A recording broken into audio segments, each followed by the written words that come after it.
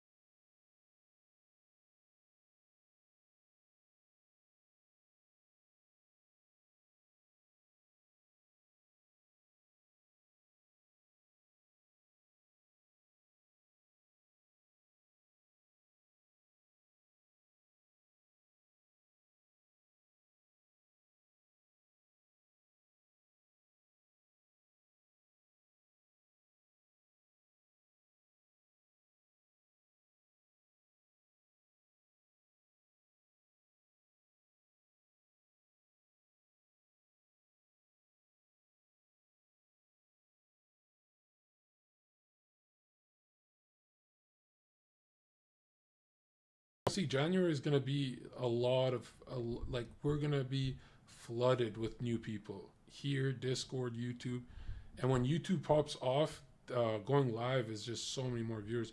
Like this is about to be my biggest year business wise, not memory wise, not like oh guys we did a lot of things. It's gonna be like working around the clock. I'm either gonna be editing or live, or even editing live because I get spoiled, man. I get really spoiled. So the more hours I do live, the better for me.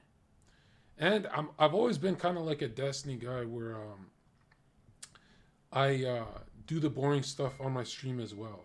You know what I mean? I do the boring stuff. So you know how Destiny has his emails day? I always had one of those. So I'm gonna do that for editing. And I love editing with chat. Even though you guys are wrong a lot of the time, I can't wait till this video is done and we watch it. Yeah, and Destiny's like one of my good friends.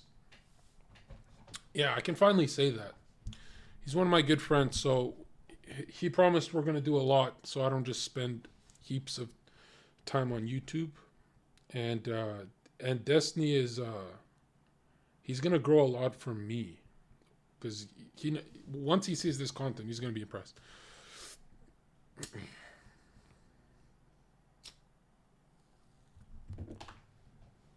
Kat, you should stick around. I'm going to show you my new YouTube video that that's not an edited highlight reel for once. It's like I worked hard on this. Didn't even take that long, but I'm very creative with this, like which clips to keep in. I mean, imagine if he just gave me like a hour of footage. Imagine he gave me all 6 hours, but this one's going to be good. And on. Why the fuck do you line yourself up with Destiny, bro? What do you even agree on? We agree on content. You know how like we're known as like toxic channels? We kind of laugh at the same things. Like the DGG and Zherka chat, the one thing they have in common is war. They love to see a good debate war. But I'm not going to lie, being friends with them doesn't really help a conservative channel. But it definitely gets me creative. I chop up clips and blah, blah, blah. So, like, do more with Sneeko than Destiny. But if I could get both of them, I love that. And ever since I first started, it was always opposites. It was like one liberal, one Zherka, one... So, I like that. I think content is... If it was me and Destiny on a Pokemon adventure, the content is better than me and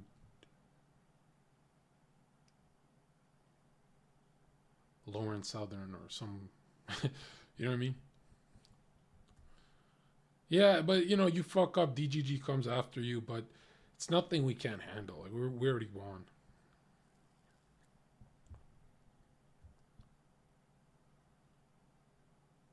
Say what you want about Destiny, he ain't soft or soy. I mean, I wish everyone in this chat can go live for a couple months and be in streamer wars with thousands of people, because then you'll see why nobody does it. Like, you'll be surprised at how mentally fatiguing that is. It's worse than high school drama. It's worse than any of that shit. You would be surprised at how much, I don't want to say me, because Steven's done it way longer. Steven's endured a lot. And it's like, when you think of his corner, it's like he's not just dunking on regular people. He's dunking on psychopaths.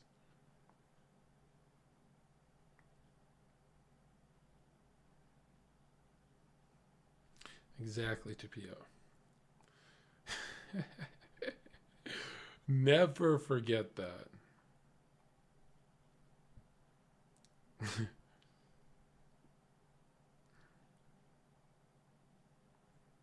Yeah, I'm gonna do... Oh, dude, with YouTube, there's no limits because you don't drop connection. So I can film everything. Why war? Why not work together? Well, that's exactly what we're doing. But I'm just saying that, like, I was in a call with...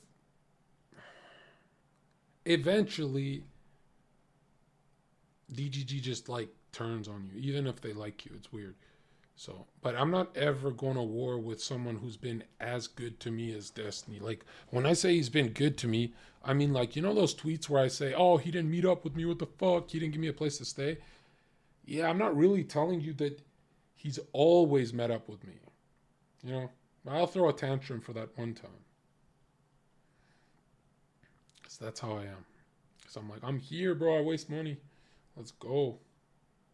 Fuck, I need a haircut.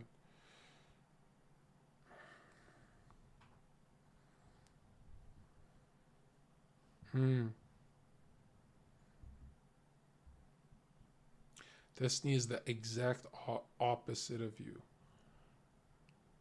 Really, I think Hassan is Fosh. But politically, we're very different, yeah. And politics is like who you are deep down. That politics is huge.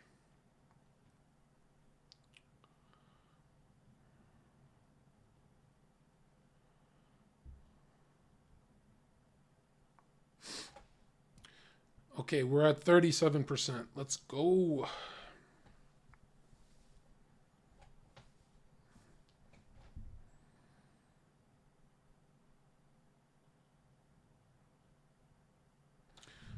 Bro, I've been depressed since 15 years old. Wow. I'm 27 now. Any advice? Well, your name is fentanyl dealer. So maybe stop selling maybe sell like weed or something. And but like to give you real advice, is this a real question?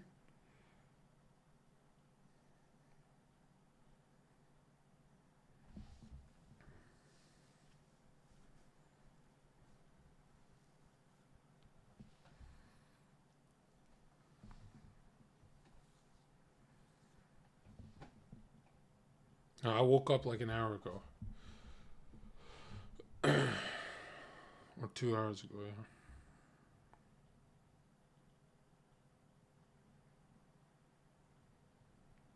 Okay, to talk about depression, it really comes to identity. Okay? So if you have a way of life you believe in, but you don't live that life, right? Your external world conflicts with who you are internally, that causes serious depression. So, like for example, if I say, give me an example. I can't think, man.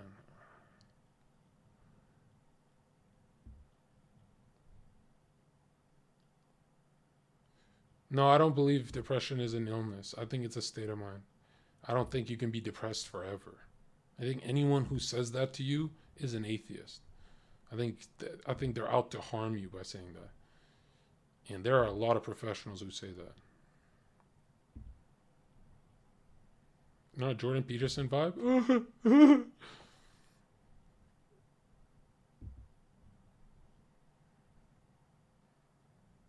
Don't lie, getting chicks cures depression. Uh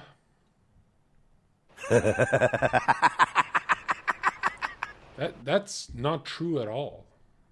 I mean, it reinforces your identity that you're like a charismatic guy and you start liking yourself. But that's like saying when I was bouncing and I had a bunch of girls around me always that I was super, super happy. It might seem that way, but happiness is so overrated. It's about fulfillment, right? Like, I've never tried, like, for example, I was happy with a certain person and I had like one rule. And if you break it, we're done. I could have easily gone back to being happy, but instead I was like, no, no, no. I can't break my one rule, right? Or else, I start living this phony life. And the weird thing about life that nobody talks about,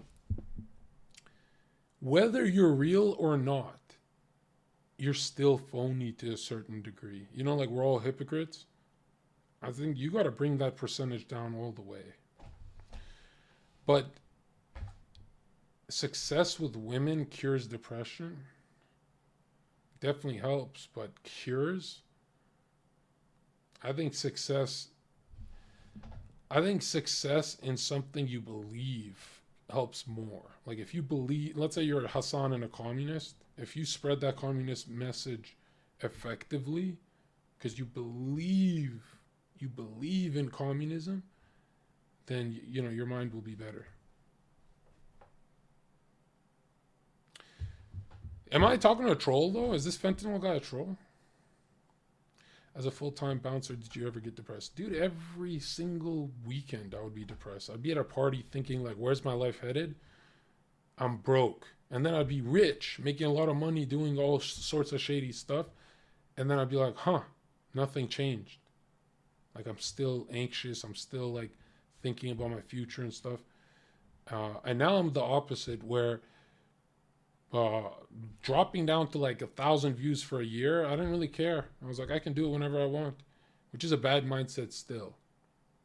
That's a horrible mindset, but it's not a depressed one. A depressed one would be like, I give up. I'm not hitting the button. Zherka, when did you decide to start sucking up to DGG? I don't know. I get messages saying I'm really cruel to them. Like I'm good to Steven, but I call DGG a bitch even when they back me up. And I'm like, am I cruel to them? Or I'm nice to Steve, but I'm very cruel. Like I think that chat would flip. I think they're not healthy. Like they would flip on me even right now. Do you randomly get depressed through the day now too? No, the only time I've been depressed is when I let someone down. Or when I do something that I didn't mean to. Which is a lot, really. I do a lot of things that's like, I think about it and I go, it wasn't that big. You know, I should have let that slide. You know, I should have, like you've seen me go into wars with other streamers and stuff. It's better to just ignore them. Like those men, yeah, TwitchCon, it's better to just ignore them. Because it's not like they're going to even be a part of my life. It's like, why am I forcing them to be a part of my life? By falling for the drama again.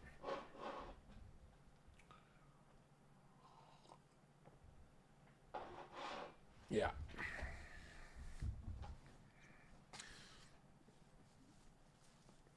Friendly care package inbound. Oh Lord, that's loud. Okay, hold on. This must be a DGG or he's anti-nationalism. Let's see. I'll read you out because it doesn't read out threes, bro. Why are you so proud of your nationality? And why do you think it's important to be? And you see a difference between an Albanian Christian or an American Christian, for example? Thanks.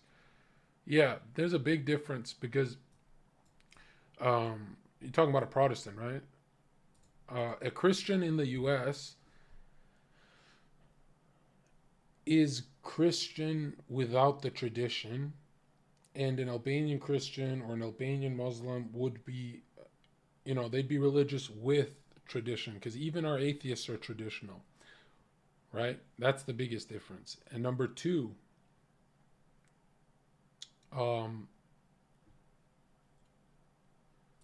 why is it important to be proud of your nationality?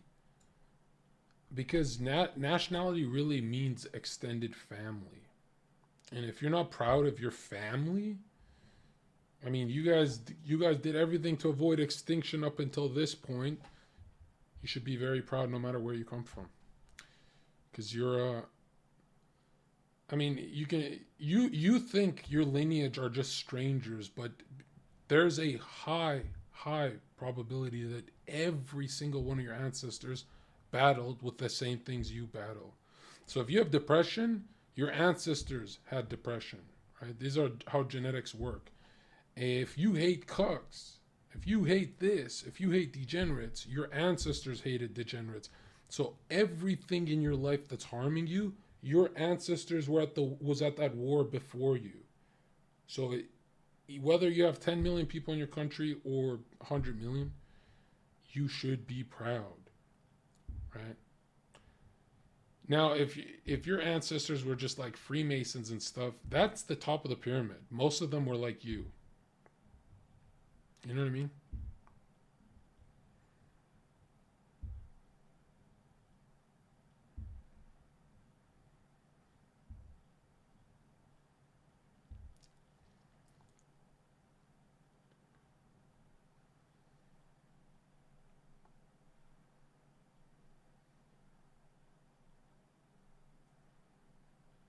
No, we don't have commies here.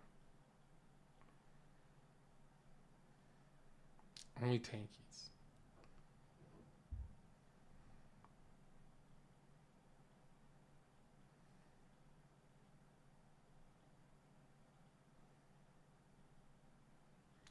I don't get what you mean, Jimmy.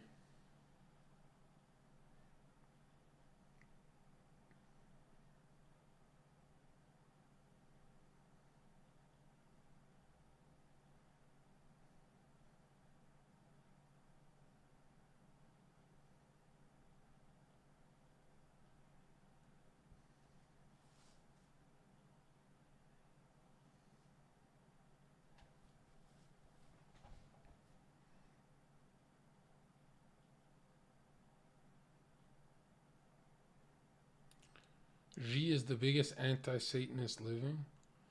I mean, you think that, and then you see the lockdowns.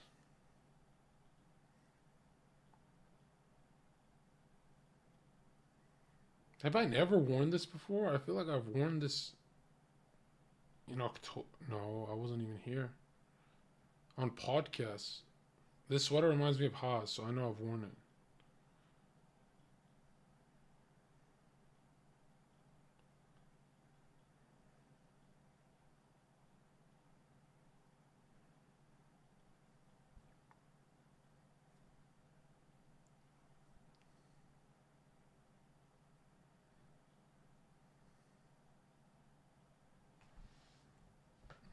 Yeah. Okay, we're 50% loaded. Perfect timing.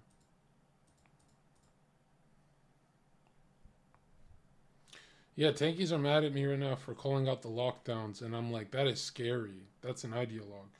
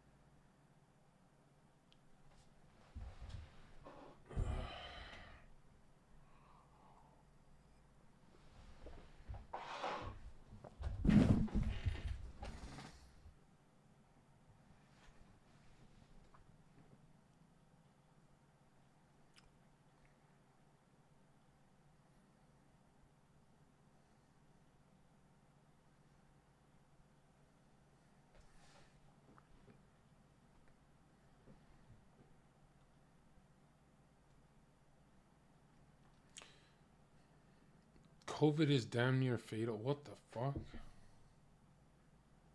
Who's here?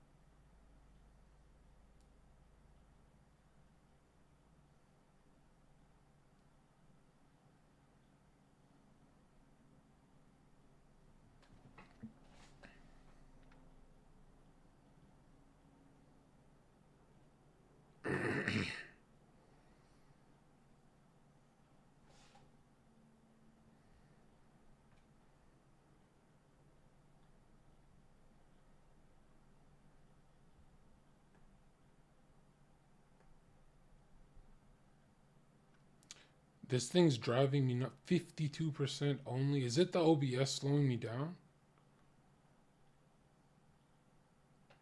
Jeez.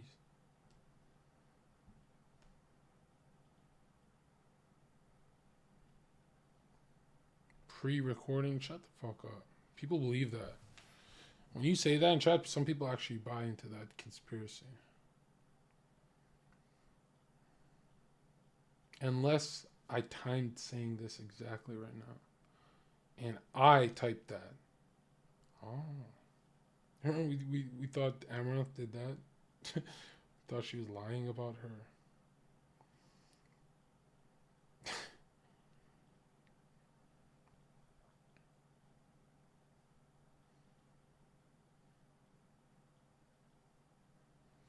MAGA communism?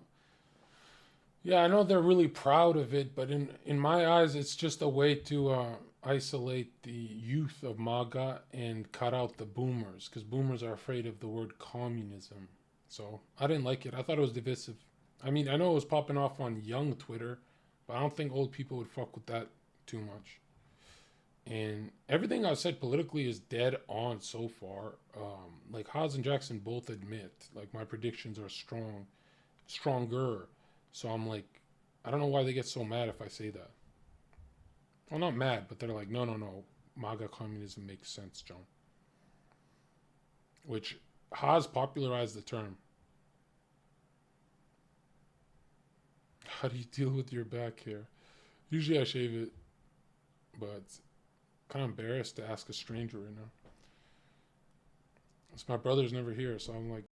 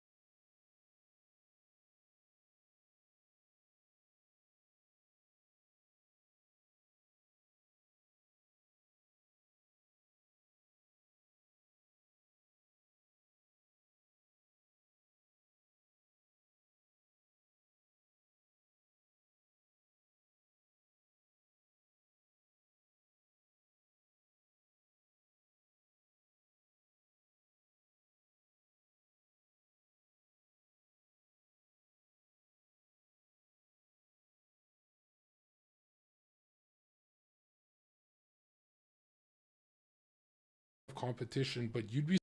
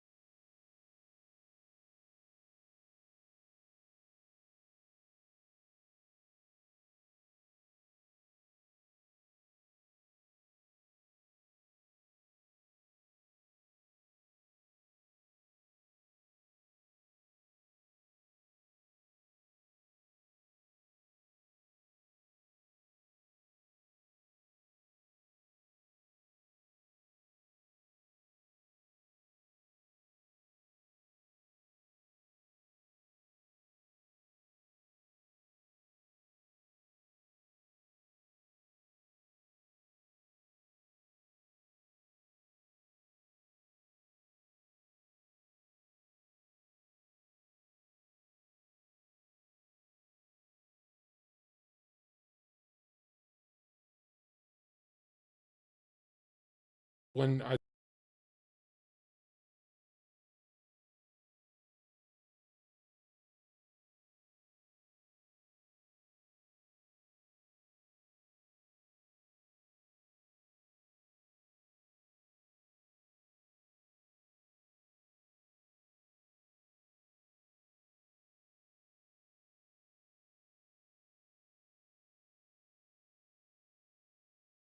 want the suffering and shit, she's out to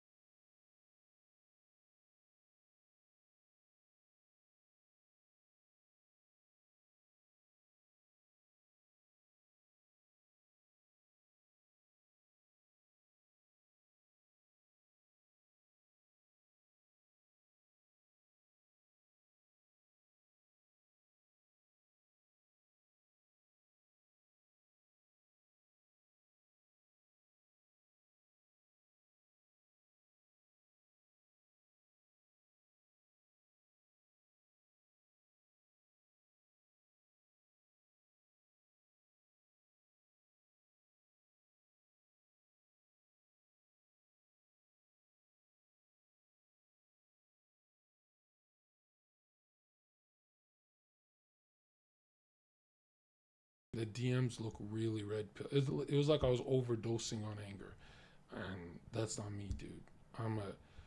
I am never ever doing a half casual relationship with a streamer unless it's a secret, right?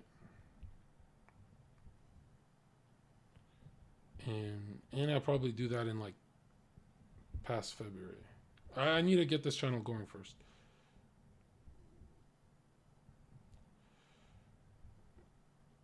Yeah, no, I've never made anyone suffer more in my life because I don't take things that serious. But like when a girl would wave to me at TwitchCon, or hoes would try and ruin us and stuff like that, I never entertained it. But it was like I should have been more like, hey, guard her mental health. Don't talk to me like that. Instead of, I would just walk away. But yeah, it's like as gay as it is to say, the worst mental health, the worst mental health a woman will ever have is dating a guy that everyone on the podcast is trying to fuck. You know what I mean? That's why I'm so glad she's on to other stuff, because I'm like, could you imagine if she got another Zherka type that has like a bunch of like DMs that would traumatize a girl? And if you see your ex with another guy, won't it hurt you? Eh, it's not really an ex when it's a streamer. I spent a lot of time with her, yeah. Would it hurt me? Yeah, that shit would sting. But it would depend who's the man. If it's a guy that's like a lolcow that everyone clowns, then that just makes me look bad.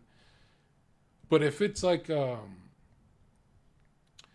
great dude that's just like me but doing it better, then it would. I don't know, because maybe I didn't like Elisa that much, but yeah, when she got that stud and married that guy who looks better than me, I was actually proud of her. And I'm the jealous type. I get jealous for strangers. You know what I mean? So when that girl got, she dated me for like a month, and I did something cruel. Like, I just disappeared, kind of. And I didn't have the words to say why. But really, it's because I was at 90 viewers when I was dating her, and I said I got to get my life going again. And then I skyrocketed to like 2,000 after her, and that's when I was like, "Stay single, bro." And then COVID hit harder. Um, but I don't think I could ever be with that Boston girl. There's something. She was a little too sweet, you know.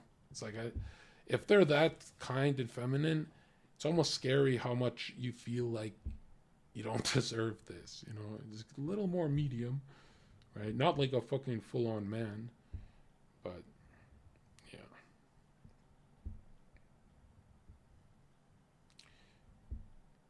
Yeah, I've always done best with like a Latina girl, like a full Latina. I think that would be good. But the super white girl stuff has always been cringe to me. Like they're always crying, and I'm always, you know, like how men don't cry, but we like cry. Like if I type, "Hey man, I'm really crying," it means like I'm doing this, like oh, like frustrated. And I was frustrated throughout the whole thing because um, some of these e-girls, when they get older, they start to panic. And we men don't panic as much at 28. Like we like to say we do, but it's not really the same.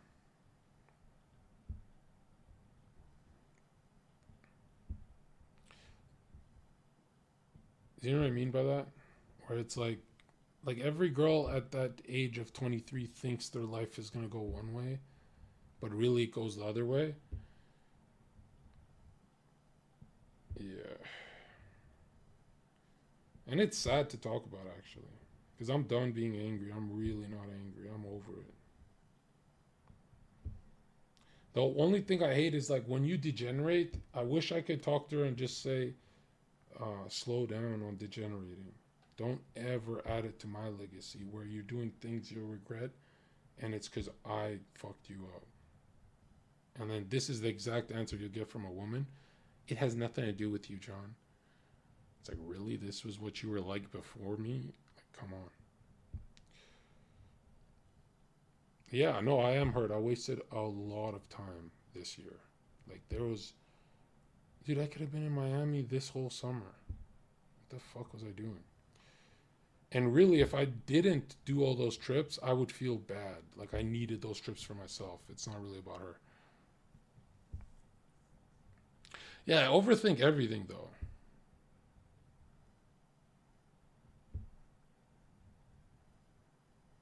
Hmm. Shoulda, woulda, coulda.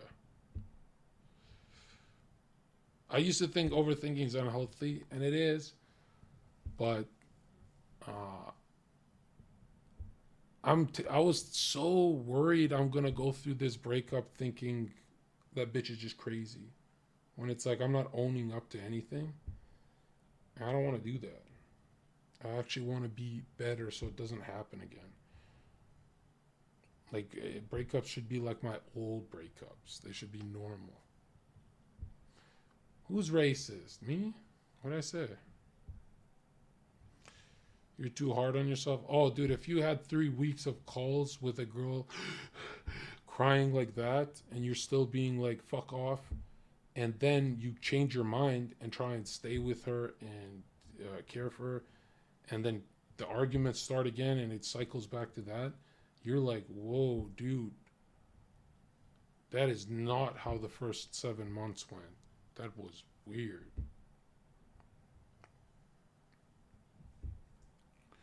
Yeah, it looks like 87%. We're almost there.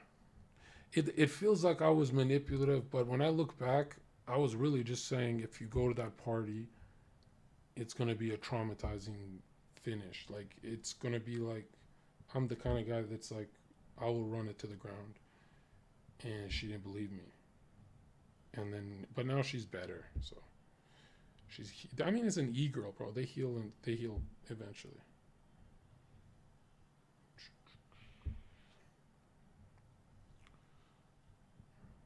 It's just now it's that phase where I have to look bad, like the vengeance. You know when they get over the breakup, where they have to get vengeance, and it's like a lot of stuff was lost in translation too. So, um, that girl writing in the chat something about jail made me think everyone knew. So I said it out loud on stream. There's a lot of my mistakes, and the only shoulda, woulda, coulda was I didn't want that shit public because that shit looks like half of it was fake, but when it became real, it was like, yikes. That is just if you put that stuff in the world, God is looking at you like you're a fucking chimpanzee. Like only animals behave like that. Yeah. Yeah, no, it was hard. We spent like a year talking about how I won't abandon you. Yes, you'll abandon me. I won't abandon you. And then at the end, I was like, that's not abandonment if you break the rule. And then she's like, you abandoned me. I was like, damn, that stings. You can't change their mind though. That's just water, bro. I've never abandoned no one. And I had like this stream last year where someone's like on my VC attacking me, and he's like, Zherka gets sensitive. I hate saying it because then it's used against me, but he's like, Zherka gets sensitive if you talk about him abandoning a friend because he abandoned his best friend who was stabbed to death. Because I talked about like that's why I only talk about that story like once a year, because it's always used against me. And I'm like, okay, psychology, Andy, you can say that, but I've really never abandoned someone. I've been cruel to people, but I've never abandoned a friend, right? And that's all she was, is a friend. Because I didn't have friends. I just had her. And I don't even like having friends. I like just working and having like Destiny or someone just to fucking stream with. But yeah, I've never abandoned anyone in my life. End of story. So if you want to degenerate and make me look bad, that's fine. But I'm not here for that. Because now she'll be at Kiana's show trying to like farm me, I guess. And I always preemptively strike. So I'm like, oh, fuck Kiana, she's going to be on. It's going to be one of those things. Fuck it, I'll talk about it on my stream then. But it's like, maybe they won't. Maybe they'll be like, leave Zherka alone. Are you scared of attachment, Zherka?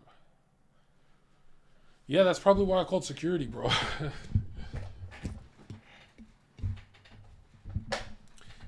I don't know. Am I scared of attachment? Yeah, attaching to the wrong person is terrifying. You know when you know someone's wrong for you, but you stay with them because you think you don't deserve better, and it's for once it's actually the case. Like, I don't want to do that to a sweet girl. Like, well, that's a lie. She was sweet for like 7 months, but not sweet enough to follow the rule. She followed the rules for 7 months perfectly. I don't know why she fucked up on the most demonic night of the year. It's because Satan works on Halloween. Overtime.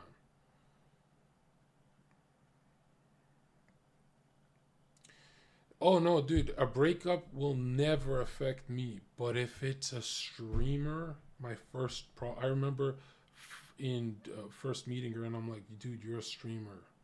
That means this breakup is gonna be like drilled into my fucking skull. If it's a streamer, it's kind of like people always reminding you. I hate that. I hate that because it gaslights me into thinking, oh, I'm right about this, wrong about that. Or it's like, no, where I'm at right now, I know what I'm right about. She ain't even a big streamer, but that anxiety of not being big makes girls into the word. And then like all that happens is when I pop off, she'll farm me by talking about me. When she's on shows, she's gonna make Zherka jokes, and that eventually I do respond. I go, shut the fuck up. It's like I'm trying to avoid that, man. I respond every single time, except the last two streams where I ignored her ass, and then she did the nuclear. Look at that, PD. I'm glad I got that done though. Like, now we can just go Miami and farm. Jenna, did you like small or big titties, John? What? I don't think I've ever dated a girl with no tits, but I'm not a tit guy. I like ass. Oh, you should see the girls in my Twitter box, dude. It's like I look at them sometimes and I go, I'm supposed to be excited, but I can't get excited. I don't even respond because I'm like, I want the YouTube first. I want to spike my YouTube first. So easy to get distracted, you know what I mean? So.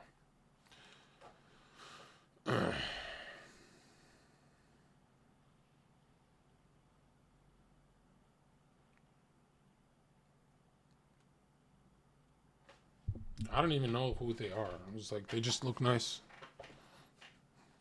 Okay, we're at 95% loaded. Let's fucking go, baby. Holy shit. Why? How am I at 800 viewers daytime? That's impossible. What is everyone doing in here? This is 3 p.m. You mean I can go live at any time of the day now? Oh my god. That's a blessing, dude. I thought I had to go back to night streams. I could just hit it now? What kind of streamer can do this without just... I didn't even tell anyone I'm going live. I just randomly hit it and tweeted. Oh shit, people subscribe at this time? Should I switch my whole thing up?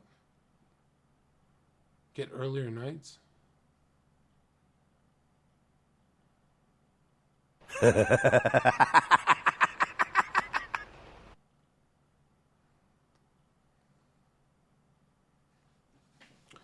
Jeez. Maybe it's that YouTube video success. You know, you get more on YouTube than Twitch. Look at this. Cult-like. And I've noticed something. I'm one of those guys who can actually do these intro screens a lot. Like, people like this. Appreciate you guys. People like the intros. Just talking randomly. I think people like this. I don't know how much I like it, though.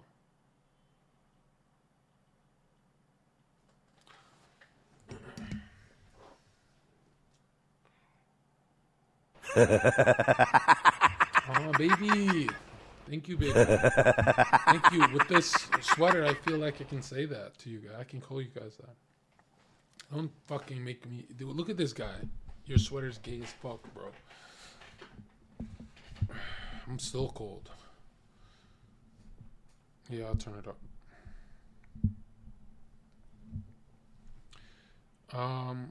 Should we have some background music while we talk?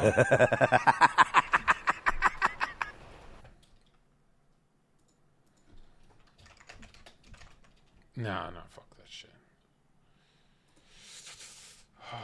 I'm gonna mute the whole VOD.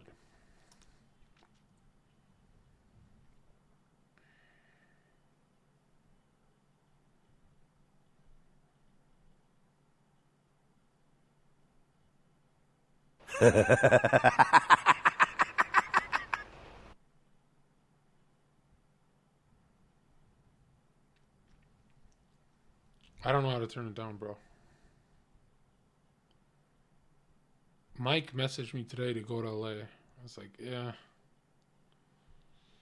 When I live in Miami, I'm gonna be with Sneeko more. Not Arabs in Atlanta.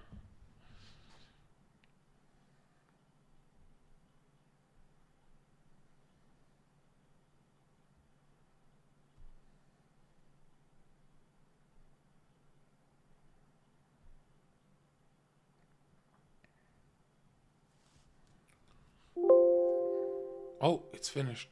Should we watch it? We'll come back to this. Nice.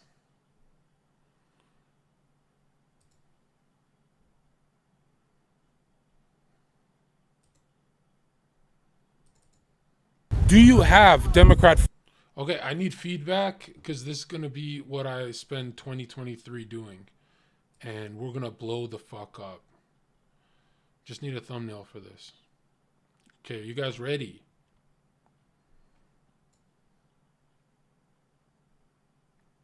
Is it loud? Wait, let's see. Do you have Yeah, it's pretty loud.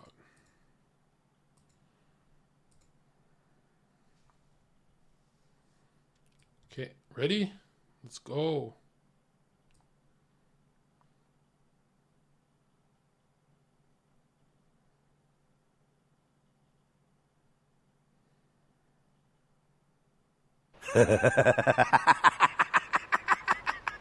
Do you have Democrat friends? I do.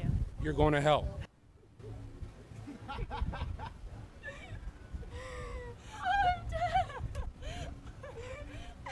You're a machine. I like the BBC. Do you think women should be able to vote? Yes. Yes? What? Why? Are you with the devil? Oh my god. Why don't you think women should vote? Because of the Bible. Just do it. So should women vote? Yeah. Yes, 100%. What makes you lean towards Joe Biden? Is it maybe because he's a pedophile? No, it's not. That's probably not it. That's What brings you to Miami?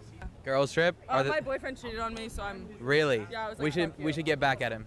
we should get back at him. Fuck him. If you're watching, You're Ryan. I was about to make out with two chicks. Oh shit. Are we getting back at your boyfriend or what? Oh, no, it's okay. Sneeko, you fucked me up. Yeah, If you kiss him right now, your boyfriend will be mad jealous. it's okay. It's okay. She's a woman. She's not that easy. We just met. We're just having a conversation. You can't rush us into that. Okay. Okay. I'm sensing tension. No. You're making the tension right now. You're Yeah, making yeah. this awkward for her. Why are you out here with your toes on the street? You gotta roughen up the dogs. You gotta strengthen. Please pan down to the toes. No. Please get the toes in the thumbnail. That's free toes, by the way. Is the girl he cheated on you with hotter than you? No. How big was his dick? Be honest. Don't don't do this. I'm playing above. No. Okay. I have a boyfriend. Okay. Exactly why. For real. Your boyfriend cheated on you? Get the walk. Get the walk. That walk is something. Should have grabbed her. She's clickbait. Right? But I didn't even want to do this kind of content. You could see me in the background, and I was like, this is going to harm the girl I was dating at the time. And, like, she eventually believes me when I explain it and stuff, but it takes so long. And then they called me a pussy. They're like, your turn, Zherka. And I'm like, dude, I ask better questions than you guys. I'm way better at pickup. I'm way better than Andrew Tate at pickup. I'm better than anyone. You could have a Ferrari, you're not beating me. If it's women, I will win. Like, this is... And then they told me, they're like, women is the key factor to 1 million subs. And I'm like, what? No, probably like 200,000. They're like, no, millions of subs. I'm like, that's all I have to do is just talk to bitches on the street? They're like, yes, Zherka, you're fucking underrated. Just go do it. And I'm like, I don't know. I just don't know. And they're like, go fucking do it. And then as they pressure me, I was like really tired, a little hungover. I wasn't partying at all, but I was drinking at a hookah lounge and going back to bed, planning my Colombia trip.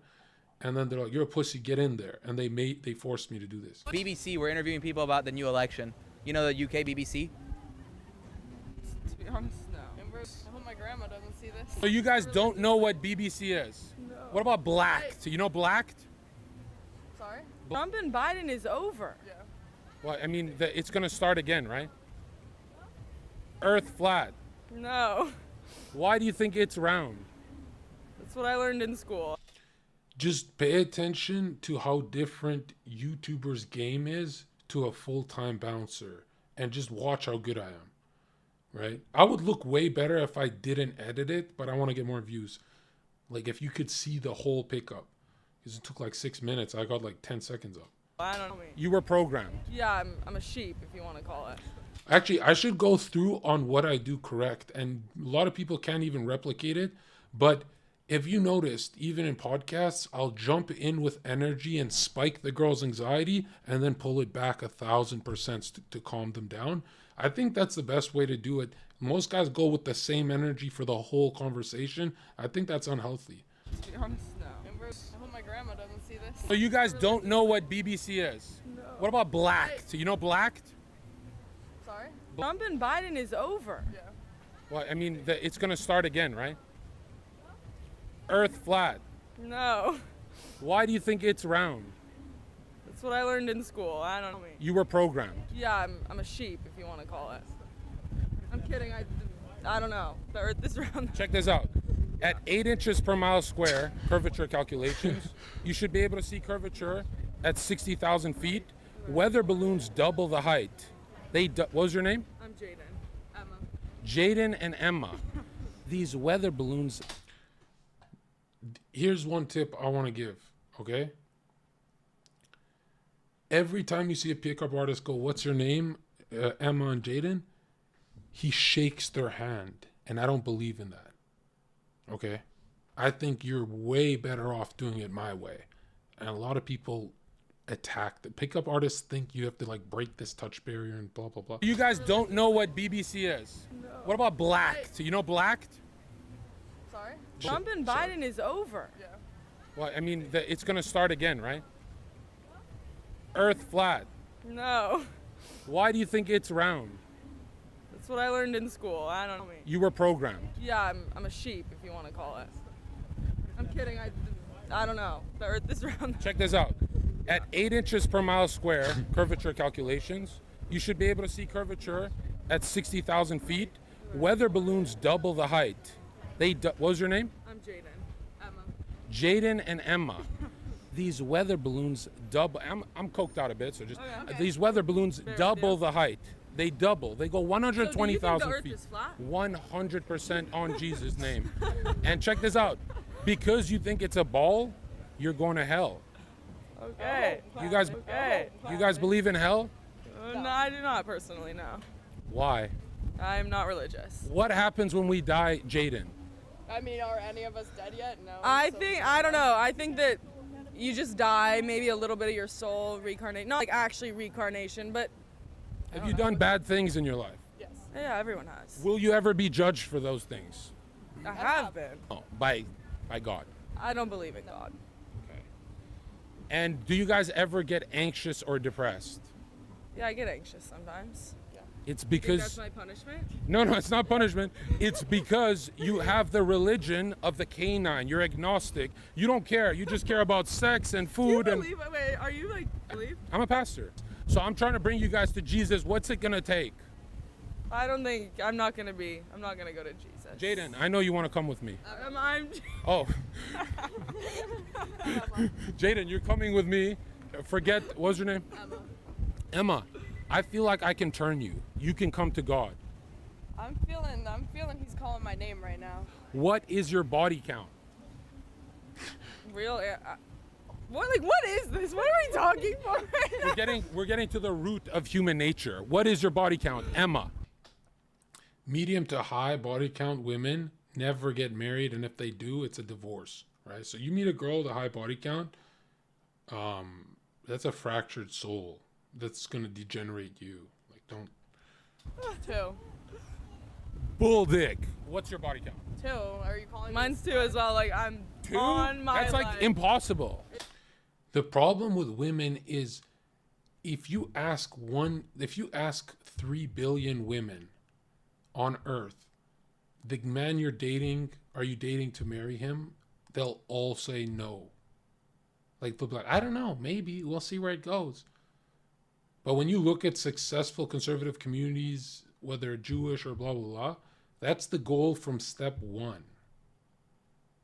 No. Impossible. You're 2 as well? Yeah.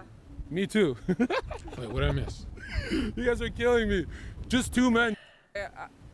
Don't upload what this. is I'll this? copyright What are strike we it. talking for? We're getting to the root of human nature. What is your body count, Emma? 2. Bull dick. What's your body count? 2. Are you calling Mine's me? 2 as well. Like I'm 2? on my That's like life. impossible. It's No. not impossible. You're 2 as well? Yeah. Me too. You guys are killing me. Just 2 men your whole life. Yeah. 2 of my boyfriends. All right. And that one was Ryan. Yes. Ryan, you're a little bitch, Ryan. Did he take you away from God? Ryan? No. He definitely broke your spirit, though. For a little bit, but I'm right back up now. What did he do for a living? Parents' money. He's a pussy. He just. If I was a lady, how can I let someone who works at a restaurant hit it? You know what I mean? That doesn't make Because sense. it's not about the money. It was who he was who he was, past tense, not is. Money doesn't matter to you guys. No, it does. It does. Okay, there we go. But like, if I have enough money, it's not for. If we told you Drake is in that car and he wants to smash, yeah, if he's in the Honda, Okay. right? Yeah, he's having a bad day. But if he wanted to smash, would you guys say no? I'd say no. No, I'd have- say yes. I'd say honestly. no. I have. I no think intention Drake of- is like big enough where that makes it work. Like yeah. Right. And he's not half bad. She's more honest than you, Emma. I Hey, personally. you little liar over there. No, I'm not a liar. Like I actually. We were at. You're saying no to Drake. Yes. Nah, there's no way she's saying no to Drake. If you, I'm not even pulling your leg. Of course I'd fuck Drake. of course. Of Okay. See, the course. truth comes out from the demons. Okay, I'm you just pulling have to your dig. leg. Guys, remember when Drake wants to smash, that's STD Central, right? Yeah. You guys have never had anything. You don't want anything. Say no to Drake Okay. and say yes to Jesus. Okay. Okay. You're making a point. You're making All a right. point. Arab, See, I'm saving come give them. her the kiss of life. No. You guys are coming to Christ today. Come here. Okay. Which one of you? Which one's getting baptized? Wait, let's get a thumbnail. You guys like pretend to be like I'm Drake, and you guys are like my bitches. Like, Look what I do. Molest me for like a thumbnail. No, don't be afraid. I'm not suing. look I'm how not evil I canceling am. anyone. See, I didn't consent. I didn't consent to being No, touched. you just did though. You did though. We edit that part out and we sue these girls. What do you do for a living? I'm a real estate agent. Get the fuck out of here. You're a professional? You see how I show fake interest? What the fuck? I didn't even know what she said. To this day, I don't know what she works as. When a girl goes, I'm a real estate agent, I go, get the fuck, are you fucking joking me? And then she thinks she's in this other conversation. Is super, super manipulative, right? But literally throughout the day, she'll realize, oh, this guy doesn't know what I do, right? You know Reality Kings? Don't fall for that. What do you do besides COVID? I work at a restaurant. Server. I feel bad for this girl because this girl's like 20 and she totally fell in love. Like, sheesh. Because I was setting her up with my buddies. Check this out. Okay, listen, here's what we're gonna do, okay? Arab, come here. Ladies, close your eyes and trust the Lord and Savior. Close your eyes, ladies. Trust me on this. Close your eyes, guys. Okay? I'm gonna do an exorcism. Give me your hands. Put one hand out. Both hands on me. Dear God, in Jesus' name, let these harlots be rid of their demonic spirits and let them come back to you. In Jesus' name and the Holy Spirit, let them pray to the Father and let the devil Ryan burn in hell. Preach. Amen. Amen. Give them a kiss. Hurry up. Let's go. Yo, hey, grab their number. Let's get out of here. Either with God or you're a Democrat. There it is. Are you Catholic? Catholic. Okay. Now check this out. Do you have Democrat friends? I do. You're going to hell. Get in this. I'll Get get in. rid of 100%. John. This is a good thumbnail here. Put Nico. Ladies. No. Let's Nico. Let's Nico. Ladies. No. Yes. Oh shit, 10 out of 10, hire him. Yeah, hire him. I gotta take a photo and say. See, isn't this better than those prank channels? When it's just my brain, my questions, getting to know someone, everything I practice on podcasts, isn't this way better than like pranking the girls? Don't you think this is 1 million subs if I work hard? Or am I wasting my time and money? How you come up with your questions, bro? It's really because I have ADHD. I find everything boring. So I'm like, what do you think of George Soros?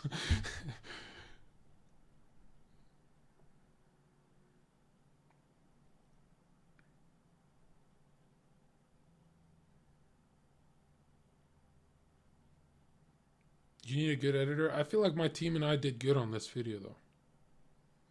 And see, it's only halfway done, and I got advice. People said it should only be 10 minutes long. Really? Haas told me, no, it's great. Keep it at 20. It's like 17, I think. There's zero structure. I have no idea what's happening. Constructive criticism. Yeah, there was structure if I let the whole VOD play, but I chopped it up. Because that's what I watch. Is that bad? Like, I don't want an intro, build up, none of that. I want to chop it up. I kind of like how it's like made for Zoomers. Or is it too all over the place?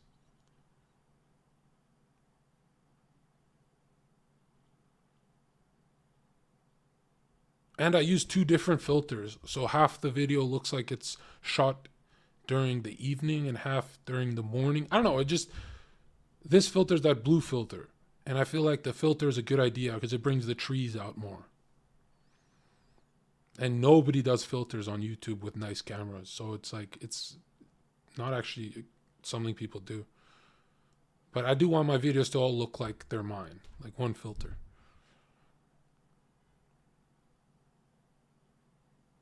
I feel like this kind of content is good enough to where I can get away with 17 minutes. Like, what would you rate this out of 10 so far, halfway into the video?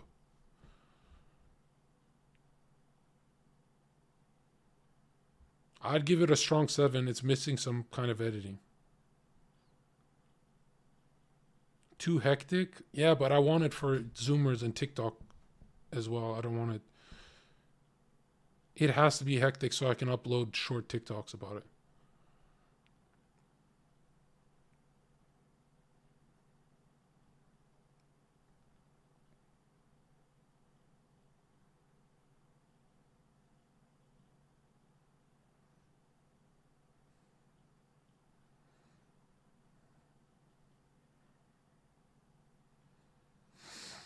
Yeah, I was thinking of switching back and forth from different people.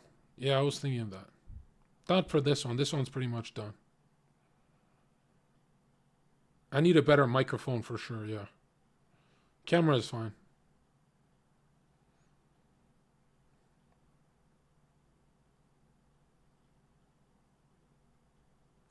Yeah, I didn't want to stay on one person too long. But I guess I messed this one up. Why not split it into 2 10-minute videos each? You think? I just got blessed. Can you take a photo of us with him? Just got baptized? Do you think women should be able to vote? Yes. Yes? What? Why? Are you with the devil? Oh my God. Why don't you think women should vote? Because of the Bible. What does the Are you Bible guys? say? Have you accepted Jesus Christ as your Lord and Savior? Yes, I'm a Christian. So, and you're voting as a Christian? Yes, still from Canada. Asking Joe Biden or Donald Trump? Oh no. Yeah, like Trump, this Trump, is, baby. He bringing the money. Trump. why Trump? He bringing the money. Now, He's a businessman. This is economy. now, what about people who say you've been brainwashed? By who? Republicans. I mean, brainwash how though? If minorities like us vote for Trump, that we're brainwashed by rich white men. That's what they say. Unless it's Kanye. Then he says something else, right? You know, I respect that. You know what I'm saying? At the same time, he brings in the money. He's a businessman. This is economy. The world revolves around money. Okay, and should women be able to vote? I think so. What the? You know, Do you pay the bills? we do 50-50. Oh, no, I actually don't. No.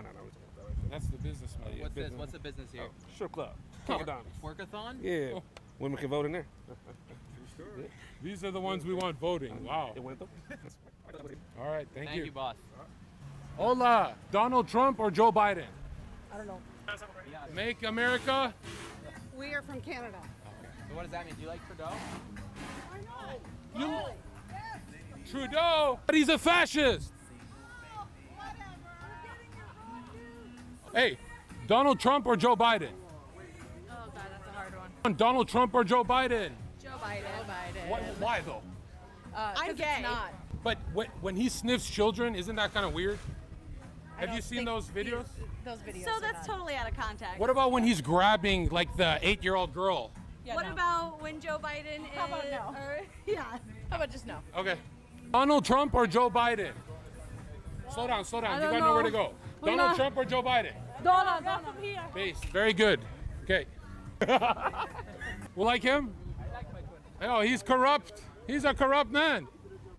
They always come back. We're with the BBC. We're asking political. You guys want political? Donald Trump or Joe Biden? Fuck Just do it. Why? Why? What do you mean why? I mean, we're asking why. Why do you? Look up Donald Trump and you tell me why. But isn't the alternative Joe Inflation Biden? Joe Inflation Biden. Kanye for president. Oh gosh. I'm from Kanye? Chicago. I kind of gotta like him. Who is Kanye with? Nobody. He's with himself. He is. And what about when Joe Biden is sniffing children? Have you seen that? He sniffs Is children. this children? You haven't seen the clips? That's what they call him, Pedo Joe. Yeah, that's why. Well, there's many reasons. Pedo Joe. Yeah. Pedo Joe sniffs kids. Kids. I got Donald kids. Trump hates kids. You So sniff what's your up own with- kids? Yeah, I hate mine sometimes too, and I sniff them. Well, he doesn't sniff his own kids. Oh, actually, his daughter. He sniffs other people's kids. Other people, all right. Daughter's diary. She says that they were having showers together, and it was inappropriate. The daughter was having showers. With Joe Biden. When she was, how old was she first? She was 8. I think it was 8. 8? No clothes on? Why does the age matter? It's his daughter. I mean, if she, well, you're right. You're right. Yeah. Forget your friends. Come with us. You're on our. Where You're we on our going? team. You like We're what going Kanye to- says? Do I like what Kanye says? Yeah, like you think Kanye's crazy or no? I think Kanye crazy as fuck, but that's why we like him. Okay. He look cool. He's spitting all of the facts. In a good way. In a good way. Okay. Come here. Huh? He's the best. Yes. Let's go, baby. Wait, why? You're getting canceled today. Sir. Hey, don't tell me. Okay. Don't tell me. He said don't talk to me. I went to Ireland for St. Patrick's Day, so I know how to drink a Guinness Yeah, if she needs me to. This is the beginning. 21, so she's very Irish. All my family. How old is she? Is your mom hot? Yeah. You want to see a photo? Yeah. Fine. So. Just FaceTime your. Nah. Film this. Wrong guy. Trump or Biden? Trump or Biden? I mean, Too much thinking. that's what you gotta do. You gotta think before you make a decision. You got to think about the one who's not touching children on an island. There's no third option. That's the problem. God and Satan, there's only 2 options. Did women vote? Of course. But you're not voting. You like Elon Musk? He's cool. It's conservative. Conservative? I'm a capitalist. A capitalist. A capitalist. I like that. So we Biden are. crazy. Yeah. Trump or Biden? Biden. Why? No reason. You fuck with Elon Musk? Yeah. Do you think the Earth is flat? Yes. Yeah? Yeah. John. Flat earther. One of you. Flat Earth. Is there a dome? Hell yeah. It thinks that when you get out to the ocean, that little lining right there is just a dip. It's not. You know what a fisheye is? Yeah. We're doing a show where these girls actually hook up with flat earthers. Are you a real flat earther? I can't hook up with no girls. Well, you're married? She's sitting right there. Need my phone? Yeah, let me fix you up. Phone. Thank you, bro. Trump or Biden? Trump. Yeah? Where are you from? From Israel. Israel. Okay. You're all from Israel? Yeah. Trump. You'll go for Trump? Seems like every foreigner's going for Trump. There's so much funny shit I had to edit out here for obvious reasons, but Arab is hilarious. Are you guys believe in the flat Earth? Very curvy, like the girls. Do you like are they both yours? Just the better. This one over here. Do you like Elon Musk? He's good. Innovative. Very innovative. What do you think of Kanye West? Unique guy. A lot of opinions. Very opinionated. He's got a lot of vivid ideas. He's executing each and every one of them, so so far so good. What about his opinion on Jewish people? I've not researched that enough to. He just says they run the world. Musk said that? No, Kanye said that. Kanye, okay. He was very, a little bit rampaged at that moment, but I don't want to, judge on his opinions. Yeah. I really think it's crazy. You think? Thinking about Jewish people that run the world, they had to go through so much in order to succeed, right? No, I don't think they run the world. I think any people they put in so much pressure as Jews, they have to achieve the maximum of their highest ability in order to do things extraordinarily, and that's what Jews did. So they are extraordinary. They are oppressed. Yeah. They are oppressed in a way after the Holocaust and what they went through. So they became powerful. Challenges bring the max of any human being. Of course. So that's what happened to So they run the world. They're not running the world. And You want us to say we want to No, I just want to know. So I know. So I think anybody is oppressed with challenges. Okay. He's trolling. Probably you as a social media Lebanese. person. I'm Lebanese. Okay, great. So you press with challenges? Yeah, of course. So I'm Israeli, so nice to meet you. Yeah, nice to meet you. I mean, Do you believe? Would you cut out this part? Is it too political here? And this is no. I think they're I think they're powerful and they're humanity. strong. Yeah. No, this is Why? Yeah. Because like she said, they went through shit. Lebanese did went through shit. I'm not saying it's bad. I'm just asking if you think they do. Because it seems like you think, but you don't want to say it. I'm a Trump or Biden? Biden. Yeah? Fuck Trump. Hell yeah. Fuck. Why? Why? Why? He's a fucking racist, that's why. Is it your last It's night? my last It's night. our last night. It's everyone's last night. Which strip club are we going to? I did 500,000 views overnight on my first day. 400,000. Oh, I round up, but I did 500,000 on my first day on the internet. Did you know I have 16 million views on one of my videos? Really? Yes. Who the fuck are you? I'm a fucking Ambrose. TikTok pay? You get paid through other deals that want you to advertise on TikTok. How much have you made so far? Probably 25 grand. I shit on you. I literally shit on you. You guys can hang, right? We can handle it. No, like people cry on my podcast. I'm not Okay, joking. okay. Okay. Oh, he'll make you cry. I'd love to see it. They're awesome people. You did earlier for the photo? I don't think you could make these people cry. Just try. Yeah. Your father hates you. You like, Shut up, man. you like backhand or front hand? What the fuck? With that voting question, you can't do this, bro.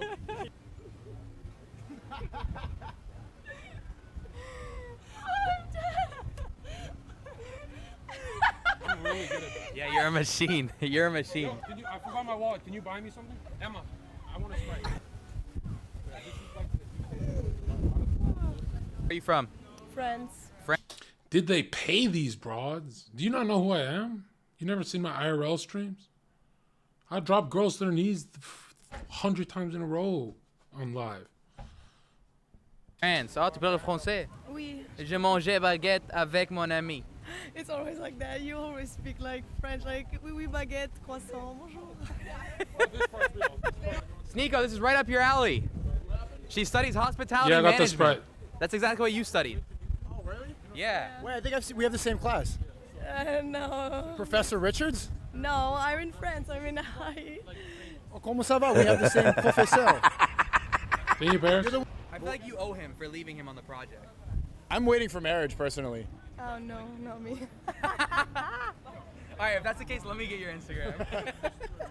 All you. What's your Instagram? This is a BBC interview, by the way. Oh. You know the Hi. BBC? Yeah. Do you like BBC? Yeah. Yeah. Can you? We're trying to get as many people to like admit that they like the BBC on camera. Oh, I like the BBC. I like the BBC. I like the BBC. Do you like her name, Marine? He loves your name. If you had to wipe one race out of existence, what would it be? None. I don't have an answer for that. Okay, so do you think the Earth is flat or round? Round, come on. Round, of course, yeah. Round. Do you think women should vote? Oh yeah, of course, yeah, of course. Okay, Yeah. you? Of course. Yeah. Try to get my biceps in there. Oh, It's a great. I like the BBC. What do you think? Chop it up in two, right? I'm feeling that. So cut out the political one.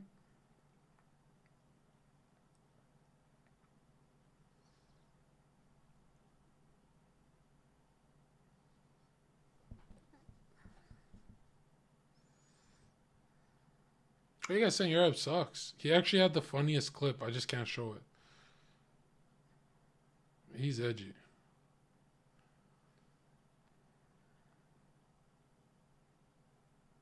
Needs quicker cuts. Dude, are you trying to make us puke? Come on.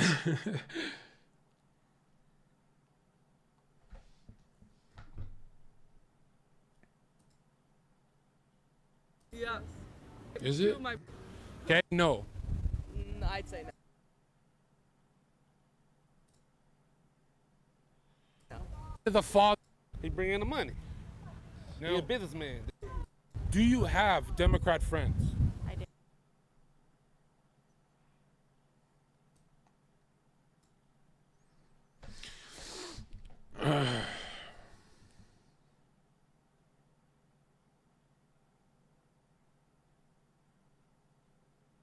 Yeah, I don't think I want quicker cuts.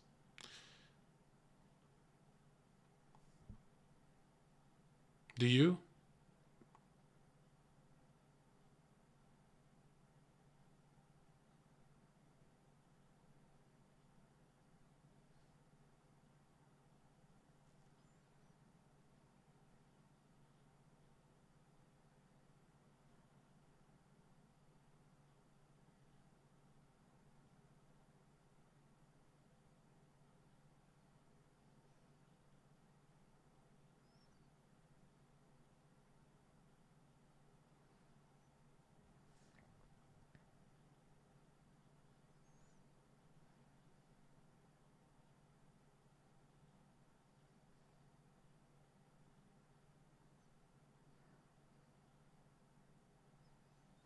Don't cut it because people will clip the good parts and put it on TikTok and YouTube Shorts. You think?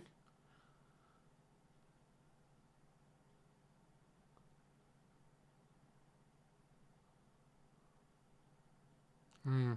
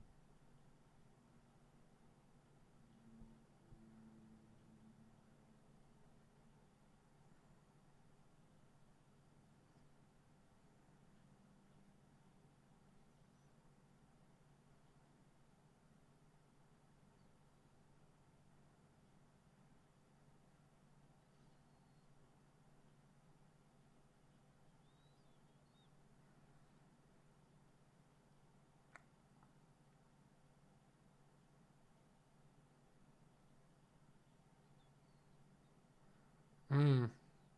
I don't know.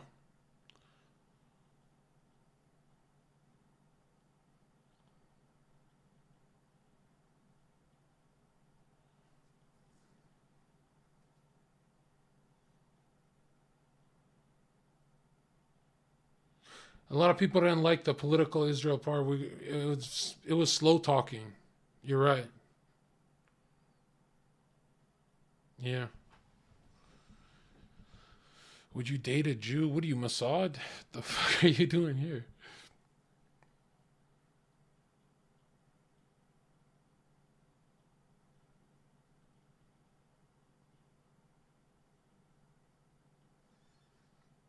How should I chop this up, man? Let me think. Hmm.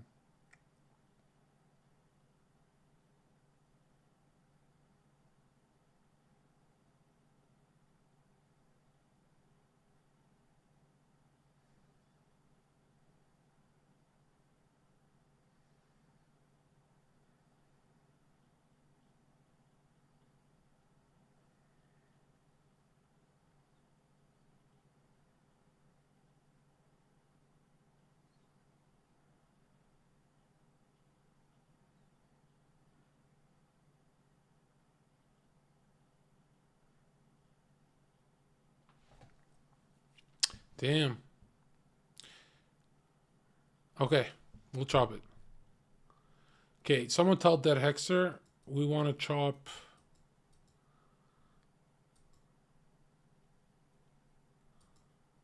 These guys are funny. This is good.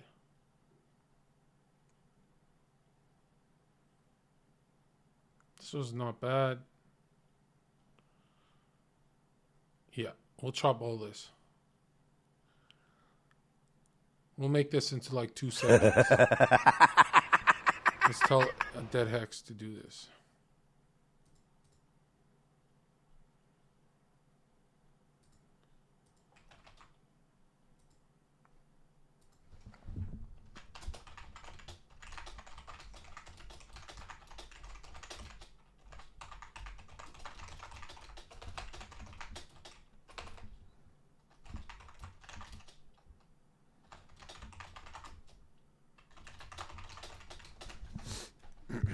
Yeah, I mean, that's only like an hour of footage. I'll be doing 6 hours a day in Miami. So we're going to have a lot of good stuff. Do you like this game plan? Or am I overhyping it? It seems like I should have been doing this a long time ago. Right? I'd say no. I think Drake is like big enough where that makes it work. Like that's a Right. And he's not half bad. Looks fun too. She's more honest than you, Emma. I personally. Hey, you little liar over there. No, I'm not a liar. Like I actually. You're saying no to Drake. Yes. Nah, there's no way she's saying no to Drake. If you. I'm even pulling your leg. Yeah, maybe I'll do one in a suit and a haircut. Of course. Okay, see, the truth comes out from the demons, okay? You just have to dig. Guys, remember, when Drake wants to smash, that's STD Central, right? Yeah. You guys have never had anything. No, you don't want anything.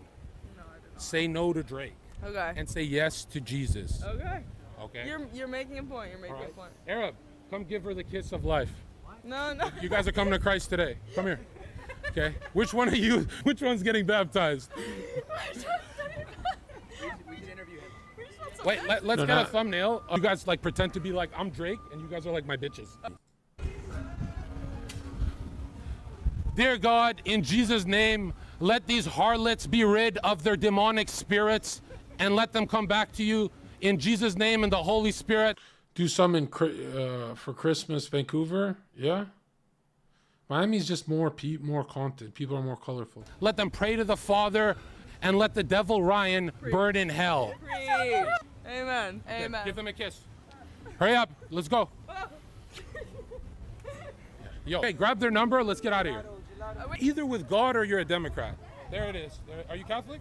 Catholic. Okay. Now check this out. Do you have Democrat friends? I do. You're going to hell. I like the logo. 100%. John, this is a good thumbnail here. Put Nico. Ladies. No, let's Nico. Ladies. No. Yes. Oh shit, 10 out of 10. Hire him. Yeah, hire him. Yeah. I gotta take. So, and you're voting as a Christian? Yes. Still from Canada. Asking Joe Biden be able to vote. Yes. Yes? What? They just got blessed. Can you take a photo of us with him? Just got baptized. Do you think women should be able to vote? Yes. Yes? What? Why? Are you with the devil? Oh my God. Why don't you think women should vote? Because of the Bible. What does the Are you Bible guys? say? Have you accepted Jesus Christ as your Lord and Savior? Yes. I'm a Christian. So, and you're voting as a Christian? Yes. Still from Canada. Asking Joe Biden or Donald Trump? Oh no. Yeah, I like Trump, this. Trump, baby. He bringing the money. Trump. Why Trump? He bringing the money. He's Now, a businessman. This is economy. now, what about people who say you've been brainwashed? By who? Republicans. I mean, brainwash how though? If minorities like us vote for Trump, that we're brainwashed by rich white men. That's what they say. Unless it's Kanye. Then he says something else, right? Yeah, I respect that. You know what I'm saying? At the same time. Would you add sound effects to this? But he's a fascist. Hey, Donald Trump or Joe Biden? Oh God, that's a hard one. Donald Trump or Joe Biden? Joe Biden. Why though? I'm gay. It's not. But when he sniffs children, isn't that kind of weird? Have you seen those videos? Those videos. So that's totally out of context. What about when he's grabbing like the 8-year-old girl? Yeah, What no. about when Joe Biden is? How about no? Yeah. How about just no? Okay. Donald Trump or Joe Biden? Slow down, slow down. You gotta know where to go. Donald Trump or Joe Biden? Donald from here. Based. Very good. Okay. We like him? Oh, he's corrupt. He's a corrupt man. They always come back. They always come back. We're with the BBC. We're asking political. You guys want political? Donald Trump or Joe Biden? Fuck Just do it. Why? Why? What do you mean why? I mean, we're asking why. Why do you? Look up Donald Trump and you tell me why. But isn't the alternative Joe Inflation Biden? Joe Inflation Biden? Kanye for president. Oh gosh, I'm from Kanye? Chicago. I kind of gotta like him. Who is Kanye with? Nobody. He's with himself. He is. And what about when Joe Biden is sniffing children? Have you seen that? He sniffs Is children. this children? You haven't seen the clips? That's what they call him, Pedo Joe. Yeah, that's why. Well, there's many reasons. Pedo Joe. Yeah. Pedo Joe sniffs kids. Kids, I got Donald kids. Trump hates kids. You So sniff what's your up? own kids? I hate mine sometimes too, and I sniff them. Well, he doesn't sniff his own kids. Oh, actually, his daughter. He sniffs other people's kids. Other people, all right. His daughter's diary. She says that they were having showers together, and it was inappropriate. The daughter was having showers. With Joe Biden. When she was, how old was she first? She was 8. I think it was 8. 8? No clothes on? Why does the age matter? It's his daughter. I mean, if she was, well, you're right. You're right. Yeah. Forget your friends. Come with us. You're on our. Where You're we on our going? team. You like We're what going Kanye to- says? Do I like what Kanye says? Yeah, like you think Kanye's crazy or no? I think Kanye crazy as fuck, but that's why we like him. Okay. He look cool. He's spitting all of the facts. In a good way. In a good way. Okay. Come here. Huh? He's the best. Yes. Let's go, baby.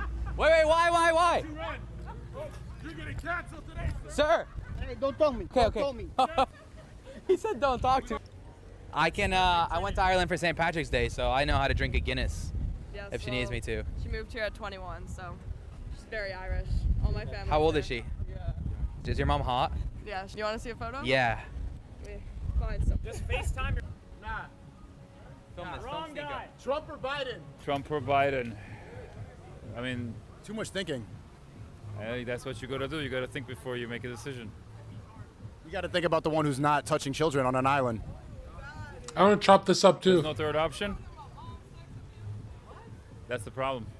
God and Satan, there's Tell that extra at God and Satan. Let's chop from here. only 2 options. Did women vote? Of course. Or maybe not. You're not voting. You like Elon Musk? He's cool. We'll cut out this Elon question. Conservative. Conservative? I'm a capitalist. A capitalist. Yeah, this part's got to go. Which strip club are we on hand? What else we got? She studies hospitality. Where are you from? Yeah, that part's all got to go. The rest is, yeah. Yeah. Wait, I think we have the same class. No. Professor Richards? No, I'm in. What do you think? Yeah. Get out. All the bad questions got to go. This filter's kind of hard on the eyes, though. Too late. I like this filter better. Right?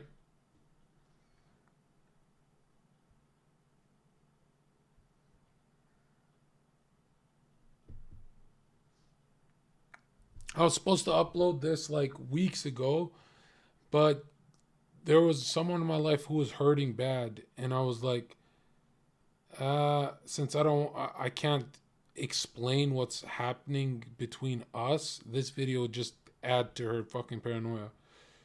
Even though nothing happened, it's like I would like hold it till now. But no, it's fine.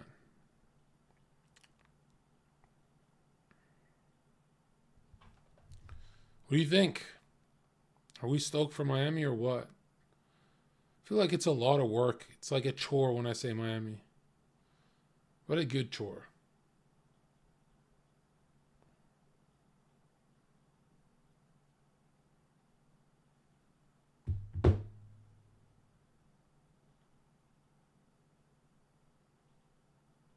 Oh, you'd be bothered if you got some kind of self-harm type message too, bro. It's not healthy, but this was supposed to be uploaded weeks and weeks ago. Diminish, you just messaged me about the emotes. Do you want to get rid of the old emote? Okay, we can do that.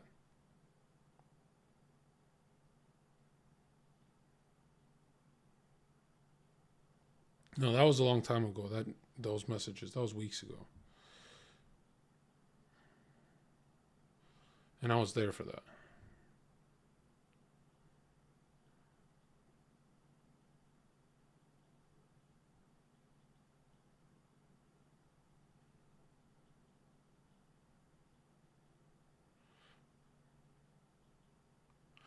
I'm going to stick to only the good questions, and I'm going to write them down. But usually if I have a microphone in my hand, I'm too bored to ask anything stupid. I have to make it fun for myself too. So now I just need an apartment, or I might even do an Airbnb for a couple months and get some friends out there. And a videographer. I have one, but need a backup. I'm going to ask conspiracy questions too. Yeah, for sure. Is Airbnb for that long economical? Apparently it's more than renting, because I'm a Canadian, so I have to kind of get a work visa and shit if I stay too long. But I think a couple months. I like staying just a couple months and coming back to Canada, because then I don't fuck around. I go, oh, I have limited time. Yeah, I can get on Fresh and Fit. I know I can. But again, I want my own show.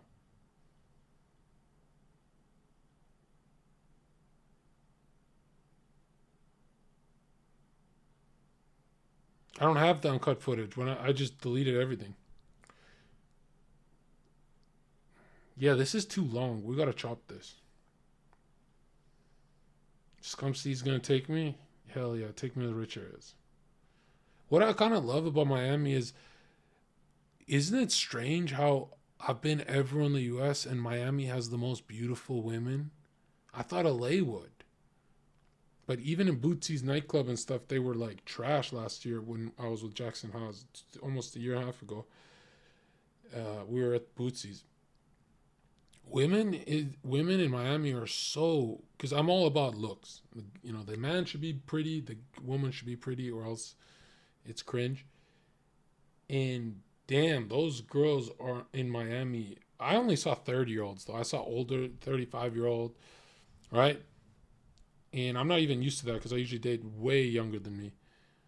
But I remember thinking, I'm like, everyone looks so good here, you know. But I shouldn't date out there. Tempting. They're all Latina.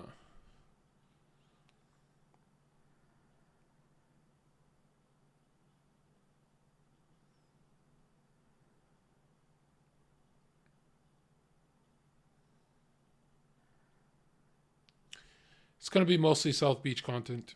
Can do daytime. I might even do morning time content and nighttime. And it's so cool that Destiny's there. He lives in South Beach now. So that's a good ally to have. Who edited this video? I have a team of editors, but mostly me. For the cuts, I mean.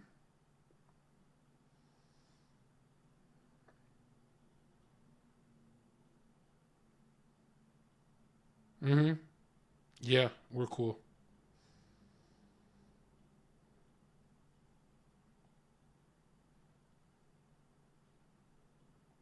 The theme of your whole channel should be getting girls to repent and thumbnails like this. Oh, you want this one to be the thumbnail? I wanted this to be the thumbnail. Something like this. But I realized I'm not big enough to this. Hold on. Do you have Democrat friends? This. But I guess I should do the girls, right?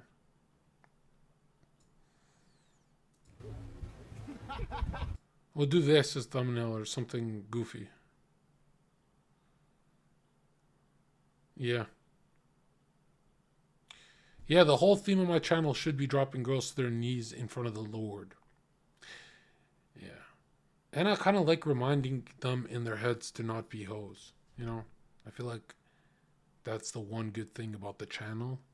The rest is just like making them into lol cows, but...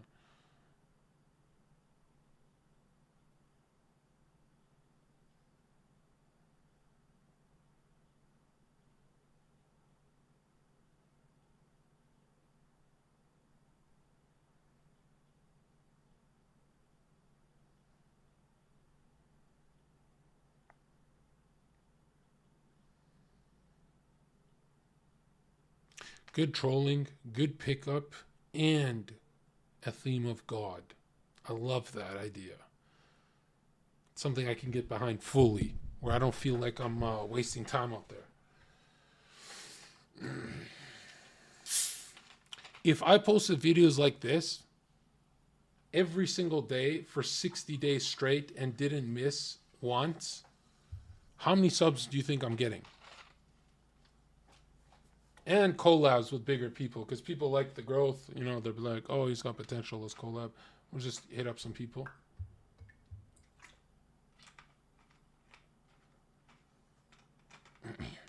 I was thinking like 300K is a lot. The goal is to like really take over this algorithm. The tricky part is I'm gonna need a team of TikTokers to do this. It's TikTok that's gonna get people to YouTube, and YouTube's gonna get people to this stream.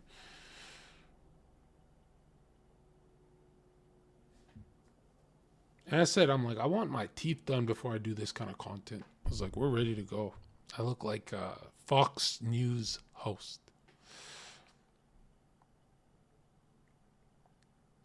I just hate how many people are going to copy me with the whole bitch you're sinning and all that, right?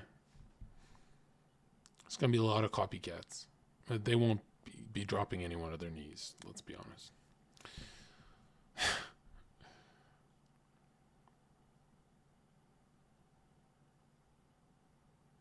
When is this happening? Well, that's the thing. It's this January.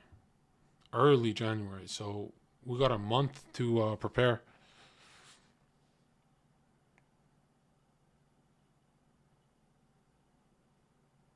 Yeah, Sneeko told me, he's like, you need 10 people pushing your TikToks and you just go viral. I'm like, that works? He's like, oh yeah. I was like, okay, I'll do it with my turbo content. This is Operation Warp Speed. Cheers.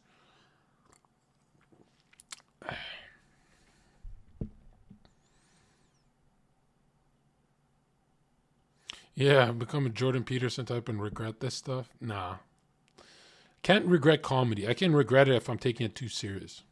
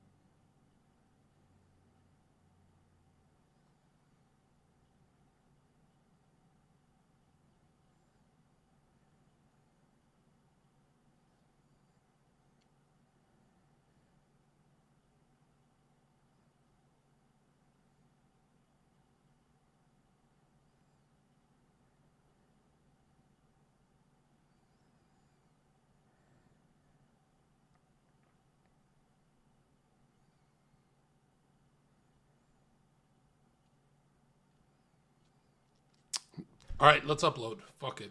Let's do a thumbnail right now. Yo, Diminish, can you pick... Is Diminish in chat? Yeah. You're going to hell.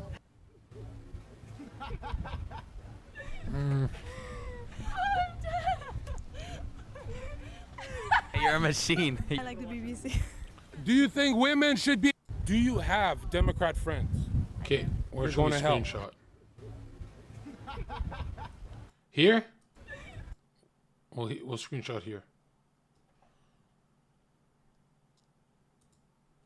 No, I kind of want to upload with the boys, everyone in this chat liking it. I think it's a good time.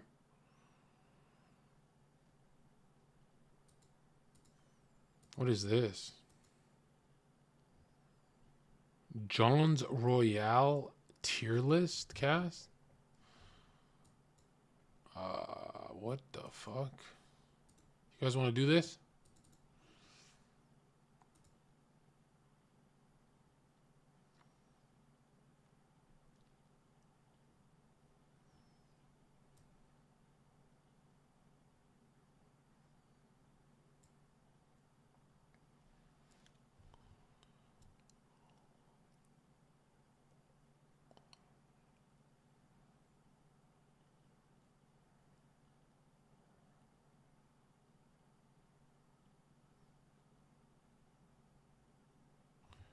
Okay, who's first? What's her name? Is this 11K?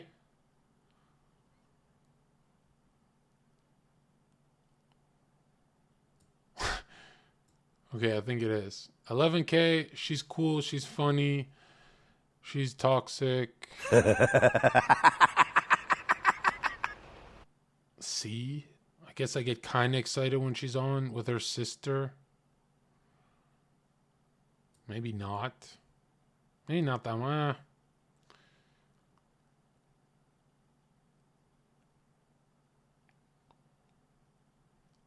I guess D is fine because I don't hate her. Adriana Lee. D. Sometimes she's a good feminist on the cast, but I mean, it's better Adriana than a lot of other people. You'll see what I mean. Next up is Anivar. Oh, this is like A tier. We love you, Anivar. Super sweet girl. Not a hoe, actually. So she makes me look good when she's around my people. Yeah. And just a drunk. She's just a drunk, but she's like a tier 3, so we'll keep her here. BX Bullet never shows up. She never shows up for any of them. She's always late. Is this Celebi?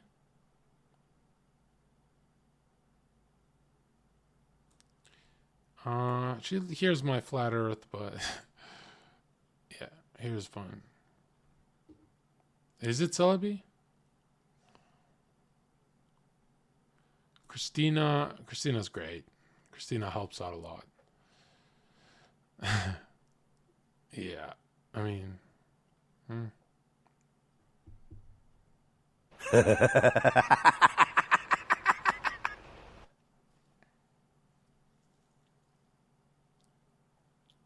yeah.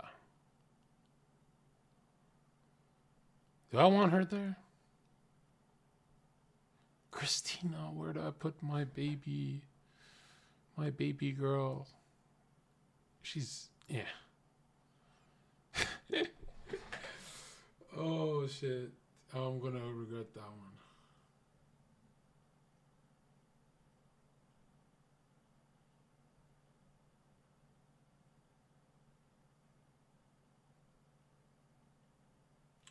Where would you put her?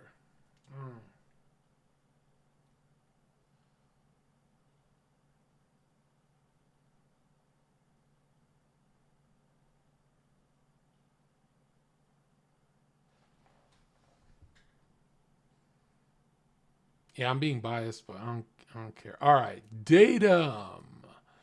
Giga Datum is at A. He's always pissed someone off on my shit. He's pretty good. He's good. S, sometimes it's like, S is pretty high, dude. S is like, we'll see. Deathly Ill. She contributes. Right? Oh, here it's S. I forget your name, sir. This is what S is. This guy just called every ho. He didn't give a fuck. Dylan was impressive. Right? He didn't let them get away with hoeing. I like him. See, when you don't let someone get away with hoeing, what you're really doing is saving their soul. And Dylan he's a soul saver. Oh, yeah. Elijah's an easy A. Elijah always got zingers. He always triggers someone. And Elijah's easy A. Panda. Panda is a good co-host, but he's not toxic. He's too nice. He doesn't damage the guests. Oh, we have the Frenchie. Frenchie's good. I like Frenchie. He's good shit. Who's this guy? This is too small of a picture.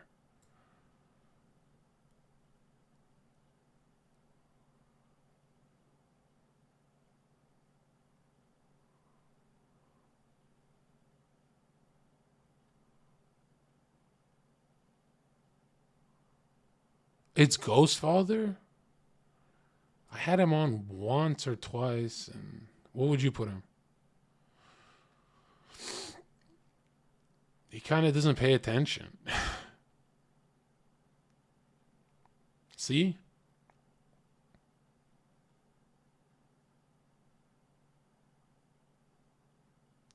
No, I know who he is. What the fuck? Okay. See, it is. Is that too generous? Gunnar Gooch. If it's up to me, I would say Gunnar's easily. Boom. Not better than Anna. He's definitely A tier. I mean, Gunnar is... He drops bass takes. He's funny. He's in a swamp of hoes, but he doesn't turn into one. You know what I mean? He never actually changes his opinions because of the people around him. I like that. Is this Hockey? I remember Hockey. Hockey is B tier. Hockey was great. Sometimes he was like me. He was like rambly. That's one thing I didn't like about myself. I used to get rambly too. I ramble, man. I'm like an old man rambling. But Hockey is this young virgin guy. He's a good dude. We set him up with Kaz, you remember? Jeez, this is a throwback. Harley, easy. S tier. Harley, whether he's being sweet or mean, and he's never mean, he always brings kicks. He always boosts it, even when no one's trying. Right?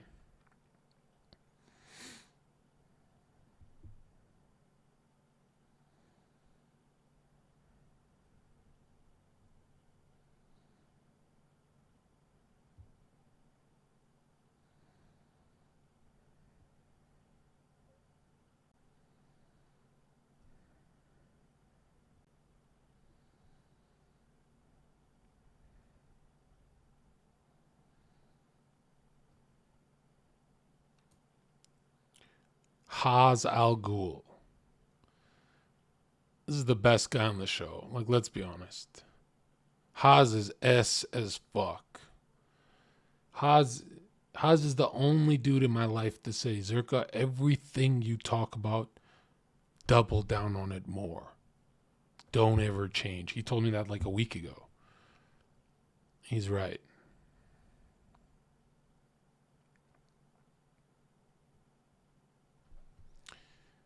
Heel Mike. Where'd you put Heel Mike? Sometimes the drinking gets him to S, but it's rare. For podcasts, it's so rare.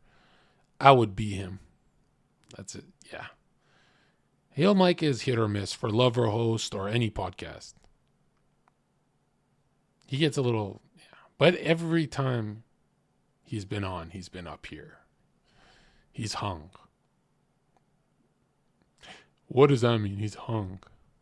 No, that's not what I meant. All right. He's hung in there. You. I'm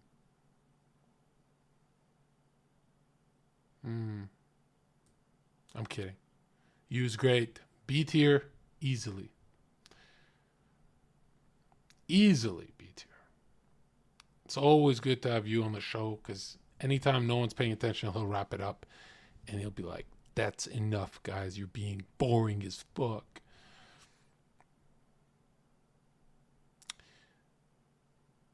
He was great. A tier.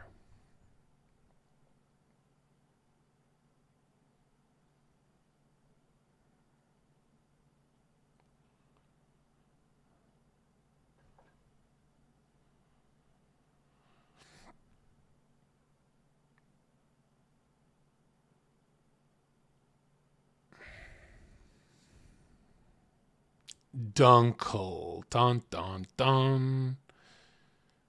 Dunkel is B tier. Rambles more than you. But you guys effing him? Now that's personally what I think. But to be fair, I would be him. Lower than F. Here? He gets pushed around. All right, D, let's compromise. Ink bites. Dun, dun, dun. Inky.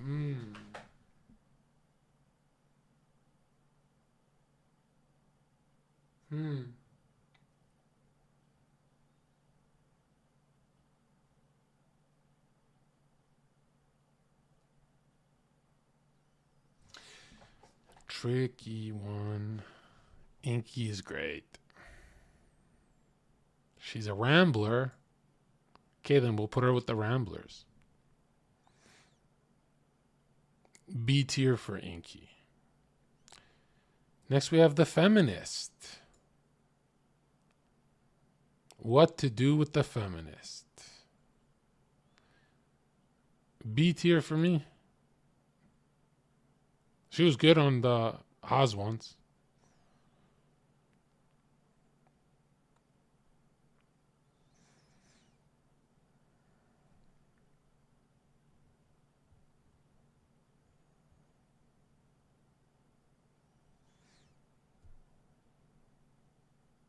Is that fair?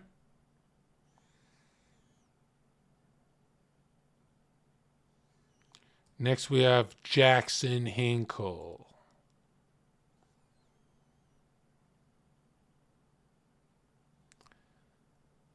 Easy A tier. He's funny as hell.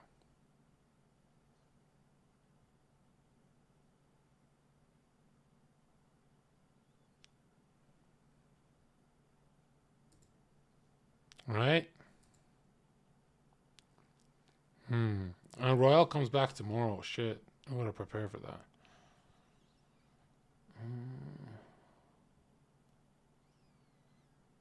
Jaw. I love Jaw. I love Jaw. High B. But Jaw can be overbearing sometimes. Actually, I like that. Next, we have Joker. Is that Joker? Jeez, my community has got like such weird 9/11-y photos.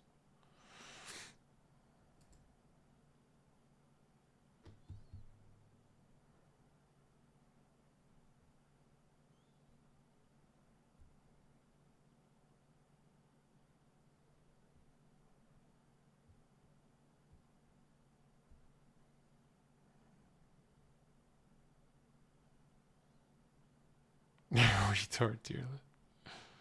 Yeah.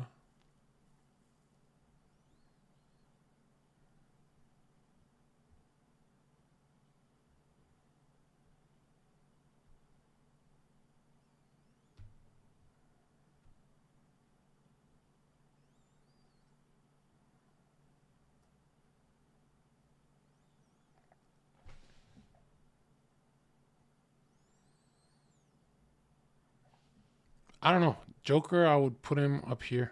He's good shit.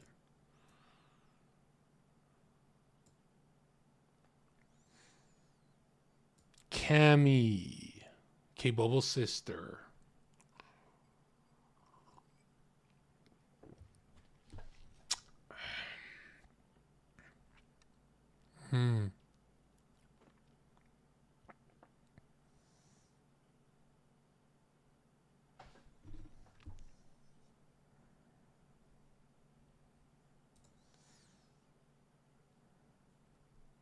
The fuck is that? R tier.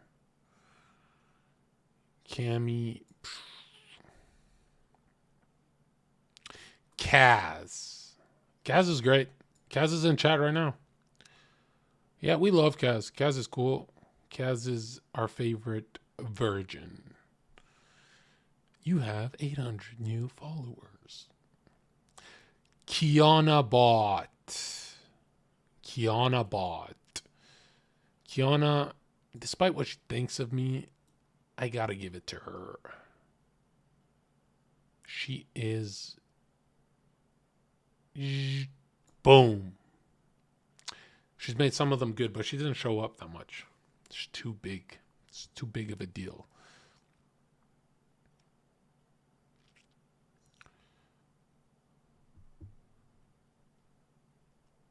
Next, we have Lav Crazy Loon. My only issue is this girl used to flirt so heavy with me. I felt like, what are you doing, bro? I felt it's too aggressive, bro. Lav Loon. She did ditch some of my shows, right? She rage quit. Boom. She DM'd me recently. I don't like the video you did and how you spoke about me, John. And I said, I don't care. I'll go to war for Steve. And she's like, what the fuck? Okay, next we have... Why can't I remember this guy's name? Who is this? I know that name. That's Logan? What? Really? I thought Logan's a white dude. What did Logan do on my show that was crazy? Did he get banned from the show?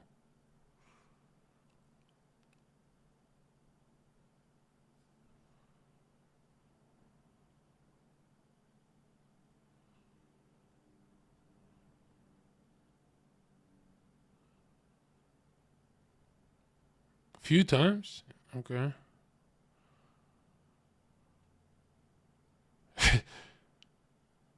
Next, we have Monkai. Logan, I'm leaving you here because I don't even remember.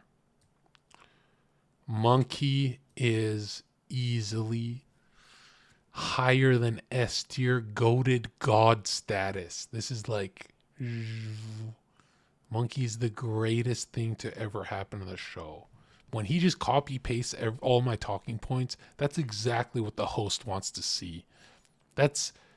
actually what I was waiting for that so I can just, stop talking and let you do the fucking base talk. Like, you have such base talk. Like, you have such great advice, It's like, how did you come to these conclusions, Monkey?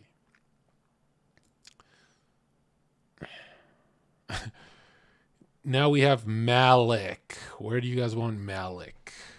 Malik. Which is actually a different name for Moloch. These spirits exist. They degenerate our souls.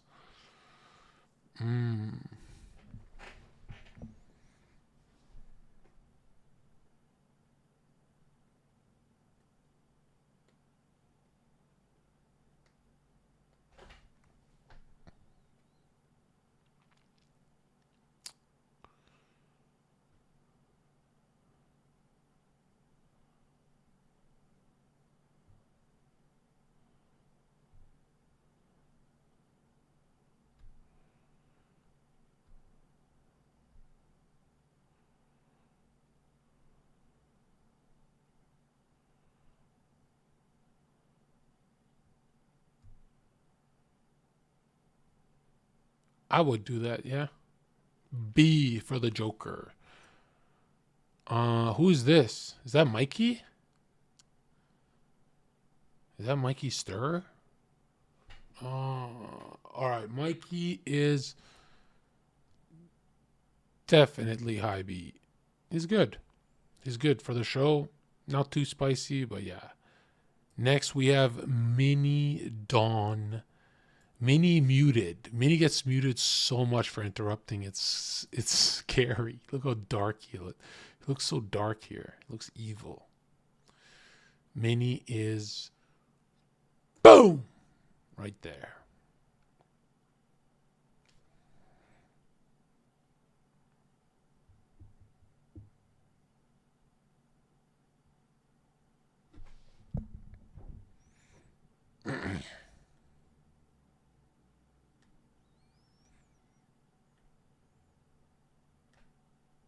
It's 12-hour shadow box. Okay, next we have Lauren. Forget her name. What's her handle? Lauren something.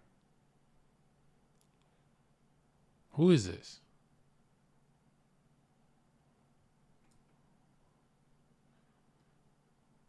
Yeah, misbehaving.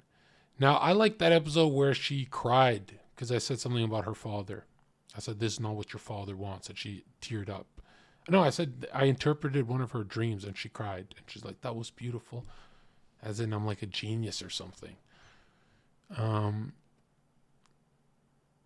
am like a genius. But she showed her pussy on stream, so she's going to F tier.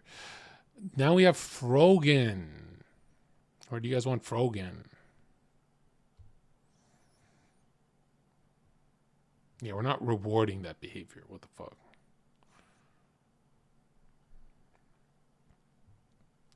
Frogan's good. She belongs high seat. Boom. Boom.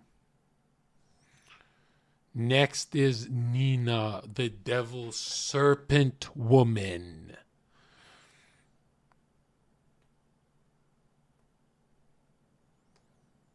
Mm-hmm.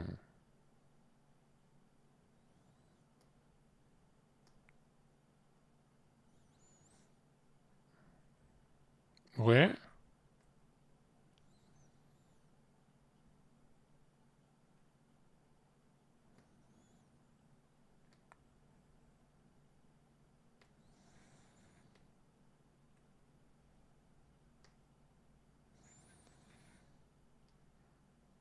Yeah, Nina goes to 4D.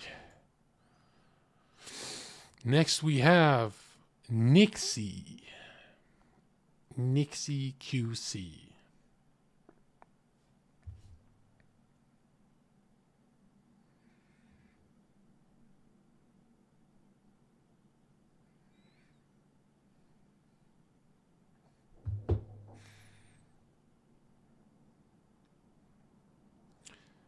Nixie goes. She's been great. She's based.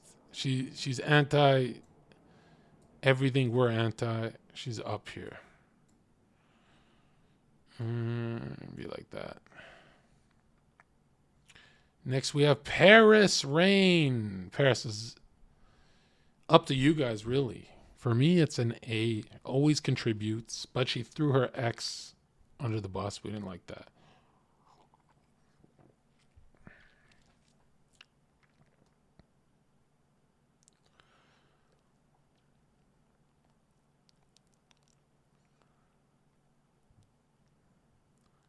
Because Dylan killed it, Kaz. What the fuck?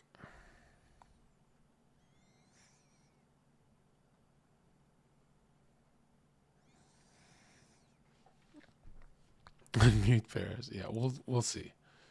Next, we have Jillian. Miss Peanut Butter Jelly Time. Or how you guys know her, 2022. GF 2020. Cyber GF of 2022. How the fuck is she getting that much hate? Wow. Nobody liked when I was with her? I thought you guys were trolling me.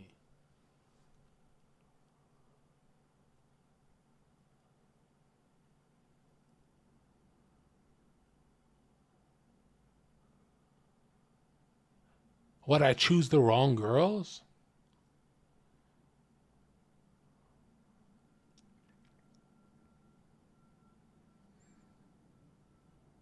F tier for hurting you.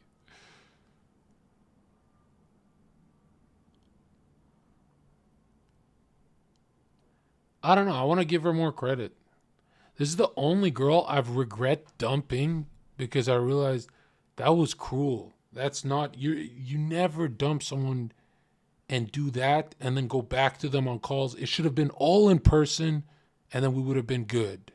In person, conversation, and we would have been healthy. We would have never embarrassed ourselves. That's what I should have done.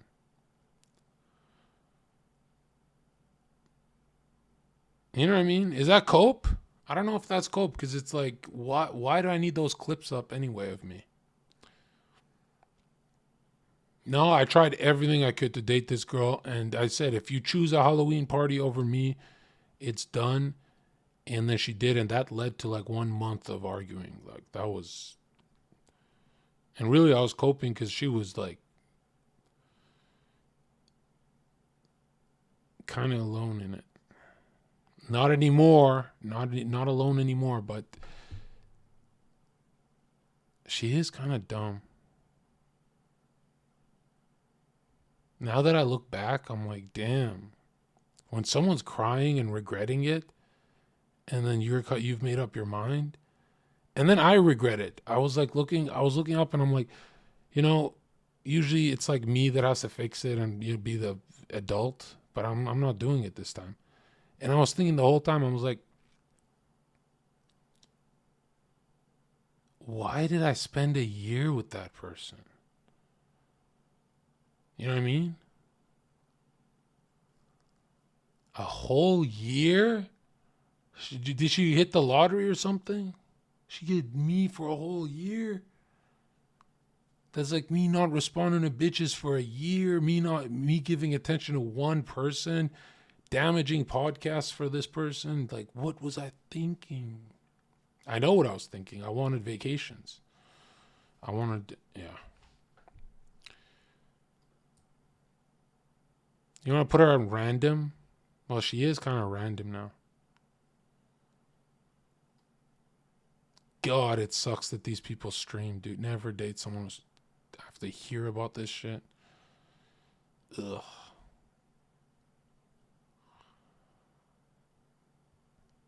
Well, they're saying F tier, bro. I'm not effing. Effing's worse. She was not even on my podcasts, right? Anytime she was on my podcast, she was DMing me, hey, that girl's flirting too hard with you. And I'm like, what the fuck are you talking about? She was not really a part of my podcast.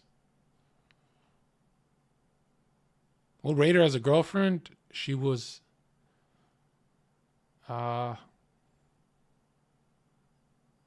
first 7 months, S tier, would marry.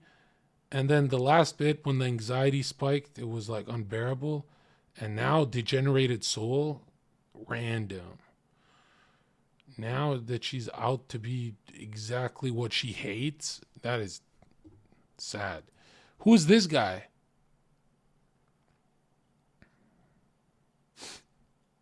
Why can't I see that up close?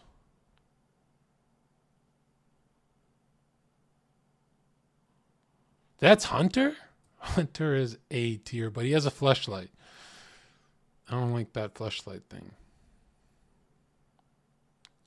Next, we have Queen Evil. Nephilim. Queen's pretty cool. She made a lot of these. Yeah, I remember asking her to come back a lot of times.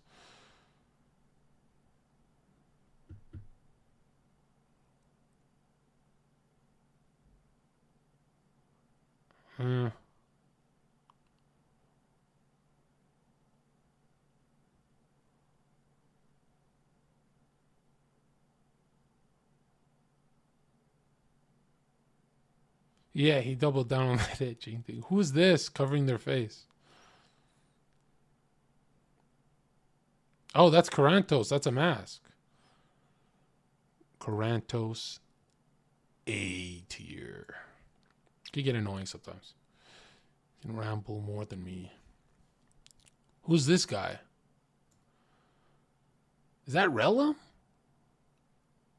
How many of podcasts has Relum been on? I don't remember Relum ever being on.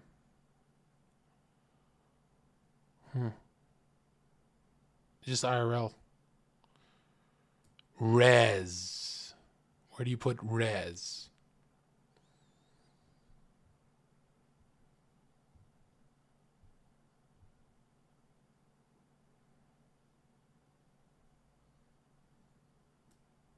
Rez talks about a cult. Talks about hidden secrets. Conspiracy guy, but he's Jewish. I'm kidding. Okay. What's next?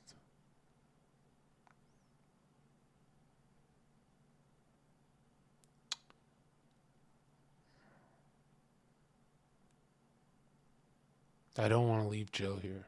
This is cruel. All right. Even though she's degenerated, still a human. You know what I hate the most about dating someone? I haven't done this since 2016. And I didn't take this that serious because I was like, it's an e-girl. But you ever think you gotta do this in front of God? Everyone you've dated, you gotta rewatch your life in front of God, and you gotta explain what's happening to God. So I can't even see this picture. I'm like, fucking, I feel so guilty.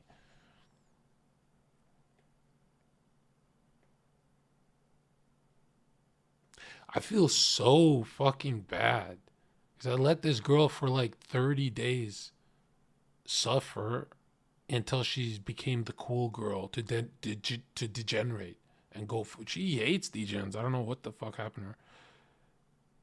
But yeah, has to be my fault. Like, that is Jesus. Jesus Christ, save that girl. Okay, earthly. Where you put earthly?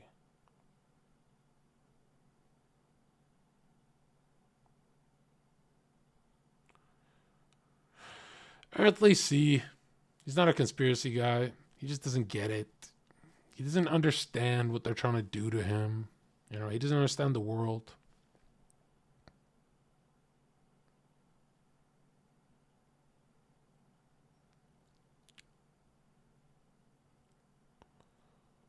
Yeah.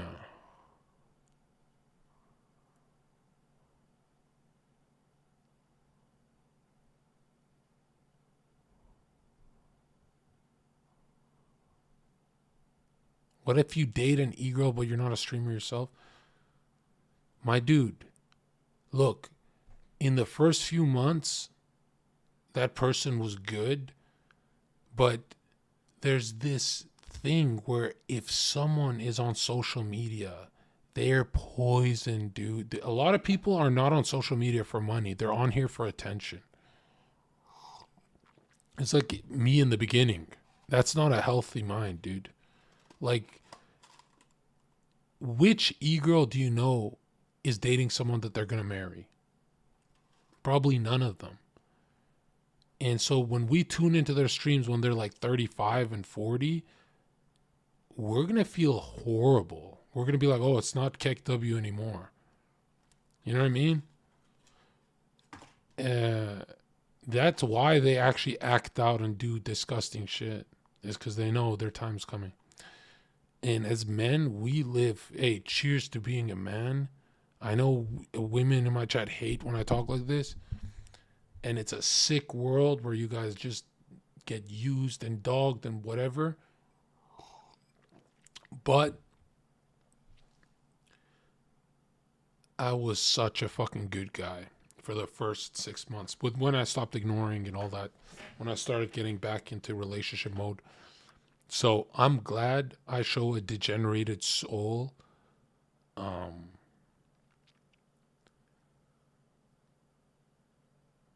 Like loyalty. I don't think these e-girls have ever been shown loyalty.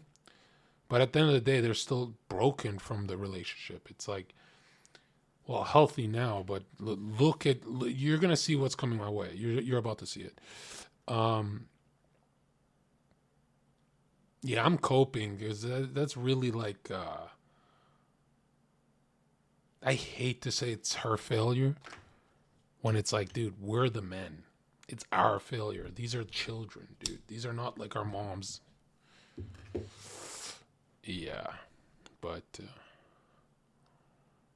I knew there's something wrong with her when it was always about money. You know what I mean? Like, a lot of these e-girls, their finances are like weird. They need money. Okay. Yeah, I knew something was up, bro. Because when you think about it, Tapia is an S tier. Tapia is loyal chatter. He gets my mind. He gets the podcast. He hates degeneracy, but he's not afraid of it. He'll jump in it. He'll jump in the pig pit with these pigs. And don't get me wrong, a lot of these people are my friends, but they're pigs. Right? Most of these people on here are going to hell. Right? We'll see how much I redeem myself in the next 40 years. But every day closer to God, I swear I'm on my way. Right? And I remember God telling me, don't date her. Because only one of you can be crazy. It can't be both. This was warning me. You know what else? I gotta apologize to this other girl. There's this girl on Twitch I never talked about. She's got like 4 million followers. And I was so cruel to her. And she sent me like this giant essay 2 years ago saying, hey, I flew out for you and all that. And you just ignored me after we had 2 great dates together. Super great. And I did her like the other one where the only person I haven't done that to is Jill. Because I didn't ignore her. I was live. So that's not ignoring. Ignoring is like not going live and ignoring. But, yeah, that girl is like one of my biggest, like she has to think that I'm evil for that. Yeah. And it's, you know what's sad is I ghosted a girl better than me.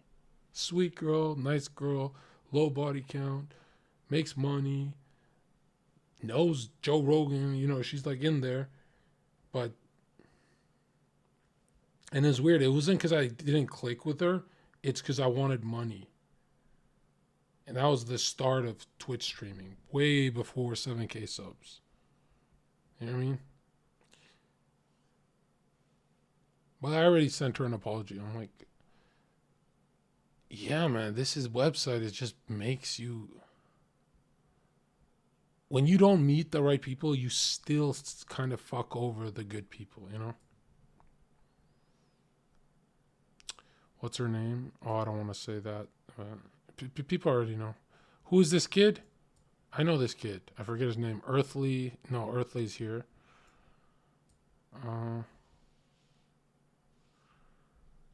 Vugar. Yeah, this kid's like a fucking rat, you know? Like me and Miss PB Jellytime, we had like 10 breakups. Like we used to have not real breakups unless it was me doing it because I would lose my shit. But hers were kind of like just whatever. And this guy Vugar, he like would swoop into her her chat to try and win her over. And if you don't know what she's like, anyone I think is pathetic, she thinks is pathetic, especially the people she stays with.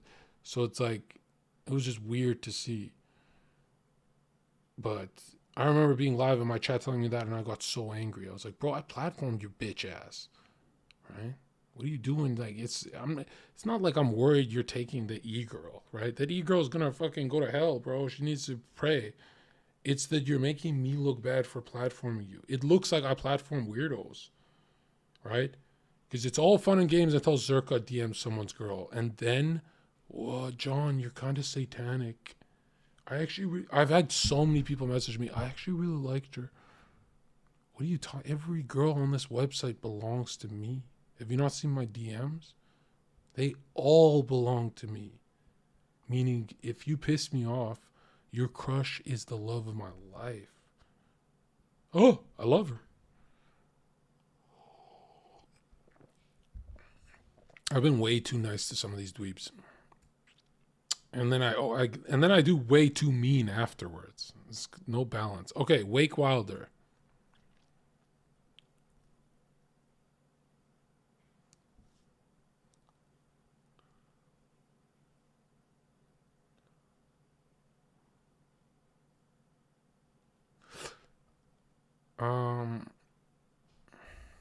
Okay, I'm not gonna put Wake because he contributes and Jill didn't really. This looks like I didn't love Jill when I dropped her down, but she wasn't a part of the fucking podcast, bro. It's just, I don't want a guy who talks all the time and then her to be on the same one. You know what I mean? Wake is an A. Easy A. Boom. I'd go even higher, but I'm trying to wrap this up. Final Boss Winter. Now, this girl's a genius. She's cutthroat. Well, it's really because of her we have nice podcasts.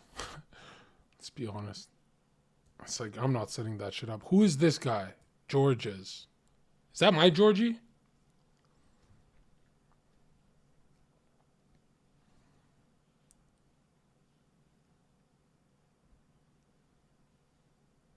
I love my Georgie. That doesn't look like him. Who the fuck is this?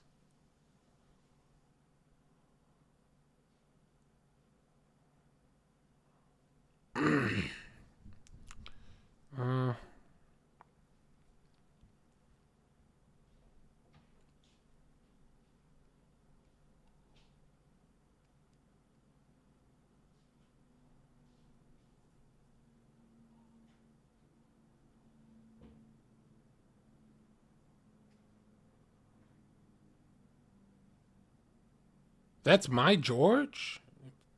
Babe, I love you, baby. I love you, Georgie. If that's my George. I feel like that's a stranger in my home right now.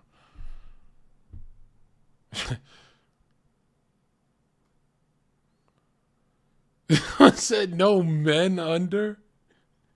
I just noticed. That's really an honest list. Jeez. Who's the hottest here? Who's the hottest from the whole team? Next, we have the other panda. Other panda was great. And now, Destiny. Destiny consistently, I don't know why I have such a soft office in my soul for this man. I love him, dude. He's so good for content. He's interesting. Even his politics that I don't agree with, he fights for them. He's not like, I'm going to deplatform you. He fights like a fighter. I like a fighter. You know, I like a boxing YouTuber. Who's you know what I mean? Like a Jake Paul. That's who Destiny is.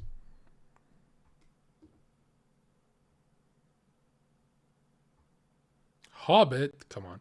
Ellie flirting with me always. Moon is a random. All right, where would you put Ellie? This is an old one, but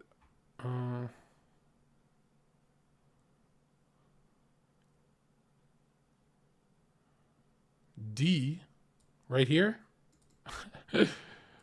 right here. It's getting petty, bro.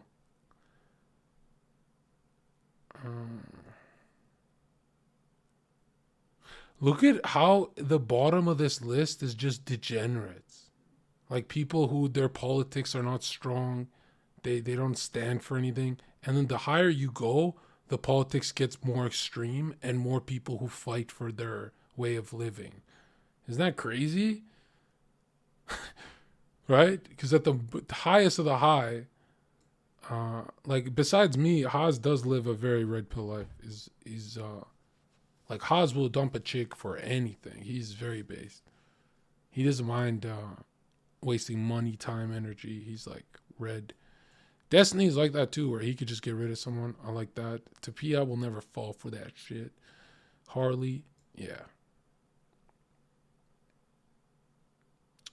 Next we have Book Smarts. I'm remembering the names. Book Smarts was how do I remember Book Smarts? He was very smart with books.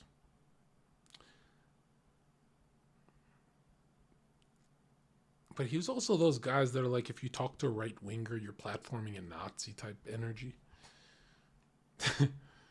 So let's put him up with the Nazis. No, Booksmart is great. Go right here.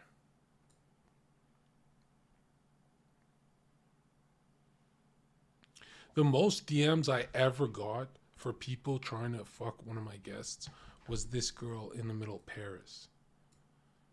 I had 40 plus people DM me. How do you know her? Can you get me? Can you link me with her? Hey, do you know this Paris girl? I'm like, what is it about her that's like nobody else? Everyone, every streamer, influencer, YouTuber would say, dude, the girls on your podcast aren't that nice. They're not that great, John. They used to be hotter. True, last year they were hotter. This list is kind of like the girls who like their personalities ruin them, you know.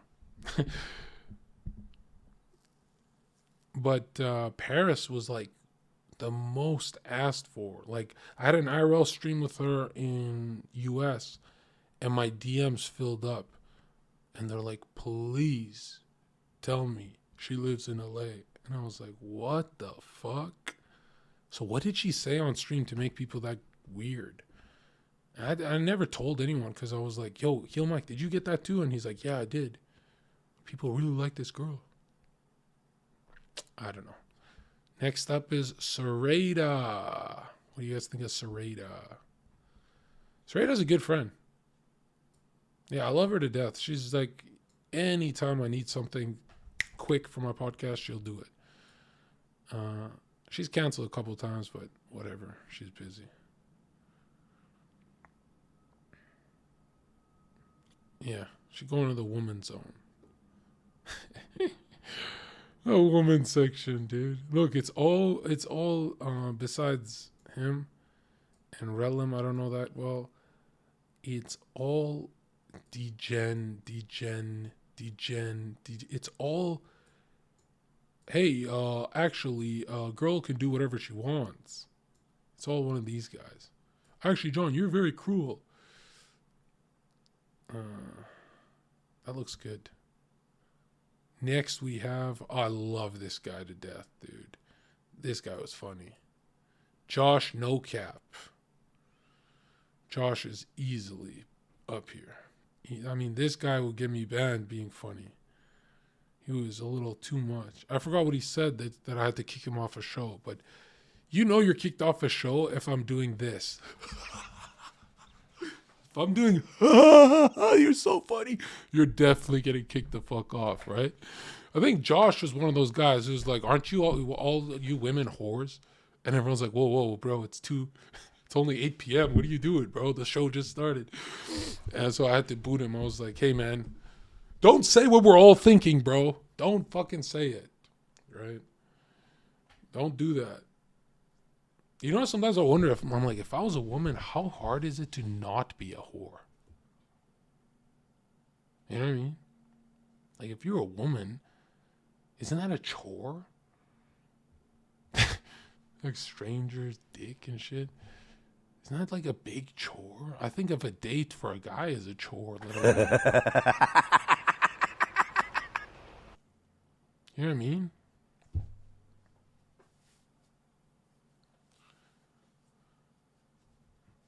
Even like the optics.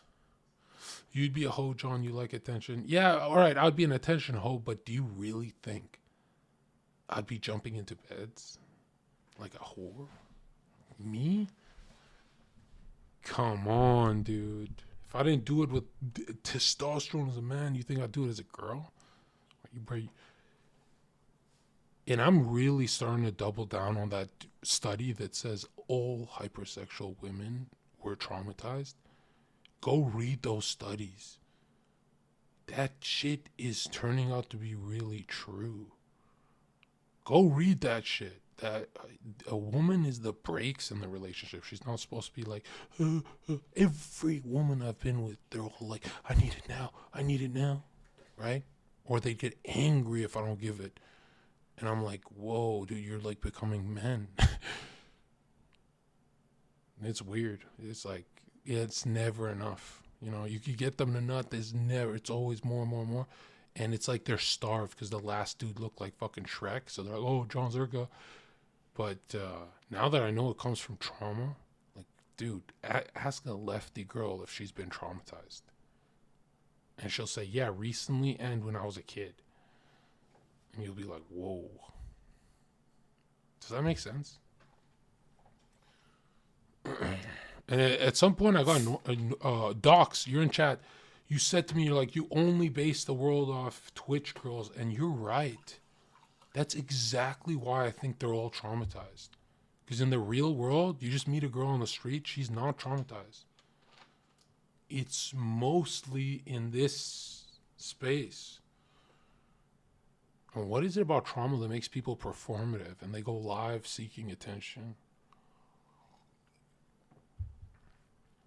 Like they want rulership of the dick. It's very creepy. It's like, yeah, well, it's based off entertainment value because Twitch girls come onto this platform without ever getting into the real world and having real life experiences, and so a lot of them are spoiled.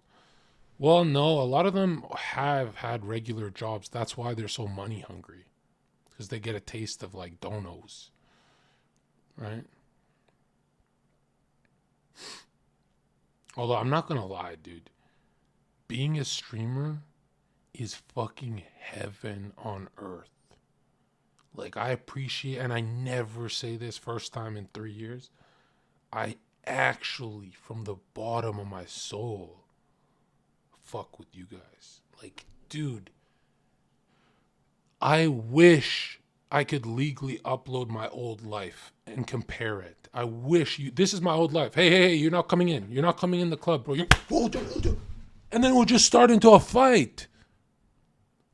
How the fuck is that $10, $15 an hour? How the fuck is that with fucking random guy who had 2 beers, but he's already a zombie?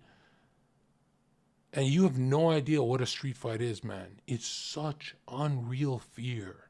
Fighting the unknown, like if it's a boxing match, you know he doesn't have a knife and shit. But on the streets, and I'd always finish, it would get broken up most of the time. It's not like I'd always win. But when it get broken up, he'd be like shirt ripped and he'd be like, yeah, get this guy fired. And I'd be there so excited to be like, all right, let's go again. But think about it. I was doing that for $15 an hour. You know, my life now is like, how do you want me to let go of this when I'm that fucking blessed? You know what's the scariest thing that I don't ever talk about? I think I said this twice or 3 times. The only thing I used to watch is Speaker's Corner, and I'd always root. I was always rooting for the Christian because he was making a lot of sense. And then I did my first prayer without Christ, just to God. And it worked. And I'm like, what the fuck? And for years, I pretended like it wasn't a pastor. I pretended that, my narcissism took over. So for years, I said that prayer was all me. I pretended like I wasn't, my psyche wasn't charged with the Bible. It was just charged because I believe in God. But the truth is, it was that, the black guy, Christ Forgiveness channel, David Lynn. And then years later, I watch Walter White, which is like 2 months ago, or 4 months ago almost. Walter White, I watched his videos, and that guy evangelized the shit out of me. That guy will make you into a Christian so fast, it's scary. And I still didn't pull the trigger. I was like, nah, I still can't do religion. It's just too much. It's got to be fairy tale, man. I wouldn't pull the trigger. Then it was this, right when I was converting, it, like actually, not God, but actually say Christ's name. I said, we're watching a video with my chat with this guy everyone was making fun of, with long hair, Australian guy, right?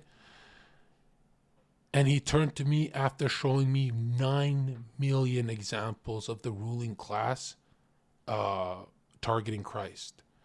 And he turns to the camera, and we were all live making fun of him. Oh, loser, cuck, this. And I was joining in. I was like, guys, haha. We were making fun of him for 2 hours, and he was showing everything correct. And, you know, he just knew everything.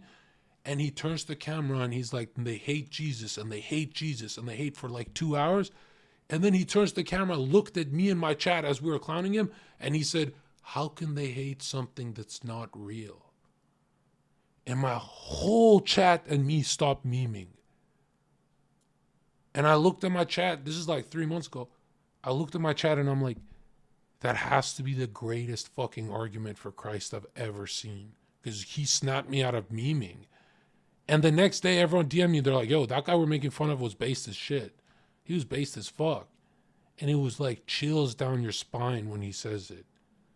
That guy blew me away.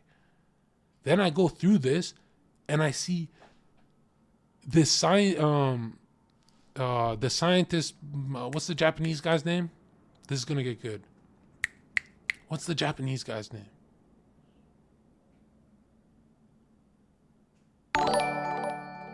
Thanks, bitch. Is it Michio Kaku? Yeah, the famous Japanese guy. Yeah, I think it's that guy that does science and stuff. He said everything, string theory and everything in our universe is connected to Kabbalah. He said all of it has been explained through Kabbalah before science. What? I have the clip. And he's talking about the Old Testament, really. Isn't that weird? Why would he say, isn't science supposed to be anti-Bible? And it's not like he promotes the Bible. He just said that everything was explained before science through Kabbalah and Hermetic practices. And I was like, yeah, I guess these ancient geniuses actually figured out what's going on.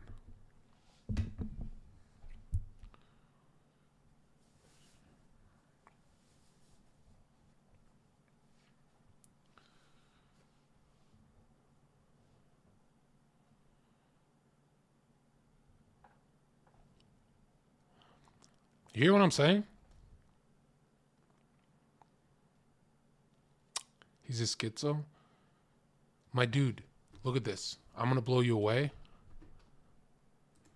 If you ever want to come to Christ, if you think it's a better life, and not in an aesthetic way, like most whores are Christian and shit like that. I'm not talking about that. I'm talking about actually see the book as even literal, not just allegorical. Look at this. Everything that rules you brings back the Garden of Eden and the snake, right? Everything that ruled. Look at this shit. Lucius Trust. This is the Lucifer company that funded the United Nations. Look at Balenciaga, dude. It's always Satanists at the billionaire material world. In the material world, billions is power. It's always Satanists. Like, how can you look at Balenciaga and say it's just art, bro? Are you out of your mind? And those rituals work. Right? Where you say the incantation and you cut your finger with blood. They work. Even prayer works. You just got to get good. It's so hard to tune into the frequency of God when you have so much Masonic media. And like, there's so much Masonic media that I feel like I deserve to date the degenerate. Because I've degenerated. I've had such a horrible life. That's how programmed we all are, you know? That's fucked up, dude.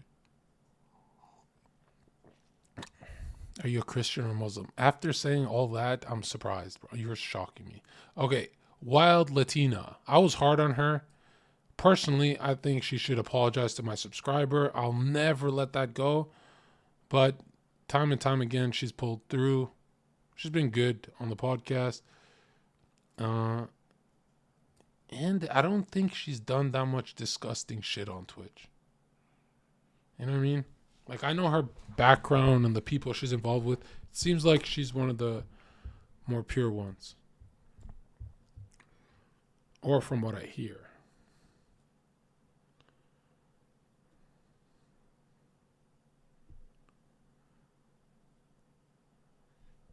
She cheated on House for you. No, they weren't even dating, and she was dead ass, like, new to him. Right?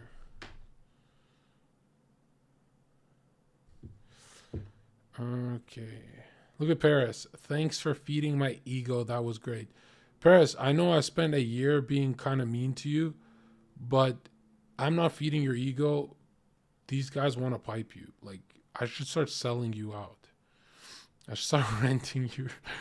What's it called if we rent her out to men? Like, what did you even say, Paris, to make people so into you? Because I still remember how we met Paris. It was we met Paris we were doing a Tinder stream, and then we were supposed to meet her, and we didn't meet for 1 year. And she's like, what the fuck? And then we streamed after a year. That's how much I procrastinate for my real life. Everything's Twitch. Isn't that weird? That is really weird. And I was kind of cruel too, Paris. Because I was going to set something up and stream, and then we just, you know me, I just fucking turned the app off forever. Yeah, we muted you a lot too. That was pretty mean. You can tell that I'm like in my feelings, bro. I feel like I've done so much mean shit to these streamers. But you try doing 30-hour streams and having a headache, and then someone starts saying stupid shit, you know?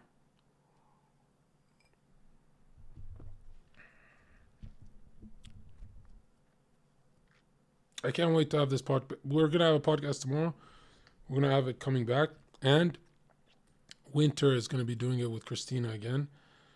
So, yeah. But I'm not paying Winter this time. Because I was like, dude, I'm cutting on some expenses. Because I keep ditching podcasts. I'm not paying for shit I ditch. You know? I've ditched 2 already. You know? And you know, I ditched 2 podcasts not to hurt the person who's talking about harming and all this weird shit. I did it for that. And yeah, I total retard of me. Like, R's in the chat for me, bro. Like, that is, I don't know, dude. This is why I feel like I'd be a bad dad. Is like everyone I've ever dated is like a daughter, and I believe they're bullshit a lot. You know, I just, oh yeah, it's just a little girl, like whatever, she can have her way for this, and I get to ditch work. When have I ever thought of that? I can get to ditch work. Hell no, we got such a good community. We're rich as fuck, and we're ditching work to not hurt feelings. Fuck out of here.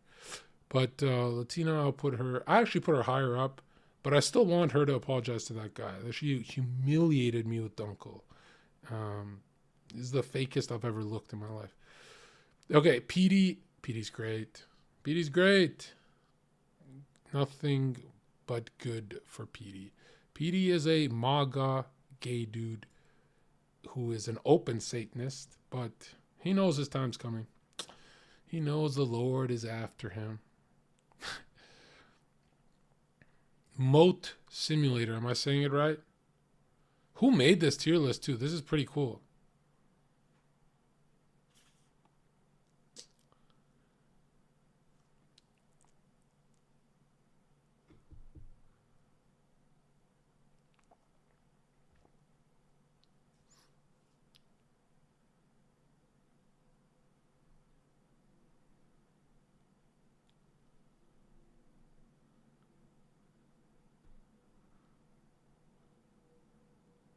Moises made this? He went and found everyone? Wow.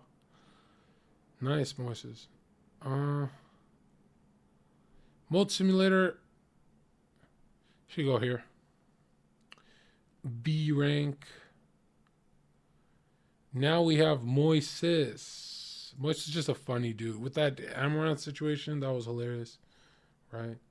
Even though he hangs around people who are knocked out, we love him. Is he live? Much a good dude. He has always been funny on the podcast, but he's missed some. I think he ditched one. Boom. Who's this? Why does this guy look so familiar? I met this guy at TwitchCon. Is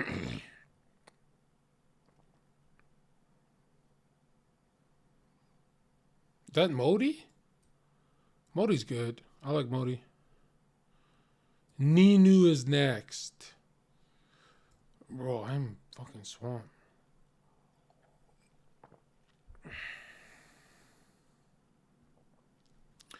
I love Ninu to death, but she used to get me in so much trouble with her jokes, dude. Right? She used to get me in so much trouble. She'd like make a joke about like head or something in my chat. I was like, stop it, bro. Nino's good. She's just there to get bullied, yeah. Remember I called her an addict for Adderall? I'm like, you're supposed to take 3 weeks off now.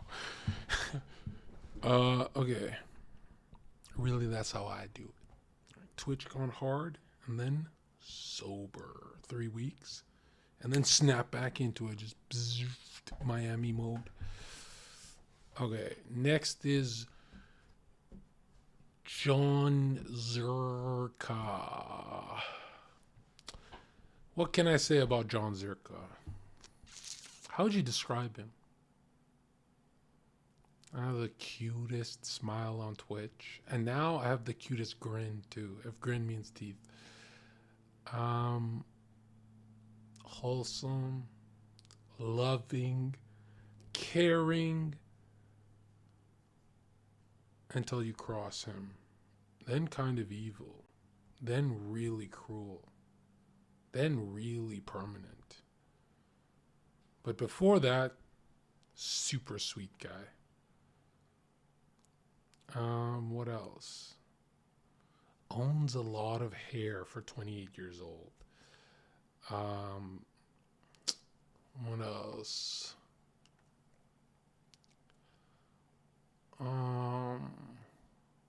Most potential online. I mean, no offense to this cast, but after Miami, I don't know you people.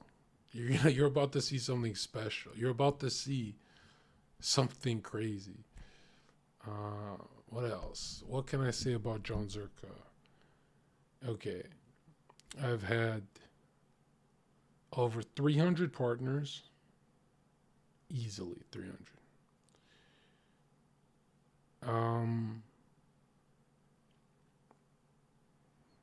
I've dumped all of them. But I always went back and said, hey, are you okay? And they're like, oh, he loves me. I always fix things too. I'm a good dude.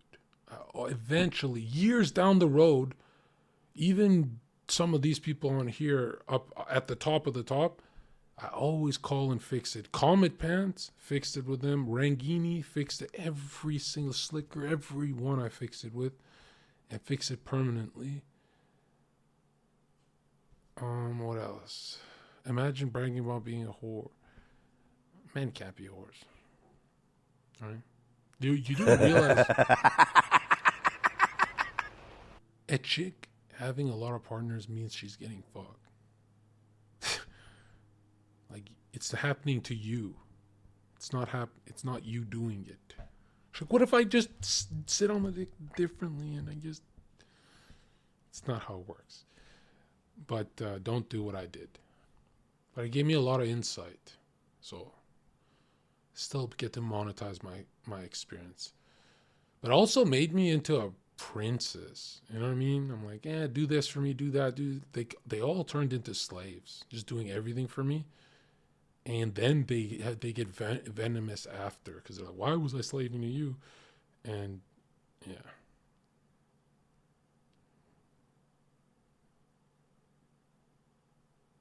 S tier. Boom. Zherka's S tier because if I get up and leave any podcast, let alone mine, the viewers go down and the spam goes up. This sucks. This sucks. This sucks. And I'm like the most charming. You know what I mean? Just charm machine. Like you give me a microphone in Miami type charm. What else do I like about myself? I spent a lot of the stream shit talking myself.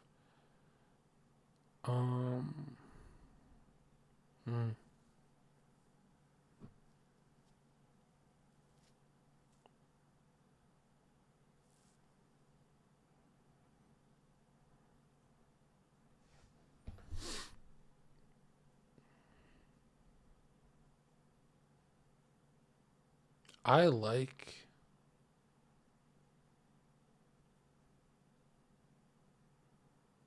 if you sleep with a whore, you become one. Hey, I'm not arguing you, dude. It sounds like you're gonna win that one.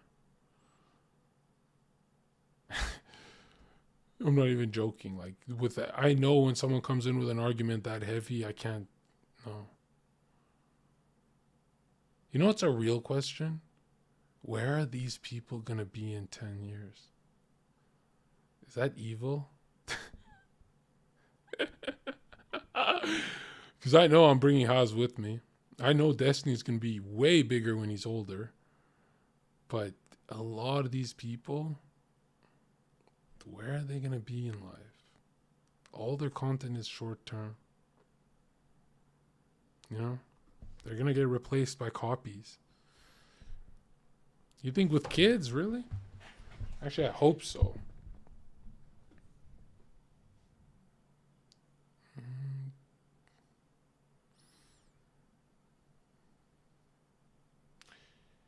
Let's see, next is... This guy in chat says, bro, you ain't gonna make it. My dude, I haven't streamed in a month and I went live instead of at night at morning time. For me, it's 1 p.m. morning time. We had 800 viewers all day with fat donos.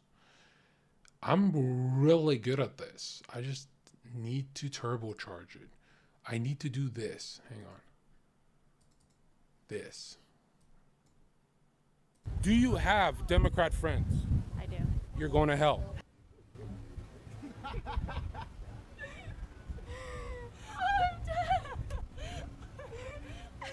You're a machine. I like the BBC. Do you think women should be able to vote? Yes. Yes? What? Why? Are you with the devil? Oh my God. Oh Why my don't God. you think women should vote? Because of the Bible. Just do it. So should women vote? Yeah. Yes, 100%. What makes you lean towards Joe Biden? Is it maybe because he's a pedophile? No, it's not. That's probably not it. Dude, I'm good. What brings you to... I'm not gonna make it on this creation game, then who the fuck is? One thing I hate is the I told you so. You should have started this earlier, Zherka. I hate seeing that in my chat. Miami. Girls trip? My boyfriend cheated on me, so I'm... Really? Yeah, I was we like, should fuck you. we should get back at him. We should get back at him. Fuck him. If you're Fuck watching you, this. Ryan. I was about to make out with 2 chicks. Oh shit. Are we getting back at your boyfriend or what? I've never had someone fall in love so quickly than these chicks. Or one of them. Like, what did I even say? Usually they'll hide it on camera. No, it's okay. Sneeko, you fucked me up. Yeah. If you kiss him right now, your boyfriend will be mad jealous. It's okay. That was my first interview of the 6-hour day. She's a woman. She's not that easy. We just met. We're just having a conversation. You can't rush us into that. Okay. I'm sensing tension. No. You're making the tension right Yeah, now. You're yeah. making this awkward for her. Why are you out here with your toes on the street? You gotta roughen up the dogs. You gotta strengthen. Please pan down to the toes. No. Please get the toes in the thumbnail. That's free toe. Sometimes I think it's not really about clout because they figured out who these guys are. They're huge YouTubers. But I came in and it was like robbery. By the way, is the girl he cheated on you with hotter than you? No. How big was his dick? Be honest. Don't do this. So white chicks dig us brown boys. Really? I'm playing above. No. Okay. I have a boyfriend. That's Okay. exactly why. For real. Your boyfriend cheated on you? Get the walk. Get the walk. Oh Lord. That walk is some BBC. We're interviewing people about the new election. You know the UK BBC? To be honest, no. I hope my grandma doesn't see this. So you guys don't know what BBC is? No. What about Blacked? You know Blacked? Sorry? Trump and Biden is over. Yeah. Well, I mean, it's gonna start again, right? Earth flat. No. Why do you think it's round? That's what I learned in school. I don't know. You were programmed. Yeah, I'm a sheep, if you want to call it. I'm kidding. I don't know. The Earth is round. Check this out. At 8 inches per mile square, curvature calculations, you should be able to see curvature at 60,000 feet. Weather balloons double the height. What was your name? I'm Jaden. Emma. Jaden and Emma. These weather balloons double. I'm coked out a bit, so just. Okay. These weather balloons double the height. They double. They go 120,000 Earth feet. is flat? 100% on Jesus' name. And check this out. Because you think it's a ball, you're going to hell. Okay. You guys, Okay. you guys believe in hell? No, I do not personally, no. Why? I'm not religious. What happens when we die, Jaden? I mean, are any of us dead yet? No. I don't know. I think that you just die, maybe a little bit of your soul reincarnate. Not like actually reincarnation, but. Have you done bad things in your life? Yes. Yeah, everyone has. Will you ever be judged for those things? I have been. Oh, by God. I don't believe in God. And do you guys ever get anxious or depressed? Yeah, I get anxious sometimes. Yeah. It's You think because that's my punishment? no, it's not punishment. It's because you have the religion of the canine. You're agnostic. You don't care. You just care about sex and food. And Wait, are you like believe? I'm a pastor, so I'm trying to bring you guys to Jesus. What's it gonna take? I don't think I'm not gonna go to Jesus. Jaden, I know you want to come with me. I'm Oh, Jaden, you're coming with me. Forget, what's your name? Emma. I feel like I can turn you. You can come to God. I'm feeling he's calling my name right now. What is your body count? real. What is this? What are we talking for? We're getting to the root of human nature. What is your body count, Emma? 2. Bull dick. What's your body count? 2. Are you calling? Mine's 2 as well. Like I'm 2? on my. That's like life. impossible. It's not impossible. You're 2 as well? Yeah. Me too. You guys are killing me. Just 2 men your whole life. Yes. 2 of my boyfriends. All right, and that one was Ryan. Yes. Ryan, you're a little bitch, Ryan. Did he take you away from God? Ryan? No. He definitely broke your spirit, though. For a little bit, but I'm. Have you noticed every girl's dream guy is an older brother? You know, I give a lot of older. I'm like looking at myself. I'm like, bro, I'm like not clean shaven. I look like shit here. And I'm totally doing a 1,000-hit combo on this bitch's psyche. Why? Have I like mastered autopilot charm? I can't wait to show you guys more in Miami to show you guys how much better I am than this clip. Right back up now. What did he do for a living? Parents' money. He's a pussy. He just. If I was a lady, how can I let someone who works at a restaurant hit it? You know what I mean? That doesn't make sense. Because it's not about the money. It was who he was. Who he was, past tense, not is. Money doesn't matter to you guys. No, it does. It does. Okay, there we go. But like, if I have enough money, it's not for. If we told you Drake is in that car and he wants to smash, yeah, if he's in the Honda, Okay. right? Yeah, he's having a bad day. But if he wanted to smash, would you guys say no? I'd say no. I'd say yes. Honestly. I'd say no. I think Drake is like big enough where that makes it worth. Like yeah. Right. And he's not half bad. She's more honest than you, Emma.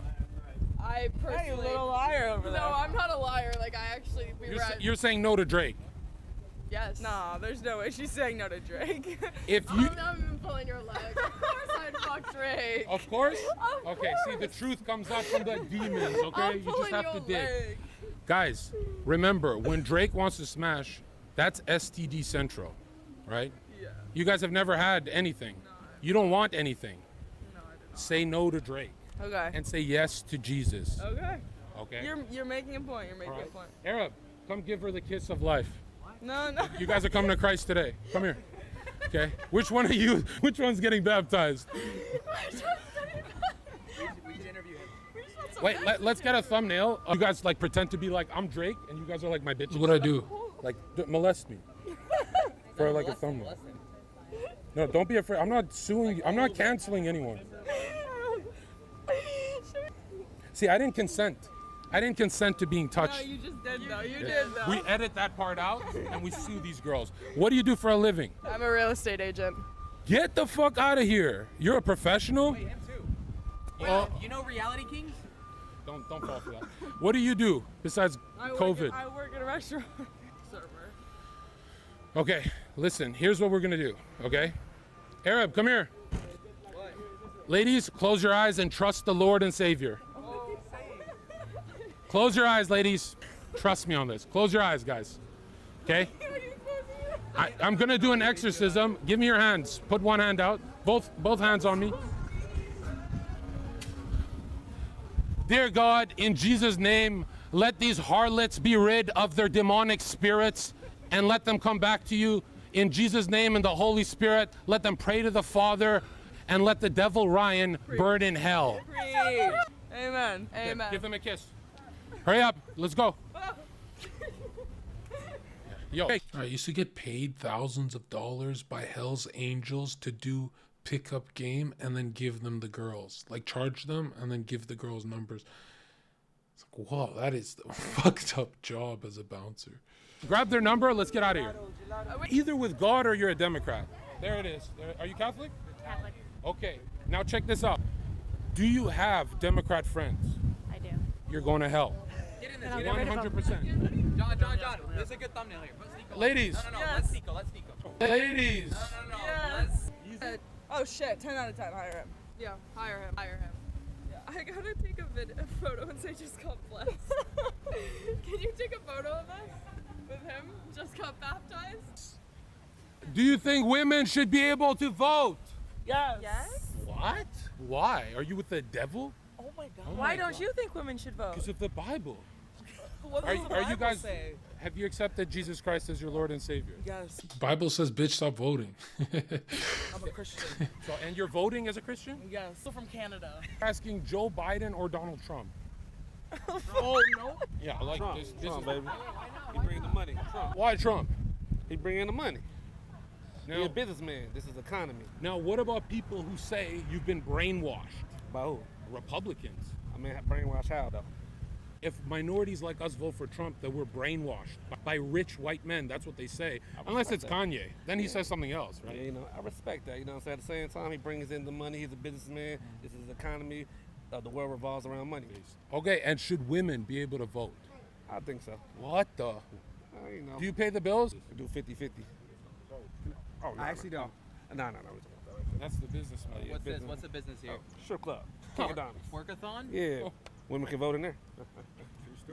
These are the ones we want voting. Wow. It went though. All right, thank Thank you, boss. Hola, Donald Trump or Joe Biden? I don't know. Make America. We are from Canada. So what does that mean? Do you like Trudeau? Trudeau, but he's a fascist. Hey, Donald Trump or Joe Biden? Oh god, that's a hard one. Donald Trump or Joe Biden? Joe Biden. Why though?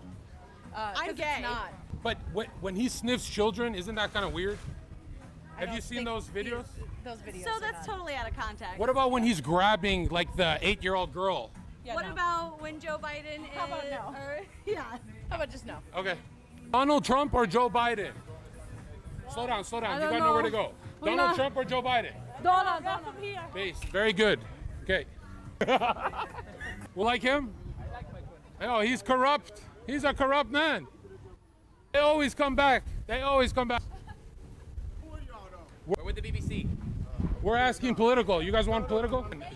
Donald Trump or Joe Biden? Fuck Just do it. Why? Why? What do you mean why? I mean, we're asking why. Why do you? Look up Donald Trump and you tell me why. But isn't the alternative Joe Inflation Biden? Joe Inflation Biden? Kanye for president. Oh gosh, I'm from Kanye? Chicago. Wait, when I get into street fights, if I upload on YouTube, do I get banned? Like, how does that work if you're a creator? I'd have to upload it through other channels and not my main, right? No. You say it's cool to upload street fights and YouTubers do it, but YouTubers don't punch hard. It's not. All the rules change if you can actually hurt someone. Then it's like, oh, that was a little violent, you know?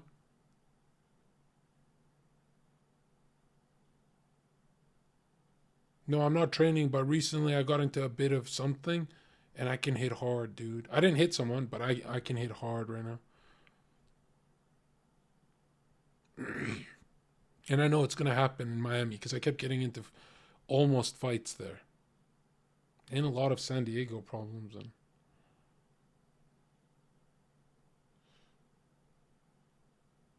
I would have to post it and then react to my fight video saying don't fight. But I know Miami people are going to test me, and I told my videographer, the one we have one so far, I told him keep it rolling. Just keep it rolling, right? Because it's going to be good. I kind of gotta like him. Who is Kanye with? Nobody. He's with himself. Yeah. And what about when... Why didn't you break that guy's stupid jaw when he interrupted your talk with your mother? When you see fear in someone's eyes, you don't want to hit them. You know, there's something about that. Does someone link me that Twitter post of mine in Miami?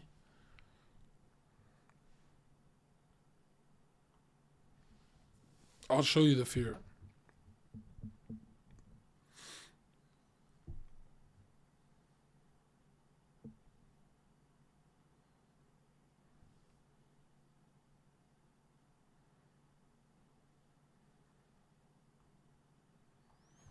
Yeah, we're going to finish tier list.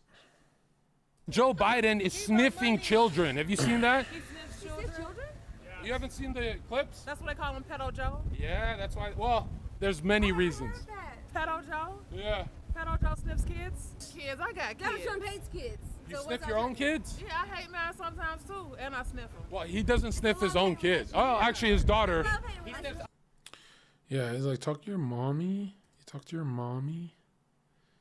Is that her? He said, and I was like, Okay. What? He didn't see her, but he's like trying to bait a fight.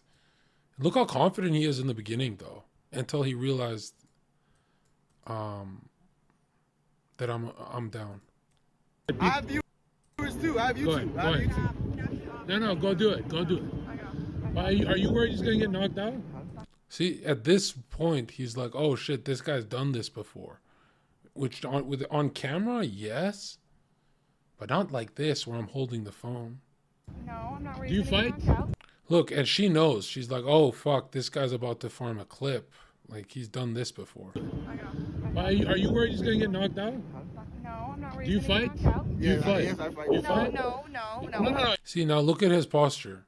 He looks at her and he puts his hands on his waist, which scared me because I said, if someone's about to punch you in the teeth, don't put your hands on your hips.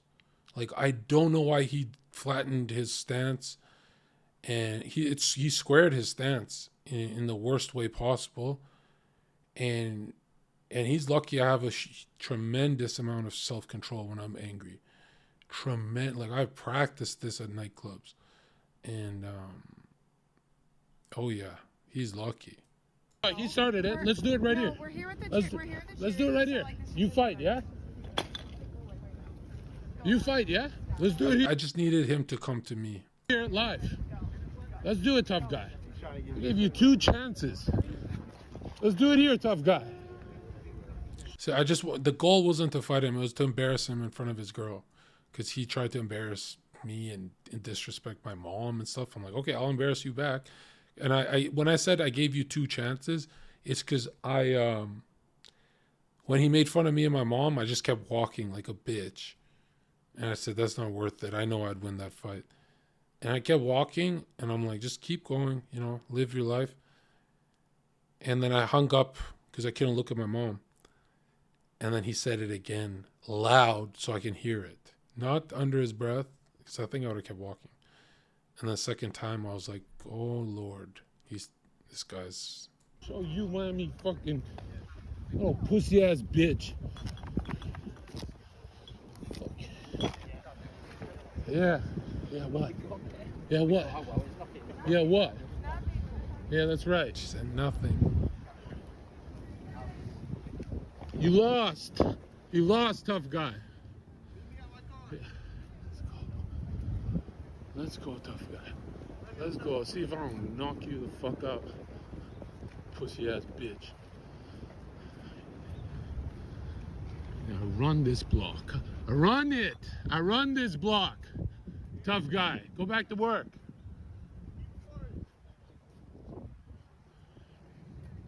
This is what I hate about being my size and fast, is because I can't get into 99% of my problems. Because we know what the police would do to me.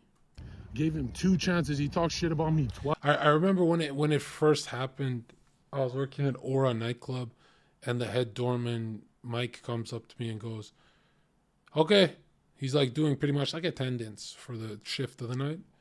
He's like, you, new kid, you're from Bar None. You worked at Bar None, and you got fired. I said, yeah, it's my second day. It was like my second day at Aura. He said, yeah. If you're going to hit someone, it's going to be open hand or you're fired here as well. And then everyone looked at me. There's so many bigger bouncers than me. I was like, what the fuck? And I'm like, what do you mean? If they're striking on my fucking flesh? He's like, yeah, even if they're striking. And I was like, what? And then I went talk to him during the shift outside so I can hear him. And he said, I've seen your videos. And Big Mike said that. And I'm like, how the fuck did you, like, I'm new to this. He's like, you hit hard. You could kill someone. And he saved my life, really, because, you know, if you can punch hard, like no glove, you can kill someone. Not how they fall on the pavement. I'm saying just hand to face, you can damn near kill someone. And I remember looking at him like, why didn't you say it to the violent bouncers? Me, I've never started a fight. I've always just been in fights. And I'll think about it. I was like, what the fuck? But yeah, I avoided the jail arc because of him. Yeah. So many fights I avoided because of him after that. That was like year 2 of working. Then year 3 was the most fights I've ever gotten into. It was every single fight had to repeat the next night with the same guys. Right? Yeah, I have pretty big knuckles, yeah. Anyway, there's a picture of me and Amaranth. You can see how scary these hands look. But yeah, year 3, it was like, you know when you know you can't get fired, you can only get time off?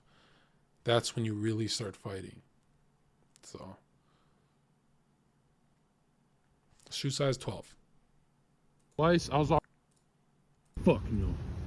He fucking got so scared. He's like, oh shit, this guy's about it. Yeah, weird shit's happening to me, dude. Let's finish this. I'm gonna edit this stuff. Other people's, all right. Daughter's diary. She says that they were having showers together and it was inappropriate. The daughter was having showers with Joe Biden. When she was, how old was she first? She was 8. I think it was 8. 8? No clothes on? Why does the age matter? It's his daughter. I mean, if she, well, you're right. You're right. Forget your friends. Come with us. You're on our. You're on our team. You like We're what Kanye says? Do I like what Kanye says? Yeah, like you think Kanye's crazy or no? I think Kanye crazy as fuck, but that's why we like him. Okay. He look cool. He's spitting all of the facts. In a good way. In a good way. Okay. Come here. Huh? He's the best. Yes. Let's go, baby. Wait. Why? You're getting canceled today, sir. Hey, don't talk me. Okay. Don't talk me. He said don't talk to me. I can. No reason. Read him. You're gonna read him. Maximum. Bad. I'm really good at that. Yeah, you're. Just try it. This should be my outro. Your father hates you. You like? Shut up, man. You like backhand or front hand? What the fuck? With that voting question, you can't do this, bro. This girl DM'd my buddy for my socials and then DM'd me. She wants to work for me and fly to Miami. Would you guys want her to do interviews? Because Yassine got her to work a bit. But she's like 20 and she's about to see crazy political, like people are going to get angry and they're going to throw punches. Like this is, the questions I'm asking is like,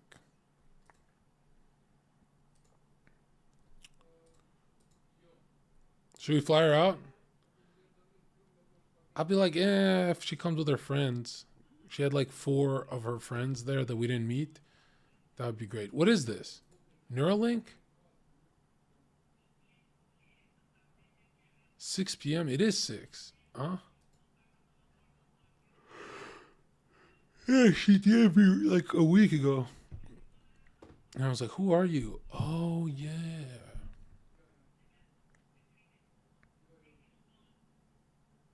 When does this go?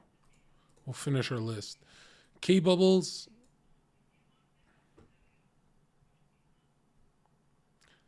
You know, K-Bubbles' whole family were DMing me. Dad, her, sis, all of them to say, you're the girl you're dating, you're too good for her. She's aggressive.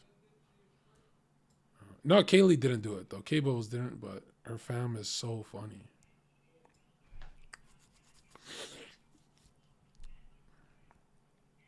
Who's this? Dobie. Love you, Dobie. A. Oxus. A tier easily. We'll put him up higher. Boom. And OG Rob. A tier. Yeah, that's about it. That's it. Download it. Save it. Screenshot it. But again, I don't need these people. I just need this. I need this kind of street content. Right? I'm really good at that. Yeah, you're a machine. You're a machine. Yo, I forgot my wallet. Can you buy me something? Emma, I want a Sprite. Where are you from? France. France. Ah, tu parles français? Oui. Je mangeais baguette. What is this? Here's an esoteric interpretation of that famous or infamous event. Sing with me. The tree of life is an ancient symbol that is universal in meaning. Wait, why is he using a TV overlay that I used for my stream? What are the chances for the same kind of content? And is found in all the cultures that have held the esoteric knowledge. This is the same tree that Moses found burning on Mount Sinai. This is the tree under which the Buddha Shakyamuni found enlightenment. This is the world tree of the Mayans, the tree of life of the Aztecs, the great Nordic tree, Yggdrasil, that supports existence. You guys want to do the other list? Tier list? In the mystical tradition of Judaism, the science of the tree of life is called Kabbalah. But this wisdom is universal and can be found in every great religious tradition, although it appears under many names. A fully illuminated consciousness is represented in the tradition of the Christmas tree, a symbol of the tree of life as passed down through Germanic esoteric traditions. Possessing an illuminated tree of life within means that one's inner senses are fully opened and active, providing a direct relationship with God. Of this tree, Adam and Eve could freely eat. But there existed another tree in Eden, the tree of knowledge. Whoa. And Jehovah Elohim commanded the man, saying, "Of every tree of the garden you are free to eat. But as for the tree of knowledge of good and evil, you must not eat of it." If you don't understand, think of you have a daughter, right? Now, if she gains the knowledge of men, it means she has to get fucked by them, right? She wants, like a hoe knows a man until it's so blurred that she doesn't know him anymore. Until she's like, well, what do they want from me? But that's what knowledge really is like going into things you shouldn't do, right? You're getting, you know how like in today's society, everyone talks about knowledge being like the end all. That's the only thing that's important. And they trash it they replace it for faith. Like a girl goes, oh, if I just lose my virginity, I'll be able to attract more guys because I'll know what to do. And what? For in the day that you eat of it, you shall surely die. It is clear that the tree of knowledge was forbidden to Adam and Eve, yet they were tempted by the one thing in all of paradise that was denied to them. Knowledge in Greek is gnosis, and in Hebrew, da'at. Da'at is the hidden sphere found in the Kabbalah, which traditionally is never spoken of or revealed. Da'at, gnosis, is the science of the great arcanum, that secret knowledge which has been hidden from humanity for ages.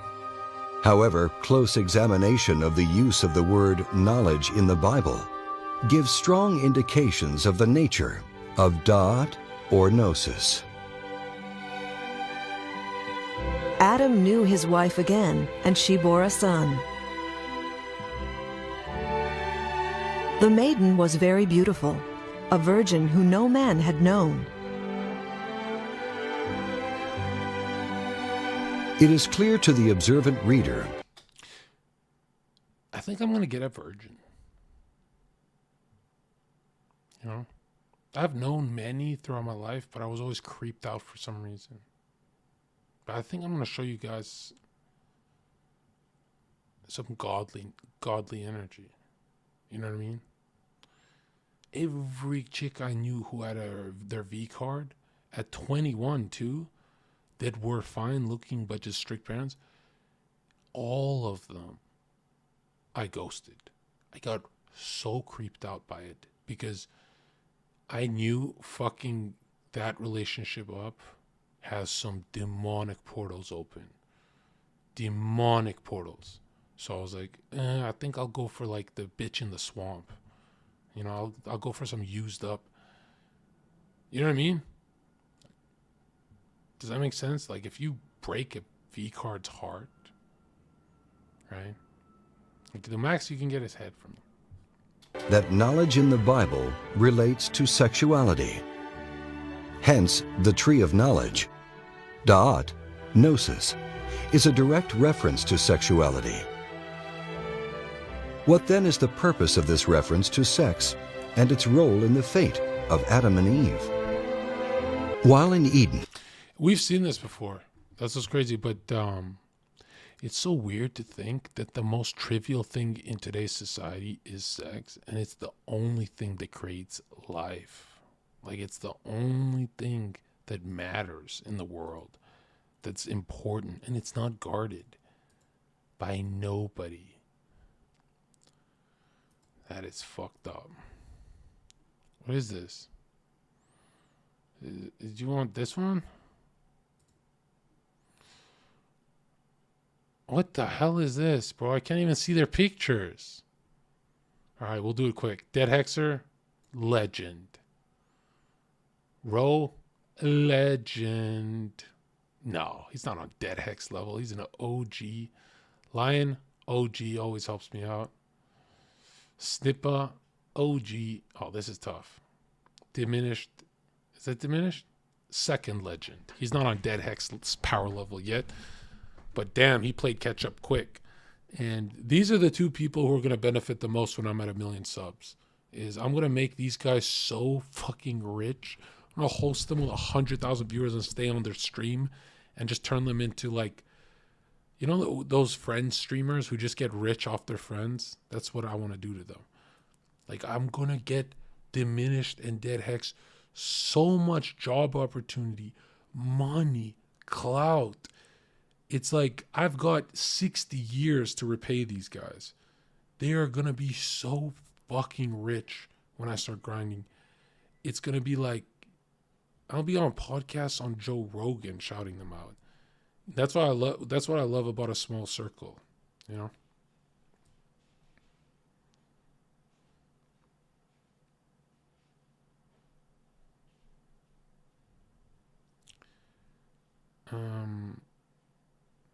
Actually, you know, I haven't said this before ever. Dead Hex and Diminished, I swear to you, I'm going to repay you so much more than what you've done for me. And I'm cocky. I know I'll do it. I'm cocky as in like, you'll feel guilty. Both of you are going to feel so guilty.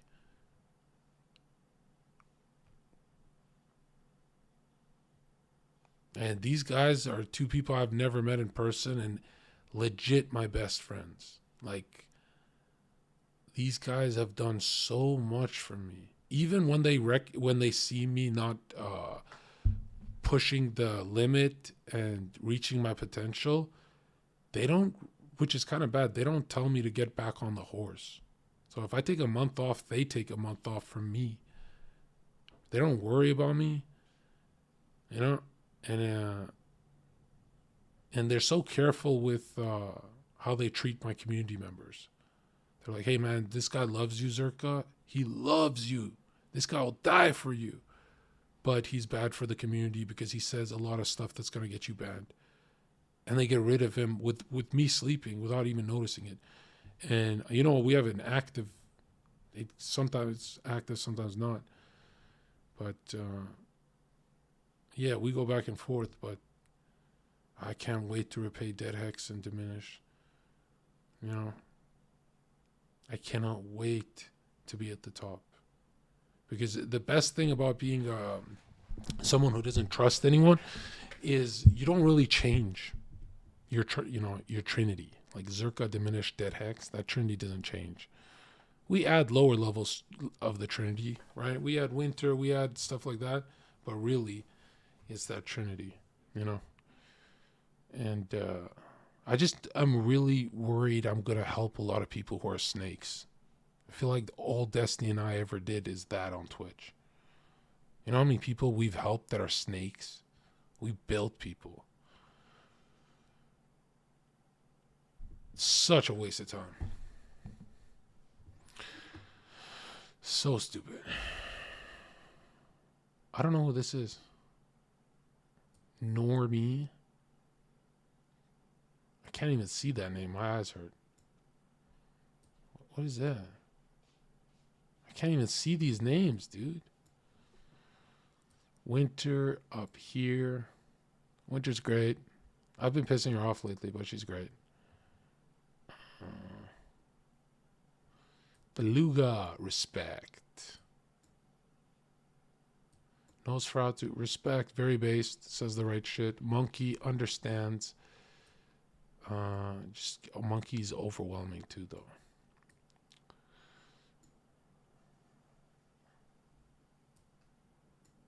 Yeah, I can't see these names. Fuck this shit. Really, it's just about it's really about Diminished and Dead Hex. Okay? That's really what that server's about. Everyone else is 80% Team Zherka, but these guys are 1,000%. So yeah. There's that list.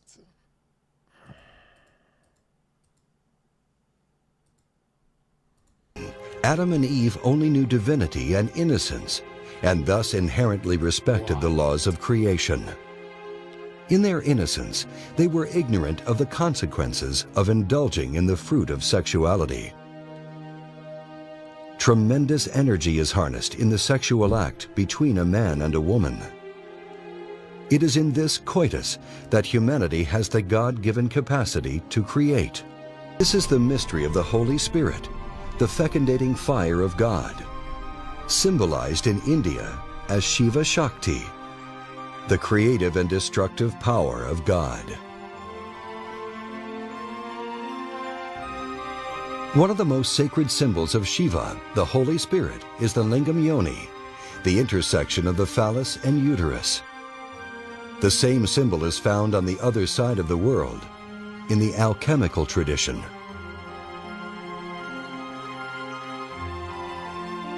The force that powers all creation, on all levels of existence, is sexual energy. The most suppressed topic, too. People just think it's this. Like there's no soul. It's just in and out like this. This is what animals do. Right? And then, oops, I'm preggo. Oops, I had a baby out of wedlock. Oops, I had an abortion. I'm traumatized. It's just evil from it. Like, think about how gross that is. Hey, I know I'm not marrying this guy, but boom, boom, boom, boom, boom. That is so fucking disgusting. I can't have a daughter in this world. I'll kill myself if I have a daughter in a video game. No shot. That is terrifying to think of. The power of creation. Harnessing the force of that electric energy implies a great responsibility. The wasteful expulsion of energy and semen through the orgasm was not and is not required to create a child. This is, in fact, the hidden meaning of the term immaculate conception. Immaculate means perfectly clean. When a man has an emission of semen, he shall bathe his whole body in water and remain unclean until evening.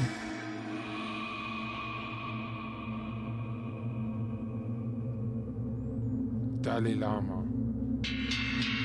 To indulge in the fruit of sexuality means to spill the sexual energy, to orgasm, to taste the divine energy that illuminates the soul, in order to feel physical sensation. You know, most humans on Earth, they go, no, it's just rubbing. You're just rubbing till something happens. And it's like, do you really think there's no spiritual component at all? What the fuck? You know how complicated that is? You know how complicated the emotions are? I'm talking about mostly from her side, a girl's side, than let alone a guy. But jeez. That illuminates the soul in order to feel physical sensation. Thus, the energy used to maintain the physical and spiritual vitality of the individual is expelled through the orgasm. Adam and Eve, as a symbol of men and women of the ancient past, ate of the forbidden fruit of the tree of knowledge, or the secret knowledge of sexuality. They abused the sexual energy in their own bodies by having the orgasm, and therefore they broke the most fundamental rule they had been given. See, what they're trying to say is once they break that rule, they need it. They fiend for it. Kind of like how you were just a gamer until you one day get laid. And then you start fiending for it. You're like, I need another chick. I need another one. But the happiest time in your life, you didn't fiend for it. You were just a gamer, 14 years old, 16, whatever. And you were good. There was nothing disgusting in your life. It's just nothing. It was like when times were bad when you were a teenager, it wasn't dark and demonic. Then you start dating as a teenager, and then it gets dark and demonic fast. Right? I skipped that. I didn't date till 20. And then I was panicked. I was like, I think I need more experience because I'm late. And I started going crazy with my EXP. Right? I was like, boom, boom, boom, boom, boom, boom. Just everything. So you never lose your virginity. Dude, look at this. Look at me. All right? Look at me. I swear to God, anxiety and depression wouldn't exist if everyone got married with their V card. But how do you know if you'll like enjoy it with that one person? You will. You'll practice. You will. I guarantee you will. I don't want to leak shit, but you will. 100%. You can learn to enjoy someone. There's so many partners I've had that I didn't enjoy. I was like, not to get like, I don't want to say it, but you can learn it, dude. It's like, my dude, if this was at the front of society, it's your first soul that you do it with, you cannot even be tempted with other souls. It's so hard to be tempted. You understand? There was a time where this was the law. And everyone had problems that were not demonic. They had normal problems. They had normal people problems, dude. Look at how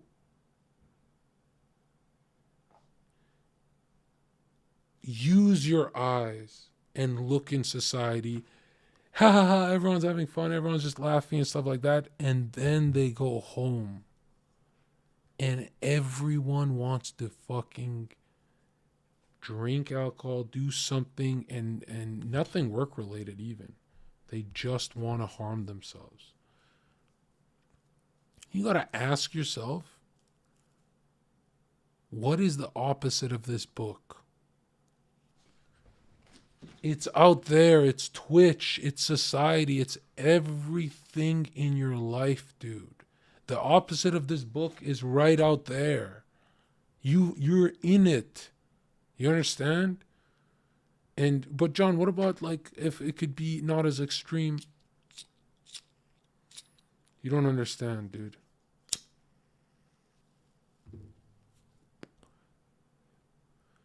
It has to be extreme. If it's not extreme, I don't want this shit.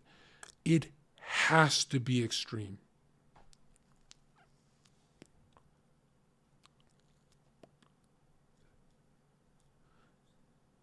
Your daughter will be molested if it's not extreme. Okay? My dude, imagine a Saudi, a land like Saudi, but with the Bible here. And it's never truly existed. 1950s, I want it more extreme. I want a king. I want to call someone king. And I want that king to say Jesus is Lord. I want that king to fear God, so he's a good king. I want him to think I want him to know he will be judged. I don't want a George Soros. And you sit back and you go, my life ain't that bad. It's getting worse. You don't feel it right now, but in 5 years, you guys are in the pit of nihilism and despair. And I'm not saying this book is going to fix you. This book might tire you. But you stay around people of a book, of the book, you start to become better. You start to become a better person. And you're never in your life going to see parents who are atheists who are not degenerate. It's never happened. If you could see what they do behind closed doors, you would know what I'm seeing with my Sharingan. Okay? There's a girl I knew who her parents were extremely religious. Not extremely, but religious. Like that's what they're known for, right? And they still, not knowingly, kind of threw their daughter to the wolves. And she was seriously harmed multiple times. And when I met that person, I said, how can parents fail multiple times? It's because there is nothing extreme about them. If Christians are not extreme, they're dealing with way worse problems. Way worse problems. And none of you understand this because we went to public education. We had public schooling, and this was nowhere to be found. You're too busy learning about, what did you learn? You learned about dinosaurs?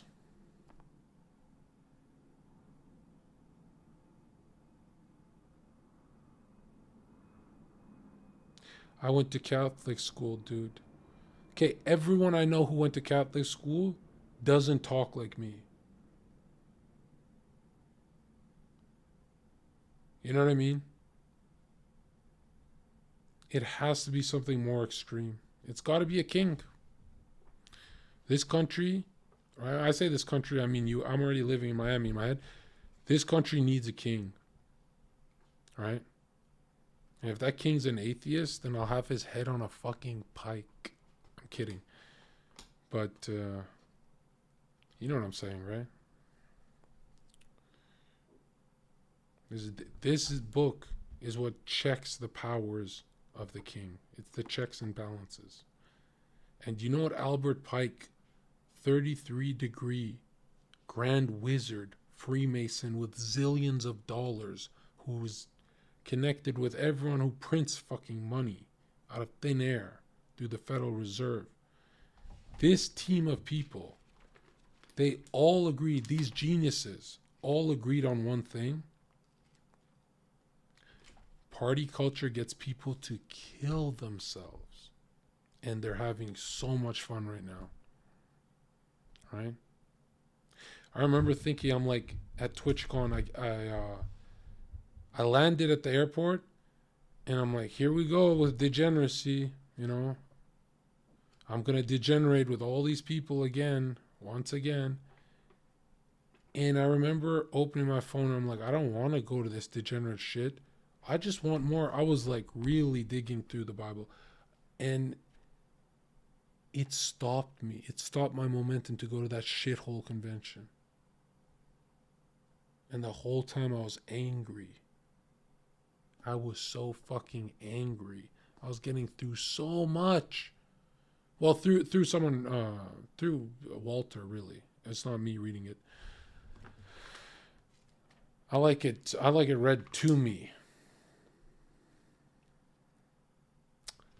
But yeah, this is the first time where I was like, I know what portal I'm jumping into.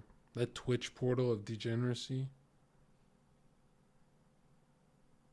Yeah. Bro, weren't you saying you're a Muslim from Moscow? I always say I'm a Muslim because culturally I sound extreme. Like I'll chop your hand off. And culturally that's like how I identify. Like as an Albanian. But Albanians don't really know anything about the Quran. They're like kind of atheist. It's sad. But yeah, so culturally, you know, now it's not about culture, right? As much as I know this benefits culture, this book is not about culture. This book is the fucking truth. Go do your research. Go look at who rules this world and you'll know this book talks about it. Okay? Geniuses, scientists, nobody else predicted it. This book is the fucking truth. This book is the light. And you'll never know until you're 40, ugly, divorced, loser, and broke. Then you'll know. And I'm telling you, make the fucking jump early. Don't wait for that shit. Don't wait. Don't get stabbed. Don't wait for the worst. Don't go to prison. Don't wait for that shit. Right? Because this book, when I was just listening to Speaker's Corner, would save me from when I was bouncing and people would want to fight and I'd be like, yeah, this fight's not worth it, this fight. You know? Every morning you wake up, you should be thinking of souls. Right? Every single morning. And I feel guilty because I'm like, I took such a long party break. You know what I mean? And I obviously every night I'd still go through audiobooks and stuff like that. But there's something about it where it's like, I can be around these degens when it's on a podcast, but in person, I'm never doing that again. I can't be around these people, dude. I had one call with Haas today. I think it was today. And I almost jumped for joy. I was like, oh, thank God, a sane person. And Haas is kind of like an atheist. He thinks it's just a culturally... it's like a cultural buff. He's not really like, oh, it's the word. He just thinks the Abrahamic religions are like a buff. But yeah, dude, when I think about, I have this book in my life and I still committed so much fucking evil this year. Imagine without it. I can feel me going to hell, dude. I can feel it. Not hell as in burned for eternity and stuff like that. But hell as in like, here's what the true hell is, right? Before you go there, the true hell is every single... Can I keep going? Is anyone listening?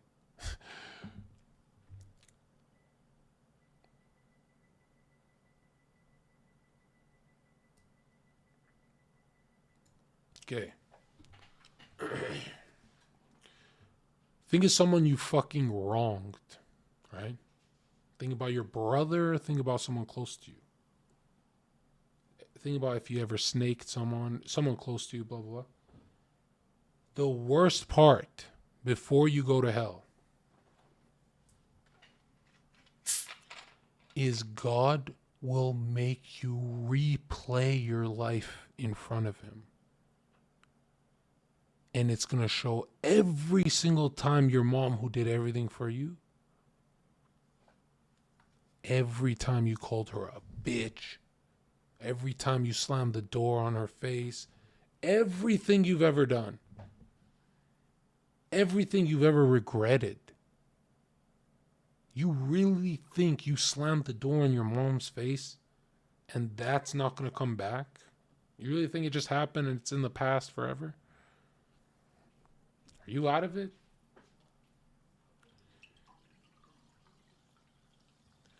That homie's girl that DM'd you and you smashed her, God will replay it in front of you with your homie next to you. Your homie will be right there next to you and he'll be like, hey man, that shit fucked me up. You know what I mean?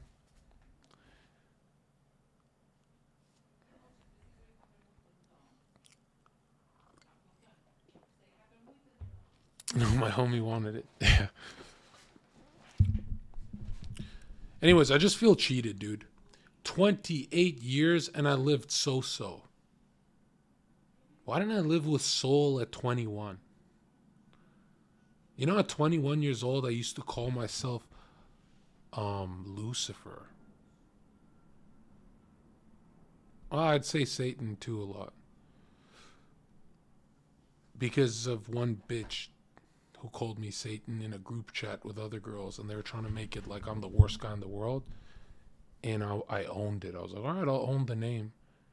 And then when everything started going horrific in my life, I was, it's only 6:30, perfect. I'm going to keep going, okay? This is so fucking heartbreaking. My best friend, the one night he calls me out, I don't make it and the worst happens. And dude, dealing with death without this,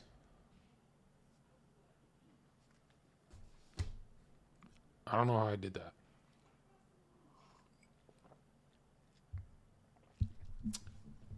Every single time I got close to God, something would pull me away. Every single time.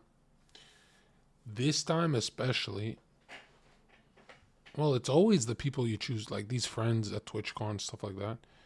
It's always that stuff. And here's the weird thing is, this Albert Pike guy talks about Satan is not a person, it's a force. That's why you can be him. Right? Look at this.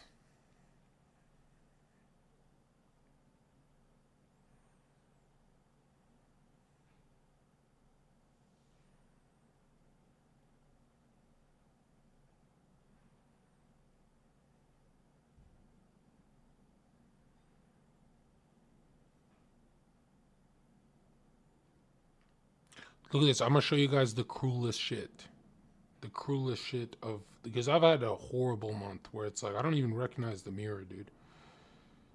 I don't even recognize those around me right now. Like, it's...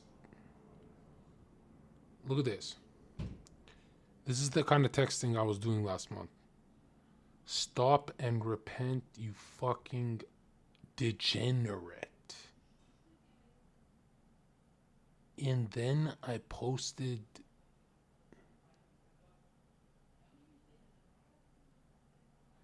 this is cruel. There's so much worse shit. There's way worse shit here.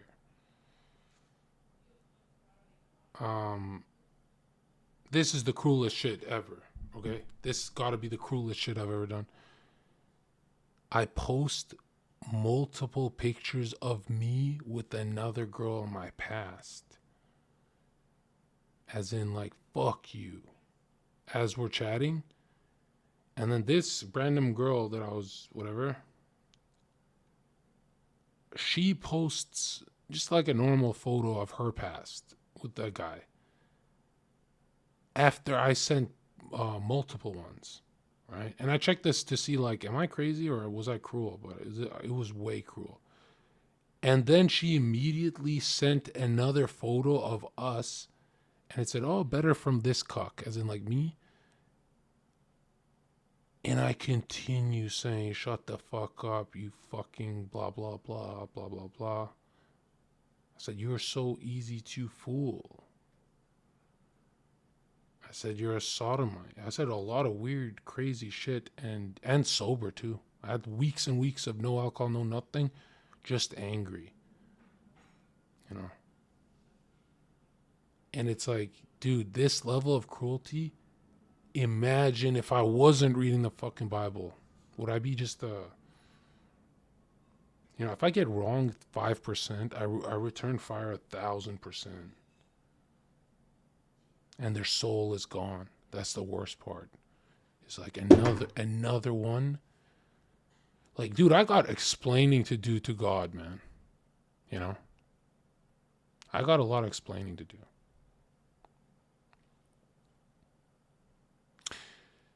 Yeah.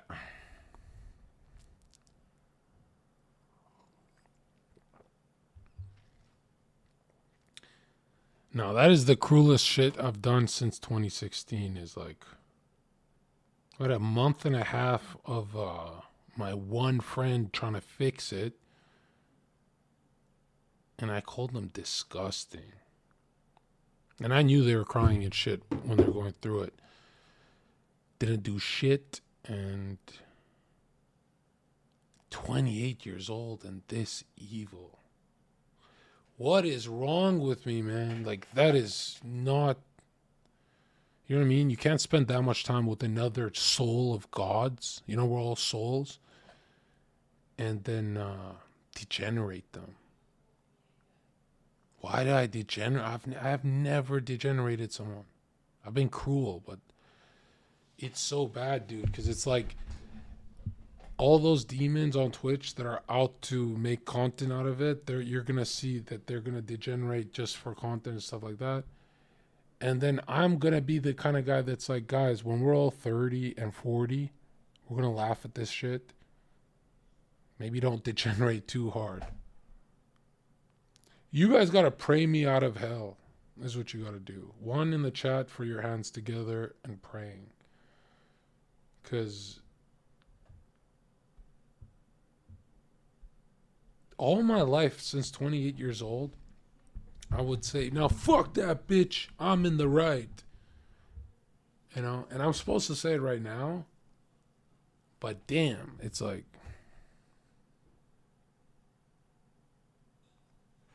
yeah.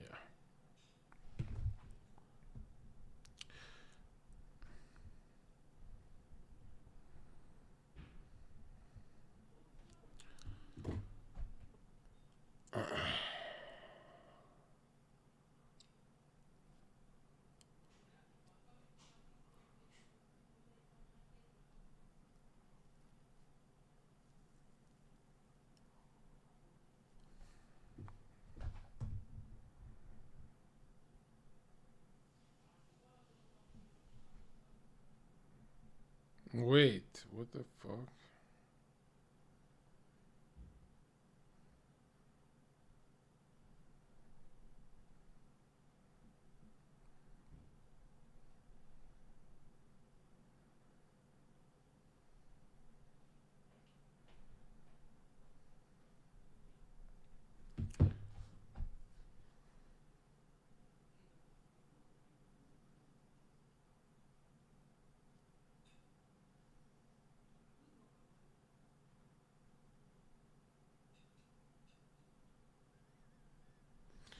Yeah, anyways, what was I saying?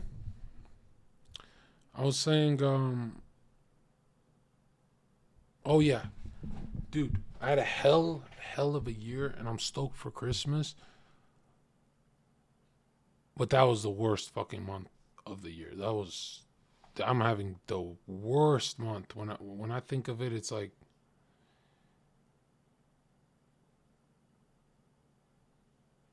yeah, dude, I cannot be on Twitch. I need to go to YouTube.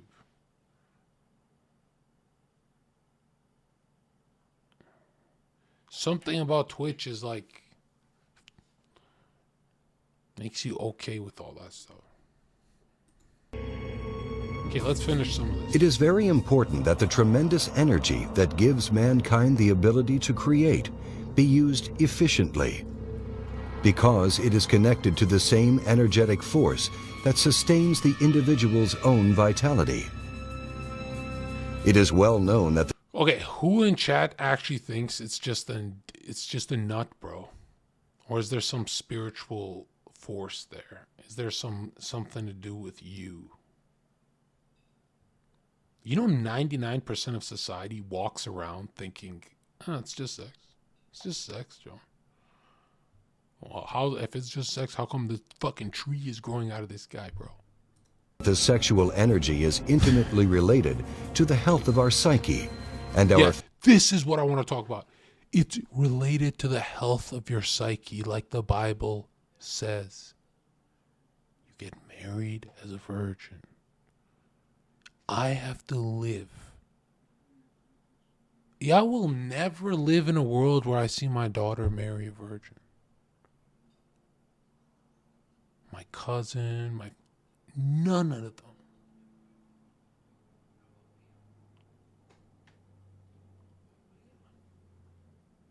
I live in George Soros society. Bruh. We live in George Soros society.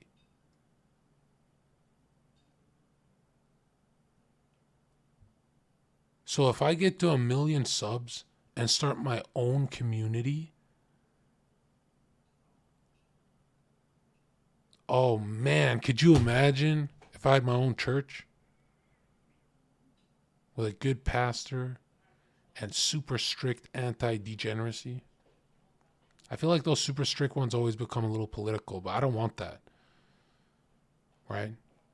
The one thing in my society I'd want disconnected from politics is my church. So everyone goes there.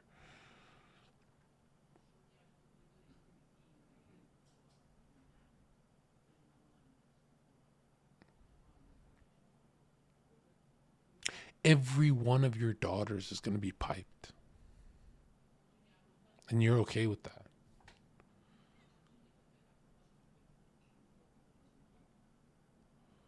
Ugh.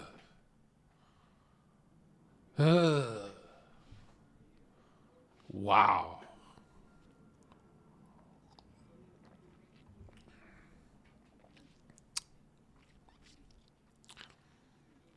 You know what I hate is to live the life we all want, whether 28 or 21, you have to date a 21-year-old. You have to date a 20-year-old chick, which is really, really creepy. Like, it's very hard to get along with them. I mean, it's very easy to get along with them, but it's too easy. It's creepy. It feels weird. Physical bodies. All right, let's finish this. Not only is it necessary for sustaining physical vitality, and thus the 5 physical senses, but also the vitality of the 7 superior senses that unites mankind.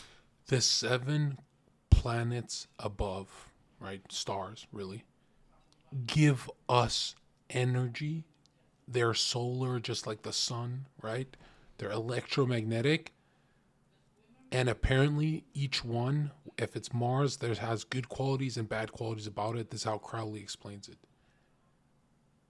This is where they draw their evil energy from. And the one furthest from warmth is Saturn, the 7th.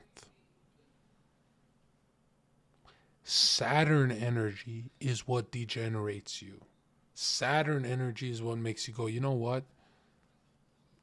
your daughter will be like, oh, no, I'm not fucking listen to my dad. I'm gonna be just being the popular girl in school, and then boom, there's 10 cocks in her.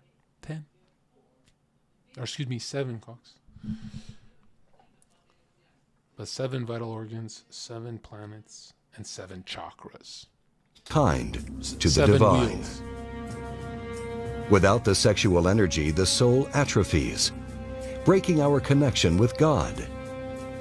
When we expel the sexual energy, we expel the energy that fuels our inner senses.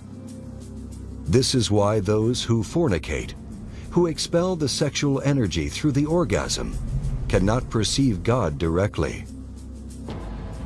The orgasm is symbolized. I remember hearing this. Hold on. Without the sexual energy, the soul atrophies, good shit. breaking our connection with God. When we expel the sexual energy, we expel the energy that fuels our inner senses. This is why those who fornicate, who expel the sexual energy through the orgasm, cannot perceive God directly. The orgasm is symbolized in the poisoned apple given to Snow White. While sweet to the taste of the physical senses, it is poison to the soul. Eating it results in unconsciousness and an eternity of sleep. How come they never draw like hot chicks? Why do they always draw them looking like this? Right? This is my biggest pet peeve is like, hey, it's a lot easier getting into the Bible if you draw some like hot chicks. Like I know you're trying to tempt us with this pasty ass bitch, but I don't like this.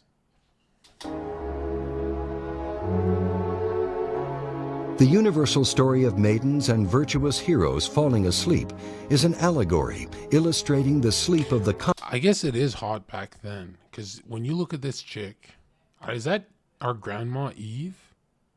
I hope I'm not talking about grandma. Am I? I think it's just a random chick, bro. But the difference from this person on the screen and anyone you know is the people you know have a minimum 15, 20, 25, 30 body count. That's a lot of trauma, right? That's a lot of bzm, bzm, into penetrating their psyche, right? It's not grandma, is it? It's just a random picture. The universal story of maidens and virtuous heroes falling asleep is an allegory illustrating the sleep of the consciousness, the state in which the human being loses the direct personal knowledge of God and the higher realms of nature. That's what happened to you. You notice you walk through life with an amnesia. You're like, I don't remember God. I don't know God. That's you. All of you.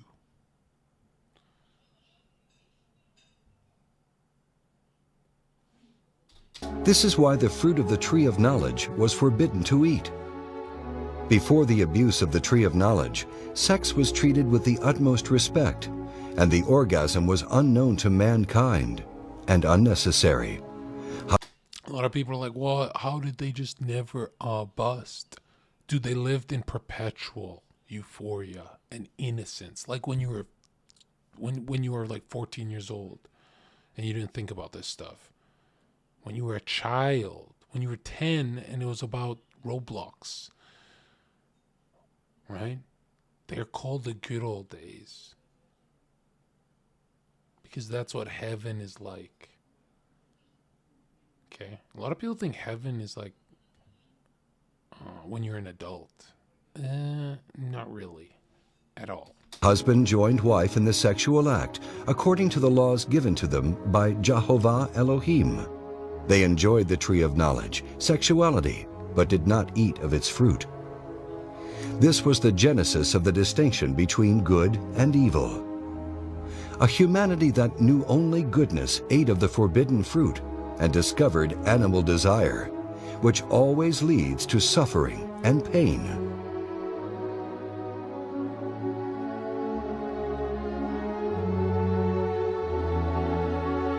This is the Pandora's box or vase of Greek mythology, which when opened, releases the agents of evil into the world. Evil. Fear, pride, shame. And the eyes of them both were opened, and they knew that they were naked. And they sewed fig leaves together and made themselves a... They were not even fearful when they were in the garden. Even when there were snakes, they were not prideful, and they were not ashamed of being naked. Also, they were like beings of like light, they say, right? That like they weren't just man and woman. Like they were way buffed up. That's the only way you explain it. Because falling from grace means coming to the material world. Aprons. And Adam said, I heard thy voice in the garden, and I was afraid, because I was naked, and I hid myself.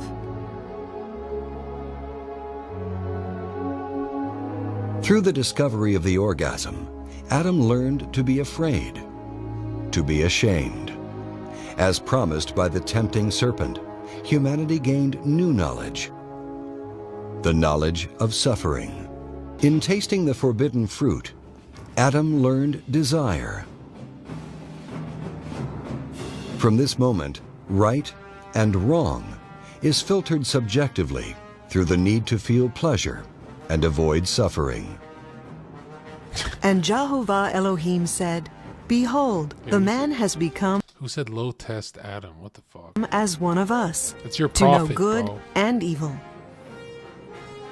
Humanity had already known good, innocence, purity, and simplicity. Now humanity also knew evil, shame, fear, pain, emptiness. Now Oh, Helmy, I love you, dude. How'd you find this?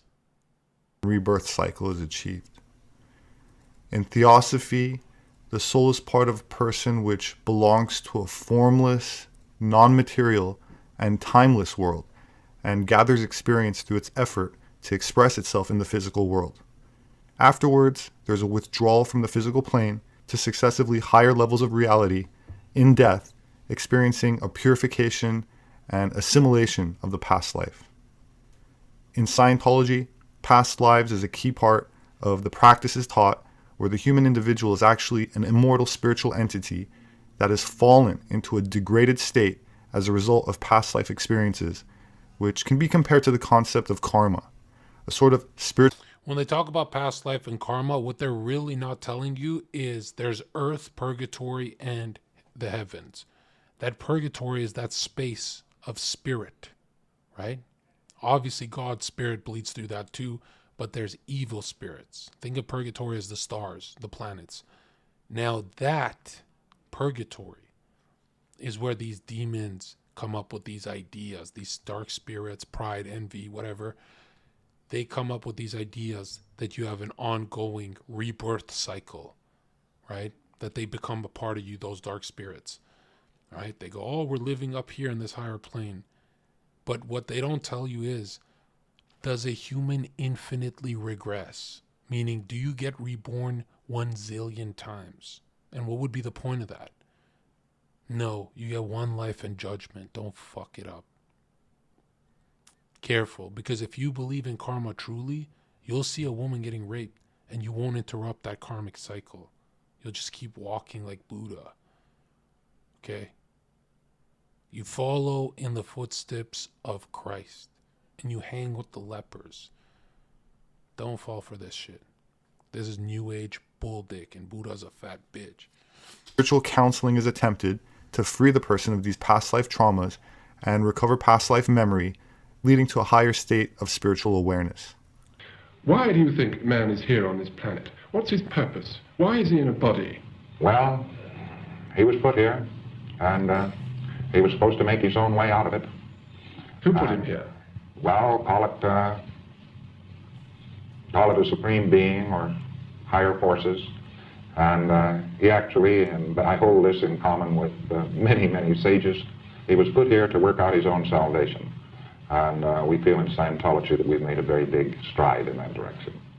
The concept of nourishing the soul to achieve higher spiritual states of consciousness is a central part of mystery schools and secret societies which view themselves as custodians of ancient techniques which have been passed down for many millennia. Many of these practices were outlawed, and in some cases punishable by death, and went underground and hidden in symbolism, such is the case with the subject of alchemy, which in actuality was not confined to the transmutation of base metals into gold, but in its esoteric form had to do with the development of spiritual gold, spirit or soul. In the occult, or Western esotericism, the approach to spirituality is often divided into what is called the left-hand and right-hand path. The terminology is most often used in terms of ceremonial magic, which in all cases harnesses and utilizes sex energy, or the creative life force, to amplify the will of the practitioner. It is an oversimplification to identify the words black and white with good and evil, even though that is often the context in which they are used. But in my opinion, the differences can be better understood in the different methods used, rather than assigning a good or bad connotation to the actions.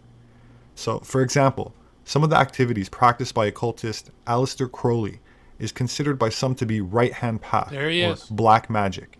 And an example would be his cakes of light, which involves the consumption of various bodily emissions and fluids, as well as indulging in controversial, non-traditional sexual practices. This is where eating ass and licking feces comes from, right?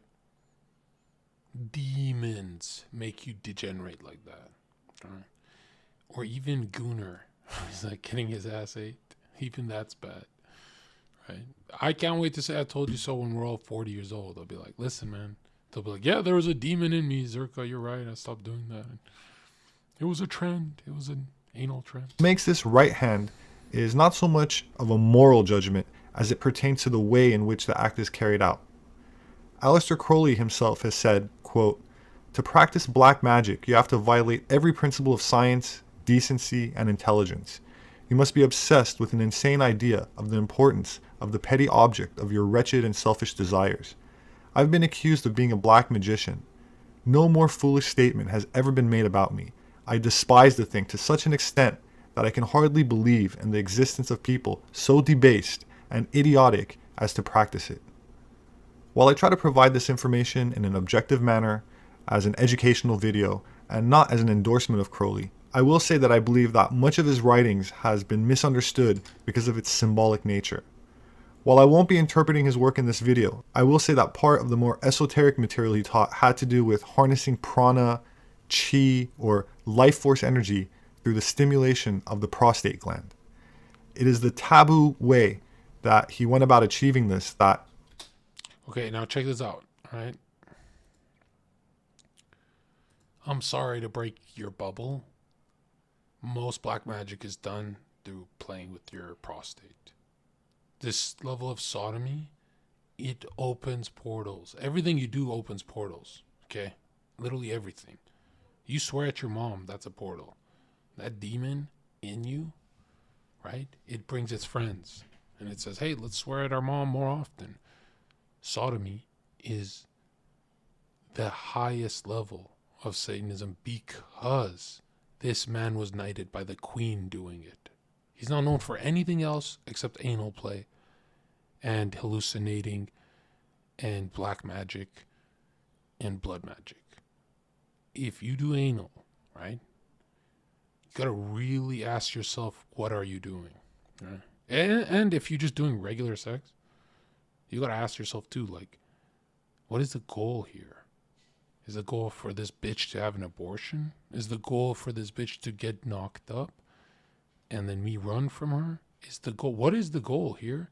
And if the goal is just, oh, it feels good to rub it, that's the same mindset as a dog. And I know I'm calling out everyone on this website. You're all dogs, right? If it's about that rubbing feeling, like, you know, a vibrator feels good. It's a lot of the heroin feels good. I can't wait to do this preaching, street preaching in Miami. I can't wait till some sodomite talks to me on the street, right? So this is Aleister Crowley, and he wrote in his book after his first homosexual experience, he started talking to dark spirits. And at first you're like, this guy's just crazy. He was knighted by the queen. Why the fuck did he write that? He was knighted by the queen. It's like Marina Abramovich. The queen only knew black magicians. Right? Anywhere you see billions of dollars, there's some black magic involved. The universe bends to their weird blood rituals. And if you don't believe me, look at Balenciaga. It's not just art. There's a reason they use children and innocence. It's the highest level magic they can turn. And magic? You really believe in magic? No, but billionaires do. So yes. Yeah, he was literally eating feces. And by the way, if you've ever ate someone's ass, you've licked feces stain. Right? Because the chances of that, well, it's clean, John. It's clean every time. Really? There's no particles? Like you're rubbing on feces with your tongue. Snap out of it. But it feels good like heroin, bro. Does anyone do that in my chat? It's like eating pussy, you know? Someone's eating pussy. It's like, bro, think about it. That's a hole. That's a hole. That's the discharge hole. You're like a dog. Right? Which is weird. A lot of people have poked me and they're like, have you ever wanted to? I swear I have. I've never done it, but I swear to God, I have. I've felt that urge to degenerate. I swear I've had that. Like twice, 3, 4 times in my life where it's like, I was like 23 working at Cabana back then. And this girl's in lingerie and I was like, I need to bury myself in that like face. And obviously I didn't do it. I was like, bitch, get on your knees. Finish the job, bitch. Which is so cool because it's like, I don't know, you get remembered in your city. You know, that shit makes you popular in your city when you're like, you know, when they point at you and they go, yeah, this guy is kind of like an asshole about that. He won't do what Aleister Crowley will do. But girls need to give head because someone came into my chat and said, John, you know that oral is sodomy too? I'm like, how are you going to take the best part? Right? You know what these girls are doing, man? How are you going to take oral the best part? How are you going to take that from me, bro? Right? Isn't oral the best part? Because you're getting head and you're like, can you submit further? And she's like, I'll try. I'm already like sucking your pee hole. I'm like, submit further. Go down in the trenches. That's a sodomite though, right? Receiving oral?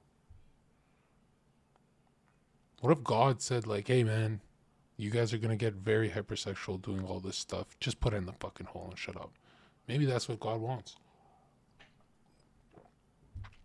You know what I mean? Maybe I'm not supposed to receive oral anymore. Which is weird. If you're like a loud, aggressive guy, then, and you know what I'm saying, if you're anything like me, then oral is like the easiest thing you get within like 10 minutes of meeting someone. Right? It's like a handshake at that point. But if you're like this soft, kind of like quiet guy, then you don't really understand oral. You never got it that much in your life. That's the data I've collected.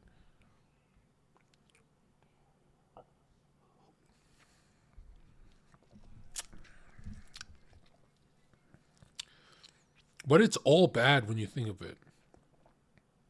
Right? Like after this year when my channel's at 1 million subs, yo, it's time to get married, dude. I need to knock up some bitch and get some kids. I don't mean to call that bitch. That's bad energy. But you know what I'm saying? Make sure I don't forget, guys, right? 29 and a half years old, make sure I'm pumping out something.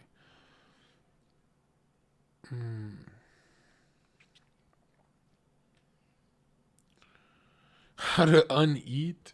I don't know, bro. You're done. You're going to hell. At least in part, has earned First him. of all, it's not about uneating. It's the fact that you fell for it. What other trends have you fallen for? You know? There's no way it's a coincidence that the most DMs on Twitch is Zherka and he doesn't eat the box. How is the fuck? You look at someone who does really well, like Haas and his new... Did you see Haas's new beautiful girl? Wow. I like her. She's so submissive, man. They're so good together. But Haas gets so many DMs. And he never does that stuff. Like, people like me never do that stuff. You know? There's a lot of sodomites in my chat. Well, technically, I am too if I'm receiving head.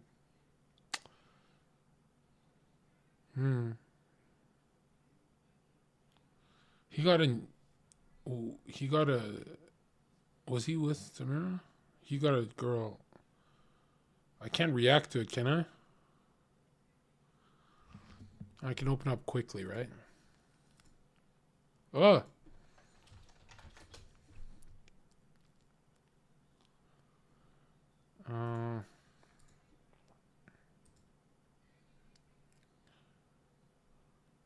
She changed me. What the hell? Dog that is useful. So if you're a farmer... I agree with that. If you're a farmer, it makes sense to have a dog.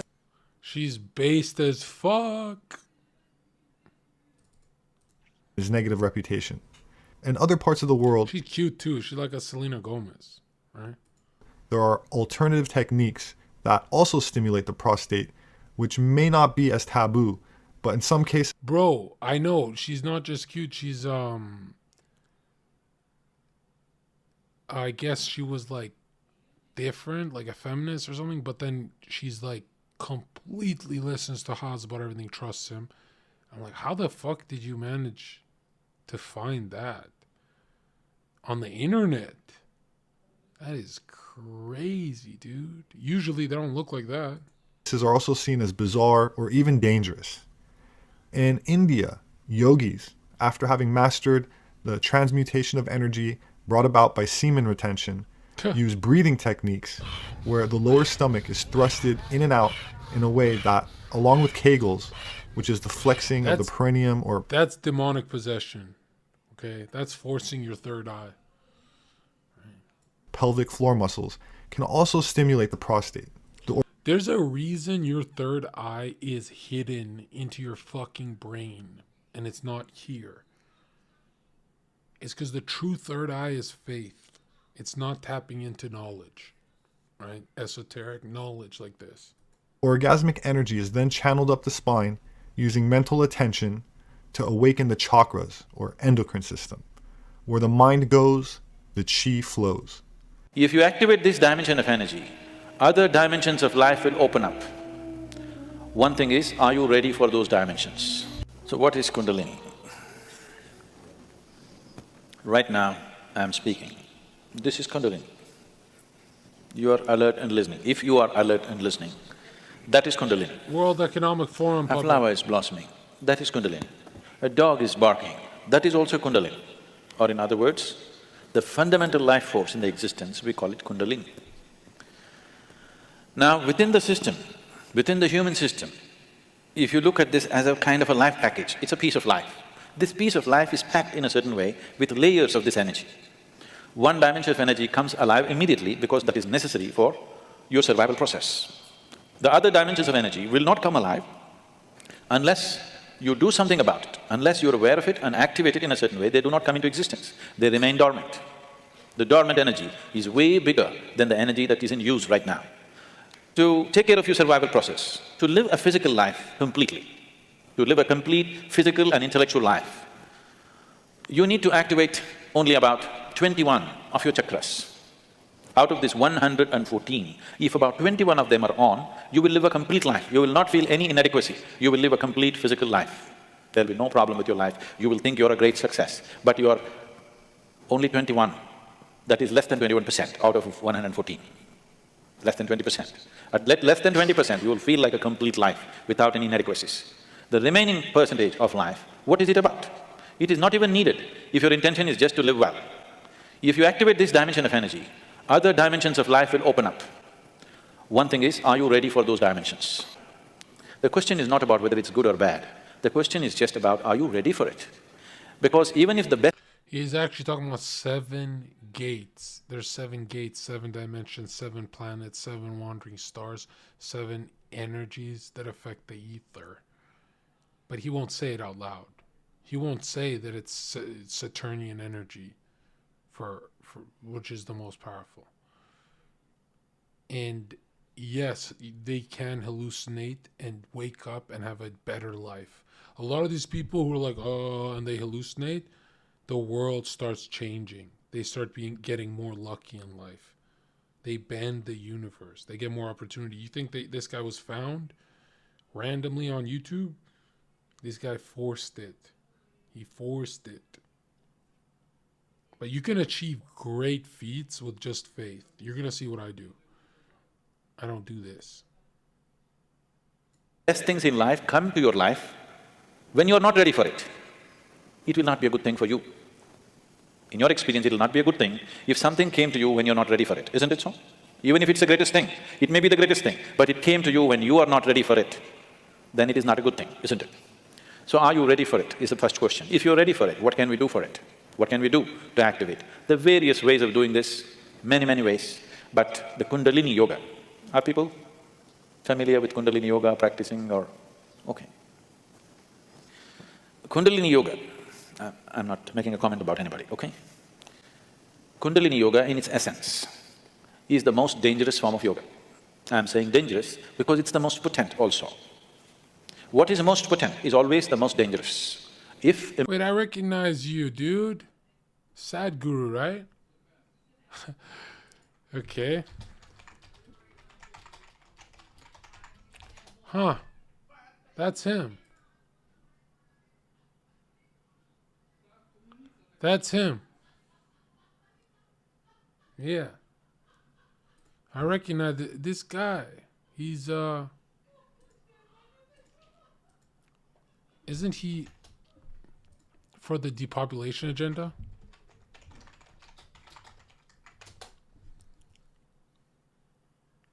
Yeah, he is. If there was one thing talking about water and talking about the world and human impact, what have we seen about humans' actions? What's wrong, and then how do we make a shift in the value of water and how we value water? See, most human beings are looking at soil, food, water, air as commodities that you can buy and sell. These are life-making material. 2/3 of your body is water. 2/3 of the planet is also water. If you're looking for life, you look for a drop of water. So when you treat a life-making material like a commodity, there is a price to it. That's a price we're beginning to pay. Okay, so we're talking about a price and a value. So then how do we shift the values? Because if we're a values-driven society, then some of those directions tend to change. Are you seeing some of that change? So you can change your values, but without changing the basic way. He's not a guru. He's had a wife before. This guy's been nutty, busting nuts. He has kids, and he regrets it. We operate in the world, or you can change the values, but if you don't change the practices, nothing is going to change. So what we need to focus right now on practices. For example, I'm picking on agriculture because it is the biggest land user and also biggest water user on the planet. The way we eat is ecologically disastrous. The way we dress is ecologically disastrous because the 3rd largest polluter on the planet is textiles. Most people don't know this. So everything that we do has become violent in the world, the very way we exist. So this transformation needs to happen. More understanding of, not of ecological sciences, more of life in terms of that this life can only happen if everything else is well. This is slowly sinking into people. I feel in terms of awareness, substantial work has been done, but now it is time for action. Because if action doesn't happen now, the window of action that we have, once we miss that, then what we need to do will be much more, and the pain that we will go through as humanity will be much more. People think planet is in peril. No, planet is not in peril. Don't you worry about Mother Earth, she will bounce back. Only human life could become very cruel if we don't handle it now. So in the session we just attended here at the Economic Forum, I think there was a sense of relief actually in your frankness. You brought up some issues that others are reluctant to bring up. Always. All the religious groups are against me because I'm talking about population. They want more souls. I want less on the planet. Okay, so on this time frame though, You see that? Not pro-life, but now look at this. UN meditation room. They all practice New Age Eastern meditation, all of them. And remember, 4 corners of the earth got the Bible. So what the fuck is this doing in here? They all do this third eye pedo shit. Improperly handled. There are various kinds of energy in the world right now. Even the electricity is being produced in so many different ways. One of the ways that we do it is through nuclear reactors rather. It is the most efficient way of producing energy that we know right now, but it is also the most dangerous way, isn't it? When things go wrong, they go seriously wrong. When they're going right, it is the easiest and the best way to produce energy on the planet is nuclear energy actually. But when it goes bad really bad, like in ways that you can't fix it. So similarly with Kundalini Yoga, it is the most potent and it is the most dangerous. Without the necessary preparation and guidance, without expert guidance, constant guidance and observation, nobody should ever attempt it. But the problem is, books have been written about it and everybody wants to do the highest yoga. Nobody wants to start with A, everybody wants to start the alphabet with Z. This attitude itself is dangerous. You talk about what can be… Another Luciferian in disguise. Jeez, he just at a Masonic lodge, Grand Lodge. Wow. more action. Are you seeing a life-transforming force can become a life-destructive force simply because without the necessary commitment and dedication and focus and understanding, it is being handled. Anyway, about rising the Kundalini. If the Kundalini rises, the dimension… raising your serpent, rising Kundalini. of your life will change so rapidly that you must be willing to make the outside adjustments equally quick. Otherwise, things will fall apart in a big way. In the classical yogic traditions, there is a certain type of yoga we teach for people who live in family situations. There is a certain other type of yoga we teach for ascetics. In Isha, we have both the forms. We have ascetic yoga and we have the general yoga. We will never teach you the ascetic form. That is the most potent way to do it. But it will demand a certain dimension of discipline and focus, which your regular life will not allow. If you do that kind of yoga, it will dismantle your outside life instantly. Now, this yoga is not designed to dismantle your life. This yoga is designed to make your life happen better. When life happens better, when things happen better, you make more money, your business is going better, your profession is happening better, you are generally, unfortunately, your longing to seek the higher becomes slower. Yes? So in the real sense, it is not the good way to do it, but it's the only way it works in today's world. And it's the only way it works for majority of the people. For a small number of people, we can do it other ways. We can buy… He says all pedos have small hands. Look at these hands. Are these hands small? bypass all these things and just do very powerful ways of doing things. But it will dismantle all social structures around them, which is not good for everybody to do. So these are different dimensions. Kundalini Yoga, if it has to be practiced, you must be in a certain kind of atmosphere. You cannot live in social situations and do Kundalini Yoga. Otherwise, in the name of Kundalini Yoga, you're doing something simplistic. Otherwise, Kundalini Yoga can transform the way you are within days. Suddenly you find you are a stranger in your own home within 2 days of practice, because it will change everything about you. So can we raise the Kundalini? Yes, we can. One way is to create a conducive atmosphere so that slowly it rises. The other way is to provoke it in such a way that it raises quickly. If it rises quickly, then everything changes dramatically. If it rises slowly over a period of time, changes will happen slowly, you will be capable of handling these changes over a period of time. But if it happens very quick, then you will not be able to handle the changes. Things will look like things are falling apart. So there are different ways of doing this. How many ways? There are too many ways. I will not go into how many ways. There are so many ways of doing it. Essentially, there are 112 ways of doing it. There are 112 ways in which you can take this up. From the base to… oh, for this you have to know the structure, otherwise it'll become very elaborate.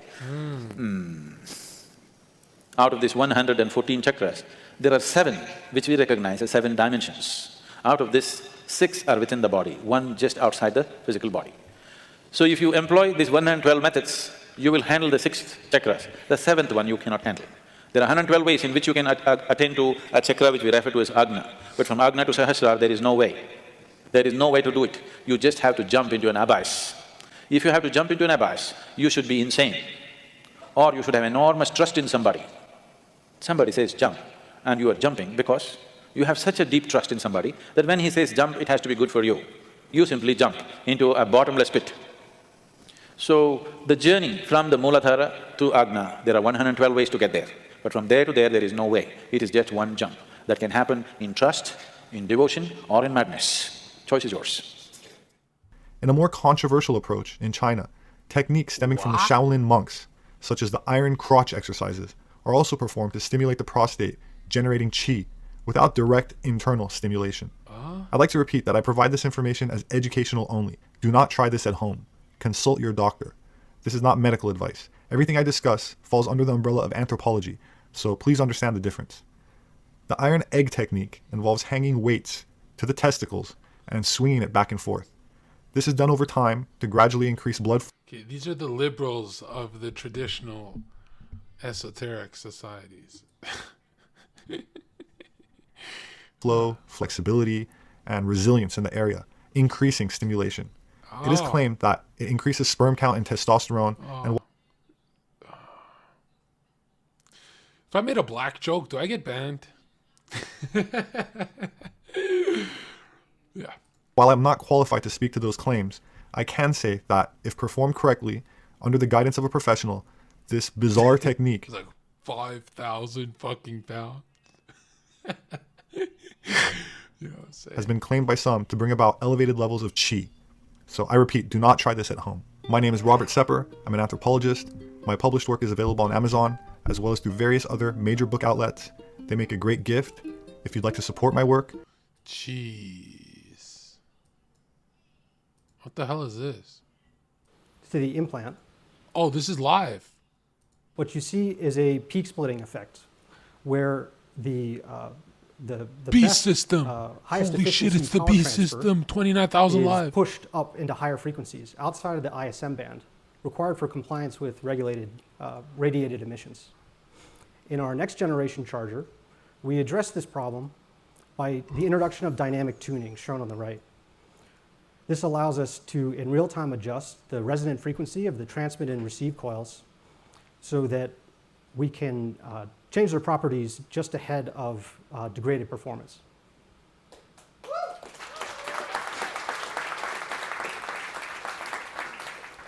The electrical engineering team is currently engaged in developing a third generation charger.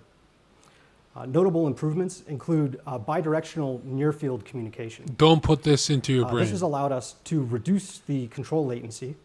And, Remember that Lucifer comes to you as the angel of thermal light. regulation. It's really electricity. Improved thermal regulation results in faster charge Just like times. Saturnia, Satan. And now Julian will tell us about how he tests the N1. This is the true mark of the beast. Remember that Klaus Schwab said everyone's going to have one of these in their head, Thank you or very they're a much, danger Matt. to My society. name is Julian, and I lead the embedded software group on the Brain Interfaces team. So when we started building implants, we had a small manufacturing line, and to collect data from an implant, you would manually walk over with your laptop, This guy's you a would cuck. connect, and collect the data of interest. But our goal is to make an ultra-safe and ultra-reliable implant.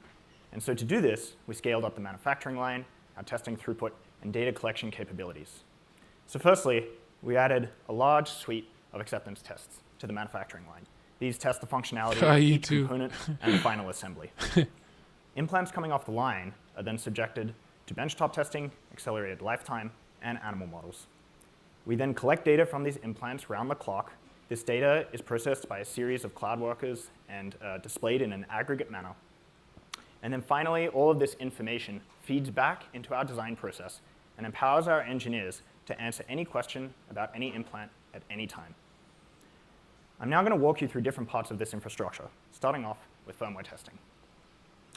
So the implant contains a small microprocessor running firmware to manage a whole bunch of its operations. And before we release a firmware update, we want to rigorously test it with both unit and hardware-in-the-loop tests, also known as hill tests. So to do a hill test, what you do is you instrument the battery, you instrument the power rails, the microprocessor, and then we connect to each device with a Bluetooth client. And then we walk the devices through various scenarios to test things like power consumption, real-time performance, security systems, fault recovery mechanisms, a lot of different things. In our original implementation of these systems, we used off-the-shelf components to start automating tests quickly.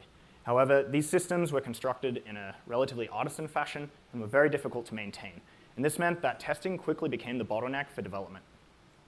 So to alleviate this, the hardware and software teams developed a new system which integrates all the required components onto a single baseboard.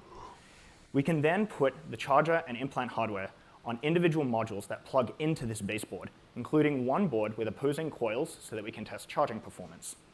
This architecture allows us to rapidly iterate different hardware prototypes because we can simply drop them into this system and reuse all the testing infrastructure. Additionally, we can host the current and next generation of our neural ASICs onto FPGAs and plug those into this board as well. And that allows us to test a whole extra layer altogether. So that's how we generated this rather inceptive image here on the right. What you're looking at is spiking activity emitted from some of our simulated neural sensors, streamed through the entire system over Bluetooth, and then displayed on a phone. This allows us to test everything in one system from chip to cloud. This system is 1/5 the cost, 1/5 the volume, and is very easy to manufacture. This allows every developer to have a personal unit on their desk, and it also allows us to shard the entire test suite over a large number of these units mounted into a rack. All of this has greatly accelerated our rate of development. The fuck? Let's look This is next happening. at They're gonna how we force monitor it. the implant's electronics. the I'll be battery, and the protesting on the street. So the implant will periodically capture all of its vital signs and commit those to flash. And then upon next connection with one of our recording stations, it will stream that data off. So for instance, if we look at humidity, we can get an understanding of the integrity of the implant's enclosure. And by looking at battery voltage and power measurements, we can gauge battery health. All of this is done automatically without any intervention, giving us 24/7 visibility into the quality of every single device. Additionally, we can use this infrastructure to request high fidelity information on demand so that we can investigate different anomalous situations. So for instance, in this particular scenario, we were trying to track down the source of some spurious spikes that we were observing on different channels. And You will get your head chopped off if you don't get this. Chop my head. Okay? I think I'll draw the line there. You're not going inside my flesh. Okay, I've injected a lot of things in my body. And that one is a huge, huge no-no for me. But brain tissue? Hell no. So we requested raw wave samples directly from those channels.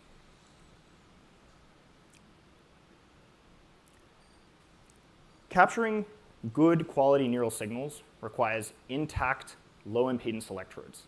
And so this is also something we monitor very closely with dedicated circuitry on the neural sensor. So how do we do this? We do this by first using an onboard DAC to play a test tone on a single channel. And then we record, using our ADCs simultaneously, we record the response signal on both that channel and physically adjacent channels. Not only can we measure the impedance of every channel with this, but we can also map different physical phenomena to different characteristic signatures. So for instance, an open channel will appear as a very large response on the channel, and shorter channels will appear as a large response on neighboring channels. By looking at the purity of the signal coming back, we can also validate that the analog front end of the neural sensor itself is operational. What? In our original implementation of doing these impedance scans, it took 4 hours to get through all 1,000 channels. But by parallelizing the tests, downsampling, filtering, and then reducing the amount of information we have to stream off the device by moving a lot of the calculation to the firmware side, we're now able to scan all 1,000 channels in just 20 seconds. This means that we can run impedance on every implant every day. And then our internal dashboards can play back a history of this impedance so that we can get a really good quantitative insight into that interface between biology and electronics. Now that you have an idea about how we test and monitor our implants, I'm going to hand it off to Josh, who's going to tell you about how we get feedback even faster by accelerating our implants to failure.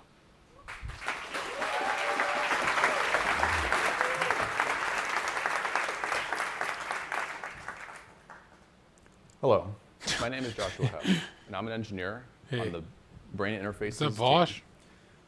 We are responsible for the implant system design, as well as many of the manufacturing and testing tools.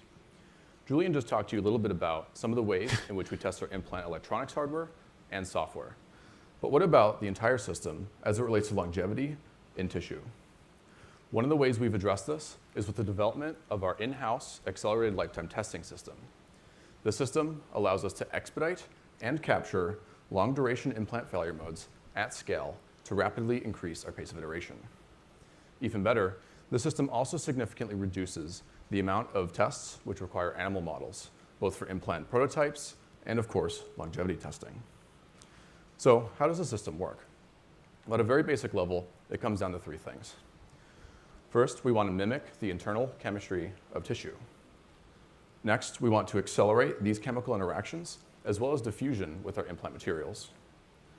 And finally, we want to aggressively cycle the internal electronics of our implant. With these things, primarily the first two, we have achieved a conservative 4x acceleration factor by the Arrhenius relationship. In other words, every day our implants spend in our accelerated system is equivalent to at least 4 days spent in vivo. Historically, one of our greatest challenges has been the battle against moisture ingress into our implants. So we continuously monitor the internal humidity to watch for abnormal rise. Here, in white, you can see some internal humidity data from implants in some of our animals for the duration of over 1 year. As you can see, our internal humidity sensing is so sensitive, it can even detect the very small and slow humidity rise just from diffusion through our implant materials. Now, in blue, you can see that same internal humidity data, but from devices in our accelerated system. Now, if we adjust this data for our acceleration factor, you can begin to see not only the agreement in this data, but also just how far into the future this data extends. Now, in red, you can see a device which has failed in our accelerated system. This device showed an abnormal increase in humidity over the duration of many months before implant electronic failures occurred. So how did we build this system? Well, we started building the first system prototype just after the COVID shutdown had begun in early 2020. So we had to get a little creative. As you can see, our first system prototype was a little scrappy and operated out of one of our apartments, as indicated by the carpeting. Although scrappy, the system allowed us the fastest path to start testing our devices, tuning our working fluid chemistry, and checking our constraints. We also immediately started root causing observed failures in early implant prototypes, fed that information into the next prototype designs, and literally rinsed and repeated. Over the duration of just a few months, the system was built out totally custom and highly iterated with 2 system versions and countless minor iterations, leading us to our currently operated 3rd generation system, which achieves high density testing with automatic in-vessel charging as well as automatic data collection. The system also features an implant sled assembly, which accepts brain proxy material such that the implant can be installed and inserted by the surgical robot, just like you saw a few minutes ago. We also integrated the system into a high-density rack mount form factor, along with a centralized fluid management system, both for chemical uniformity across vessels and also reduced operational maintenance. The system has been in operation for the last 1.5 years and has had its fair share of challenges. Since the system itself is undergoing the same accelerated abuse as the implants within it, it has been extremely challenging to design, build, and maintain a system of this scale while keeping it robust, even against itself. So what comes next? Well, we have started work on our 4th generation system and have totally redesigned it from the ground up to be a hot swappable, single implant per vessel design, partly inspired by high density compute servers. With this new system, we will achieve a whole new level of density, robustness, and scale. We also intend to have many of these systems operational in the pursuit of capturing even the lowest frequency edge case failure modes. With this, we will have thousands of implants testing in pursuit of these goals.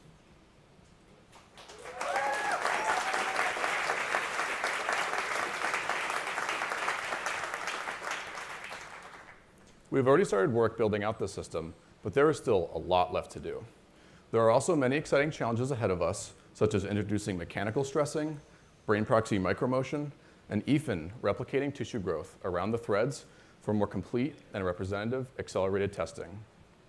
So now that you've heard some of the ways in which we rigorously test our implant designs before production for surgery, Christine is now going to take you through a detailed look at our surgical process.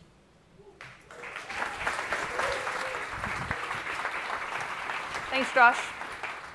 Hi, everyone. I'm Christine, lead of the surgery engineering team. A woman? To get an N1 device, it's essentially these steps. Yeah, I'd Targeting rather take and the the incision, guillotine than let her put drill the something in my craniectomy, fucking brain. Remove the tough outer meningeal layer called the dura. Then insert the thin, flexible threads of electrodes. Place the implant into the hole we created. And then that's it. You've got an implant under the skin.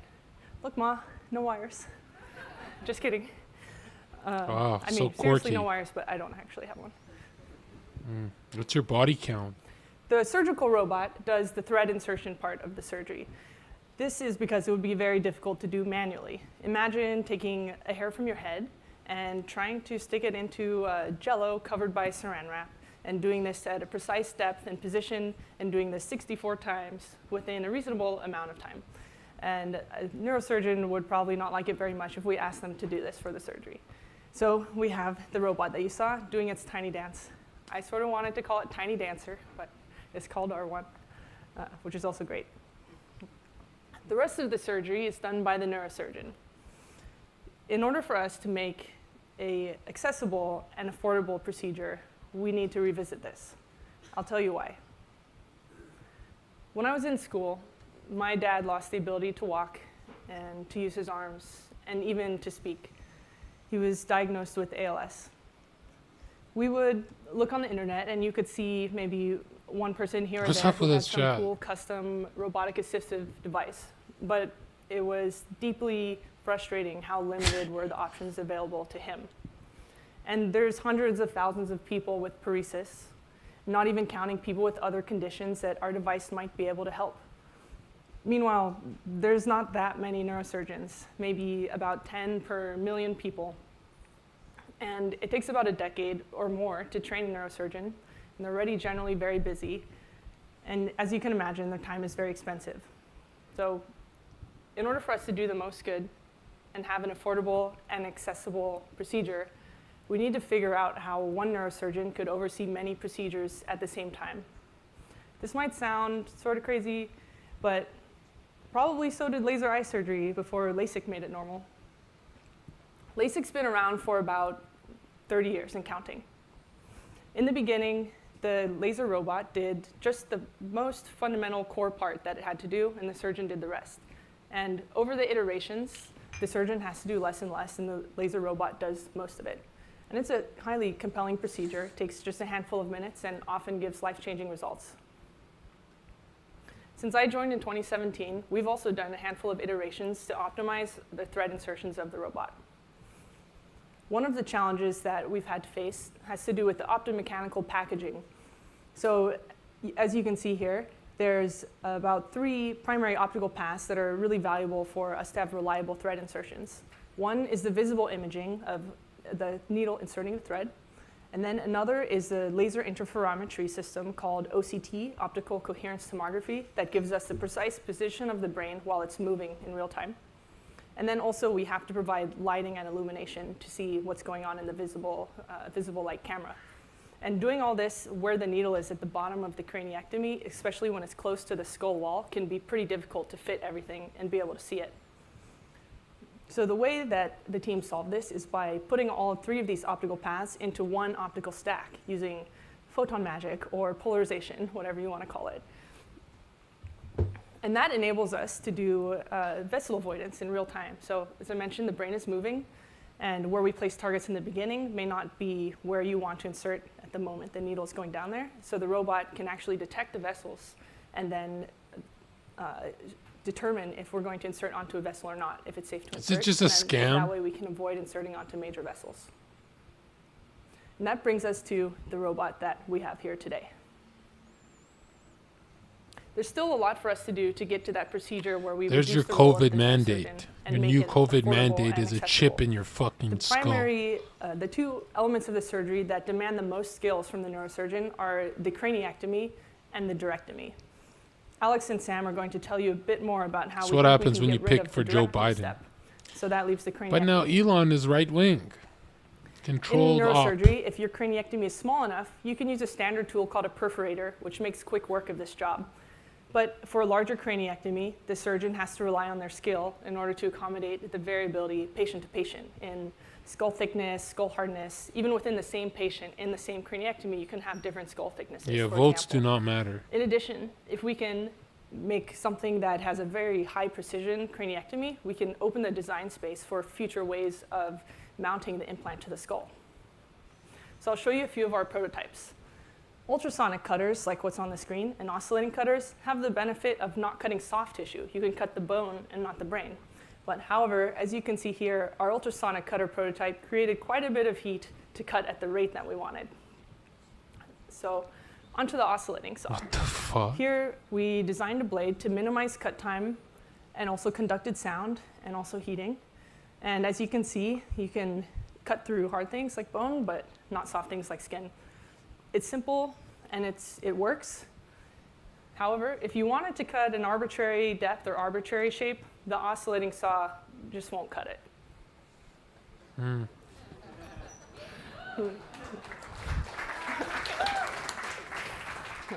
I was afraid no one would get it. You guys are smart. Who's so getting this? There's a time-tested solution for Do you have a choice? drilling arbitrary shapes, which is a CNC drill. The challenge with us doing this on a person is that we need to make sure it cuts reliably every single time, doesn't cut too deep. And a few ways that we're using feedback to make sure we don't cut through the brain are force feedback and also impedance. And if I could get a volunteer, no, just kidding. Maybe next time. But yeah, so this is some insight into some of the things we're working on to make an accessible and affordable procedure. And now Alex is going to tell you a bit about our next generation development. Thank you, Disastrous. Hey, one in the chat if that bitch is gonna burn in hell. Let's get some gifted subs for that Thanks, bitch Christine. burning in hell. I'm Alex. I'm a mechanical engineer here on the robotics Another team. cock. Now that we've covered the technology and surgical process for our current device, we'd like to cover some of our next generation development projects. I and the next couple speakers would like to talk about one of those projects, which is enabling device upgradability. You've gotten to hear about the advancements we've made over the past year. We've improved implant robustness, battery and charging performance, Bluetooth usability. Realistically, every new device version is going to be significantly better. It'll be more functional, it'll last longer. We need to keep this new technology accessible for our early adopters.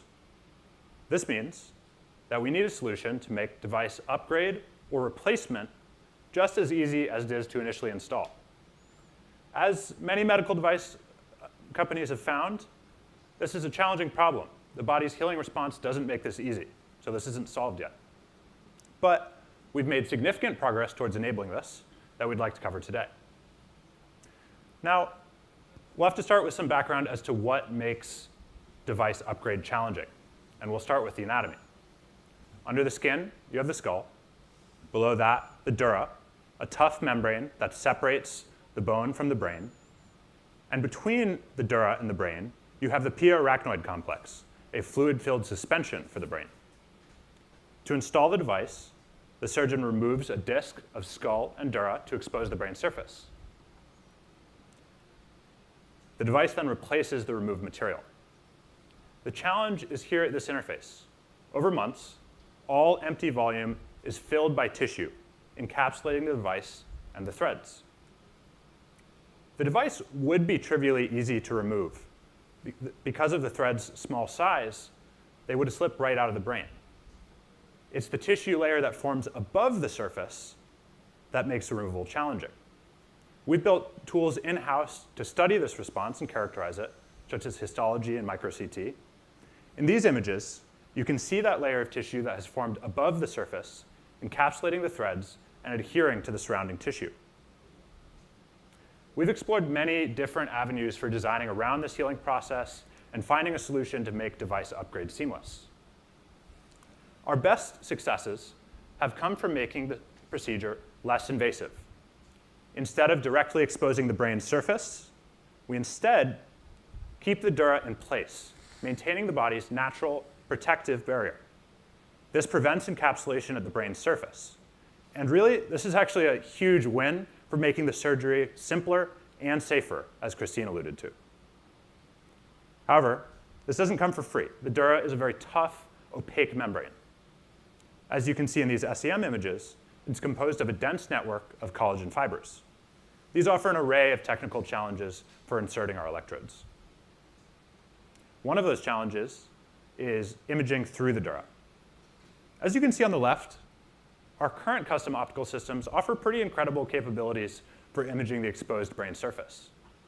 However, as you can see on the right, once the dura is in place, you can't see the dense vasculature at the brain surface. The dura is in the way. There's simply too much attenuation. To solve this problem, we're developing a new optical system that uses a medical standard fluorescent dye to image vessels underneath the tissue. Here, you can see that dye perfusing through the vessels, highlighting them. There's still a lot of engineering work to go to prove accuracy and repeatability of this system, but once that's done, this will allow us to target and avoid blood vessels underneath the dura. We're also exploring applying our laser imaging system to deeper tissue structures. In the bottom left, you can see a section of the tissue layers underneath the dura. This image is compiled from multiple volumes from our optical coherence tomography system. You can see the collage of those volumes above. In the future, these new systems, when combined with correlation to pre-op imaging, such as MRI, will enable precise targeting without directly exposing the brain surface. Now, imaging isn't the only challenge that comes with the tough dural anatomy. Now, I'd like to hand it over to Sam to talk about some of the challenges of inserting our electrodes through this membrane.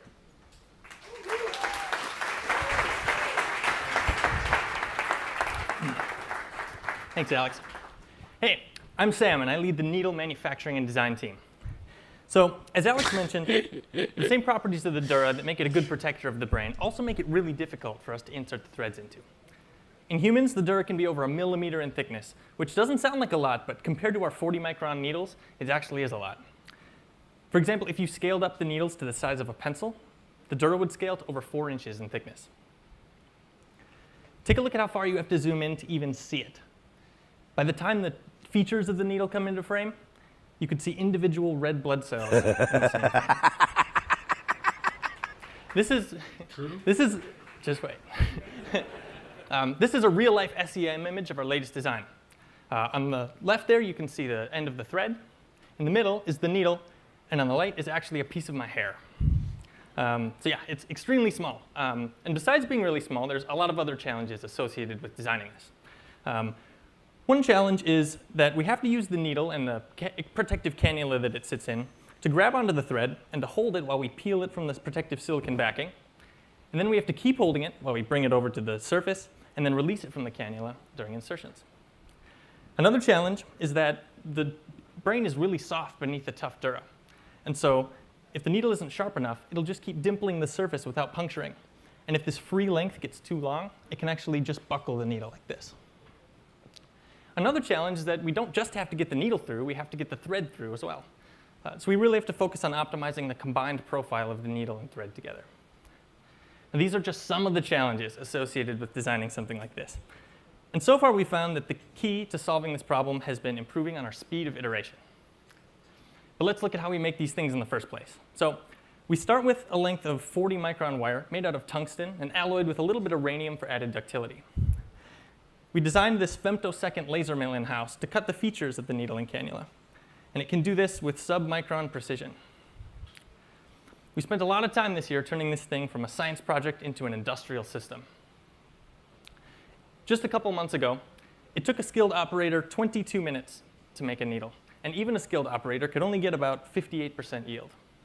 Today, that same process takes just 6 minutes, and anyone can get 91% yield with just a few minutes of training.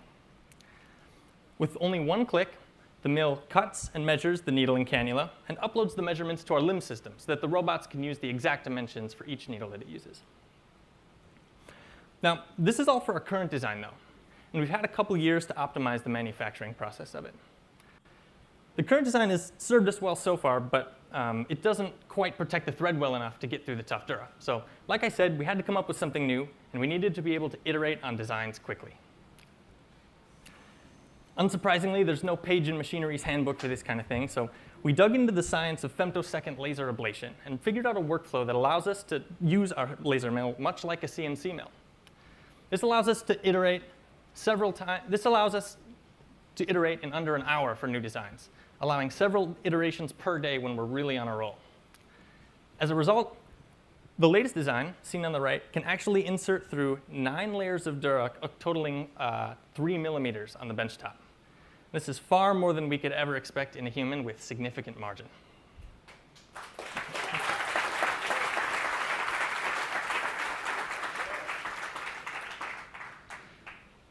The needle isn't the only part of the puzzle, though. As you can imagine, all of these designs here work with different threads. So we need a way to iterate on that as well.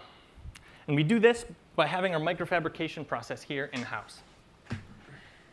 This summer, we completely rebuilt our clean room in about 9 weeks, which, among other things, greatly reduced particulate counts, which allows yield and throughput to greatly increase. This, combined with all the other great improvements the microfab team has made, allows us to iterate on new designs in just a matter of days. The last piece of the puzzle, though, is testing. We can come up with as many new designs as we want, but unless we have a way to actually test them in the right conditions, we won't know what to tweak. Or even worse, we'll spend time optimizing for the wrong things.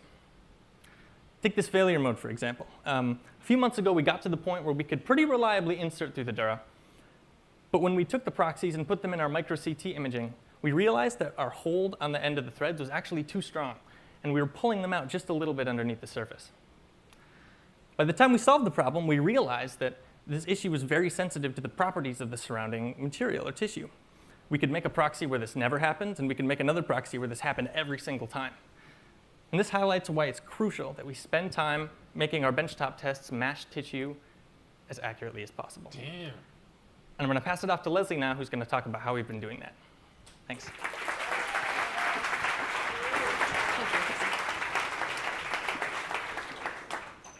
Hi, I'm Leslie, and I lead microfabrication. Bitch, we need the Bible, Part of man. what This we're is so interested in fucked. We is need this understanding book the more biological now than environment ever our implant before. threads experience This is when getting they're fully installed in the body. ridiculous. Learning directly from biology, though, is inherently slow. So in order to move fast, we're developing synthetic materials that mimic the biological environment. This allows us to learn as much as we can on benchtop Look at this and start stupid taking steps bitch away talking. from the industry standards. She doesn't of even animal realize that she's going to be burning in hell. Developing accurate proxies, though, is challenging. The implant environment is made up of many anatomical layers that all have unique properties. And as time goes on and the implant site heals, Shout out hell, new tissue dude. forms filling It's going to any be packed with available liberals. space. In addition to that, motion related to cardiovascular activity and head movement Yeah, how about fuck you, bitch? You're gonna need some head movement against me, bitch. Conduct and behavior which had to be followed, and everyone had to come in What- full costume. What the fuck? Phoenicians. There they are.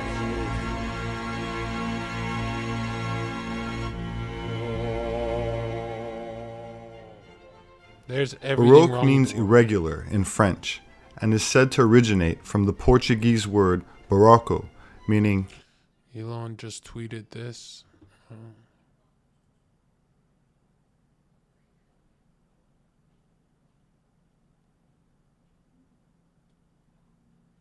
What?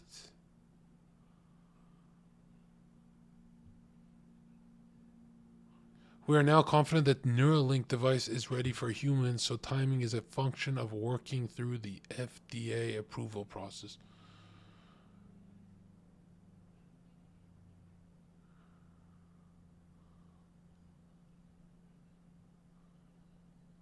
Holy shit.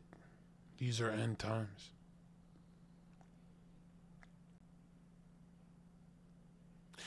It's times like this we have to accept the Holy Spirit and put the armor of God, because we are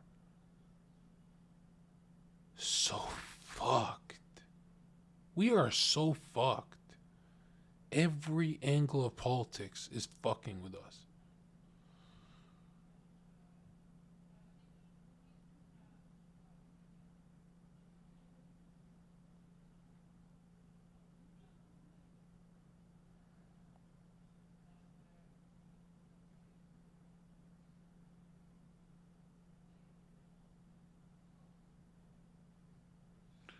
Ever consider maybe God wants us to do this, Zherka? He did give us the ability after all. Dude, he gave us the ability to be pedophiles. He gave us the ability to inject heroin. Is that what you're supposed to be doing, you fucking weirdo? That's what you're supposed to do with your free will? Drill something into your fucking skull? Imperfect pearl, like the irregular shaped pearl that was used in the jewelry of the time. Look at this fucking retard in chat said everyone will have... He says everyone will have 400 IQ. Dude, throughout history they killed high IQ people. They only let retards breed with each other. You really think they want you at 400 IQ?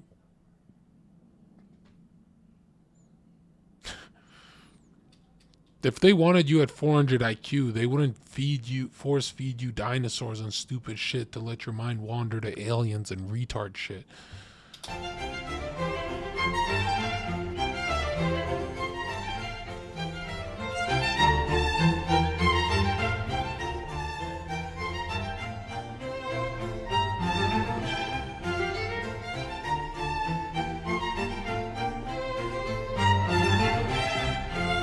The Carnival of Venice is an annual festival held in Venice, Italy, that ends with the Christian celebration of Lent, 40 days before Easter, the day before Ash Wednesday.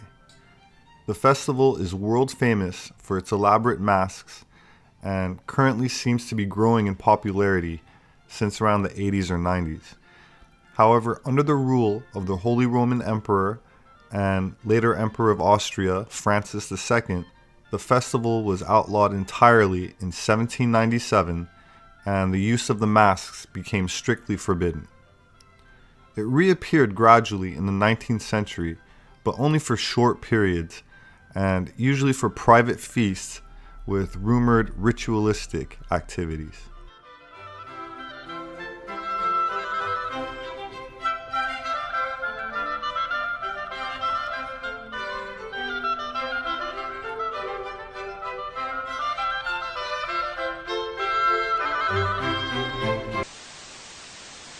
Did you know Stanley Kubrick filmed his famous movie Eyes Wide Shut inside the Rothschild family's country estate?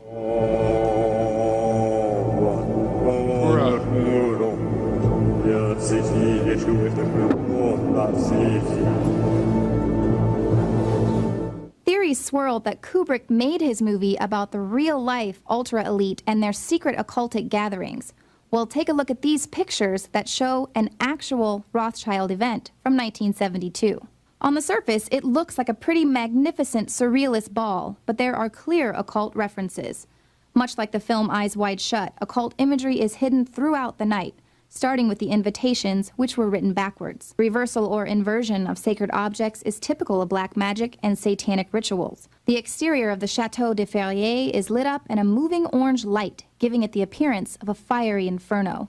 This hat, designed by Dali, also has hidden symbolism of androgyny by having half of Mona Lisa's face. Harnessing the male and female power is important to practitioners of the left-hand path. And although Dali traditionally paints ants and grasshoppers in his paintings to evoke death, decay, and trauma, this work of art has scarab beetles, which symbolize the Egyptian mysticism of Osiris, the Sun King. This guest's costume resembles the famous painting Son of Man by Magritte. Both the apple and the eye of Horus symbolize the forbidden knowledge of Lucifer in the Garden of Eden. The hostess, Marie-Helene de Rothschild, is seen wearing a giant horned head, crying real diamond tears. Is this a representation of the sacrifice to Baphomet, who will share wealth and riches only after sacrifice? It's not exactly clear when in 1972 this party took place, but from the look of the decorations and the menu, it's definitely a fertility ritual. The dinner table serves dismembered dolls and cracked skulls. For dessert, a human sacrifice in a bed of roses. The rose, of course, is a symbol used by many secret societies, and it represents virginity, fertility, sexuality, and immortality, as well as silence and secrecy. Here's Salvador Dali, who helmed the Surrealist movement. At first, this could seem like a Surrealism party in his honor, but consider the aims of the Surrealism movement itself, to resolve the contradictory condition of dreams versus reality, and allow the unconscious mind to express itself. Occult imagery is very real, and it's everywhere, in movies, television, music, and fashion. The power derived from these occult symbols and imagery is very real to the elitists that congregate in their separate reality. So shall we burn thee once again this night, and in the flames that eat thine effigy, we shall read the sign, Midsummer sets us free. Ye shall burn me once again.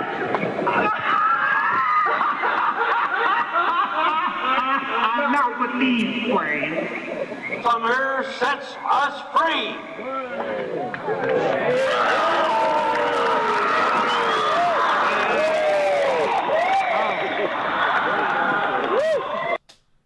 Yeah, if billionaires are doing this, I think I'm going to choose Jesus. They're inverting the Bible. Like,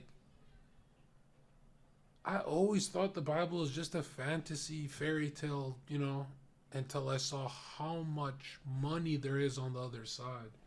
You see billions of dollars and you're telling me they don't have any help from fucking dark spirits?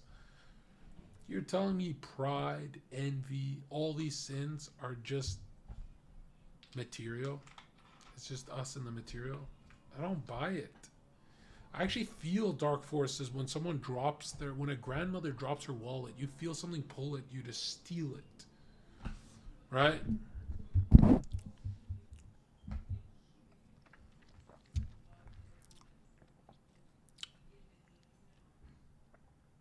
What's crazy about dark forces is they're also in people you wouldn't expect. Like someone who looks innocent to you, like think of your like baby cousin, he's like 18 years old. There's a lot of dark spirits coursing through them. But you wouldn't expect it because you see them as a kid. Satan is a force. You felt that force.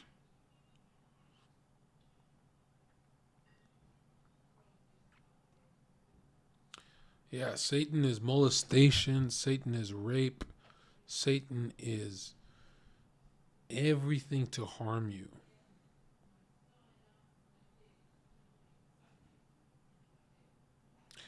Of course, the easiest way to describe this force is mind rape. You ever see an alcoholic? They drink themselves into nothing. You know, like nothing comes of their life. And what you guys got to remember is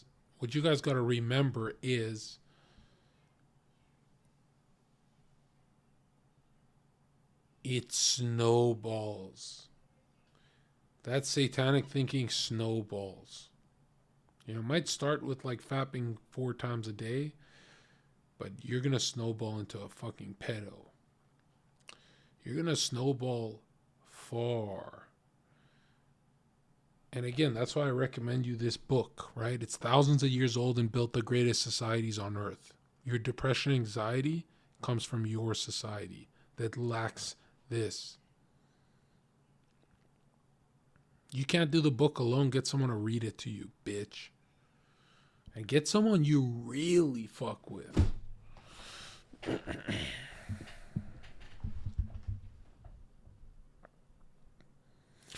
If Ye Fuentes 2024 happens, do you think they'll get cabinet position? Yeah, I think they're going to get a bullet in their fucking heads. Do you understand that identity politics is illegal in this country?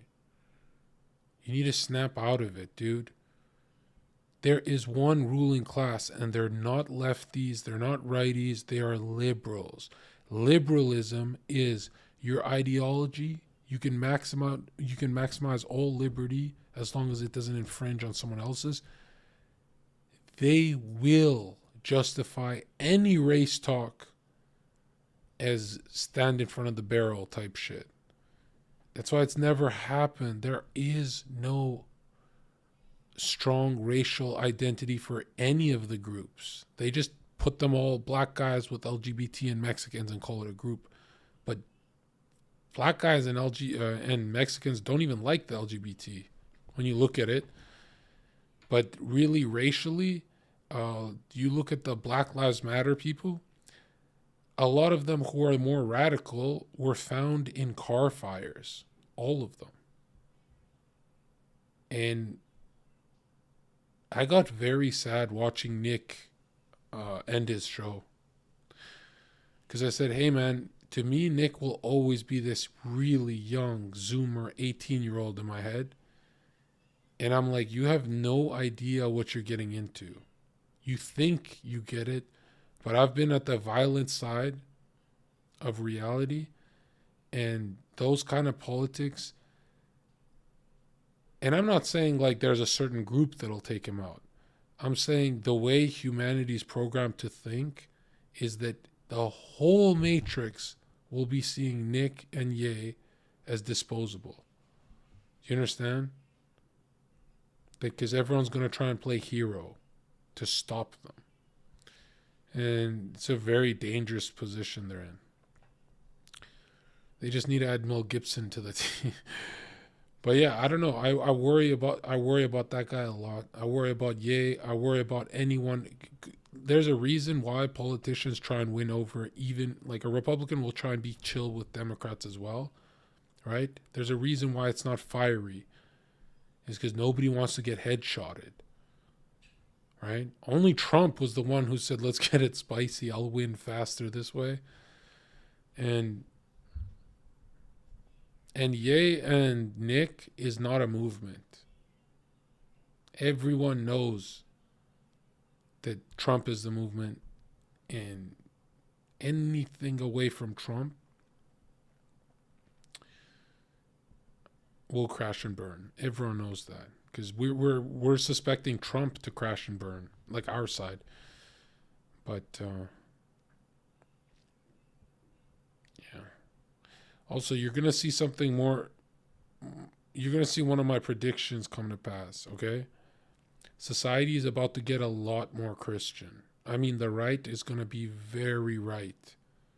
I'm telling you, during these end times, people pick up their book, right? They don't just keep having fun and going out and fucking having shots, and right? When they sense what's coming, everyone will be picking up their book, and that's when all hell will break loose.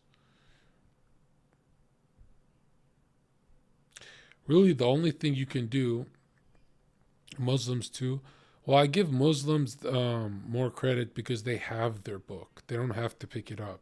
There's always an elder in the Muslim community who's holding the book. Whereas the Christians is very rare. It's so rare. They just totally liberalized. It's so bad.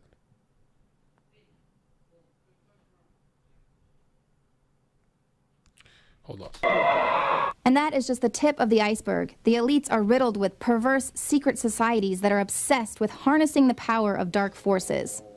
For over 100 years, Skull and Bones members have included a president, vice presidents, Supreme Court justices, congressmen and senators, captains of science and industry, the very best of America.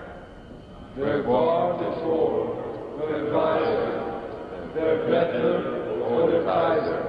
There's the public perception of the occult, and then what is actually happening. It's fantasy and folklore versus the real, intangible, dark power that the elite are able to harness by being practitioners of the occult. Gigi? And it's this very art and imagery that we see over and over again, that it's just the expression of their dark souls.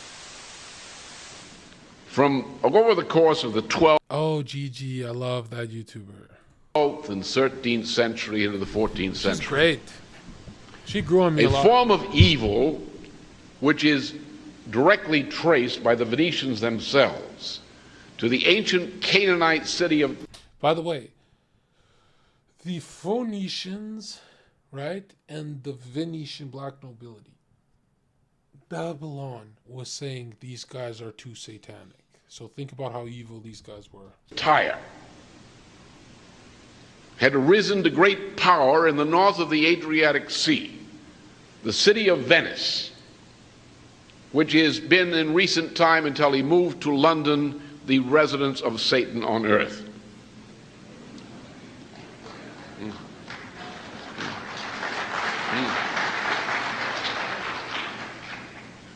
These people grew great power.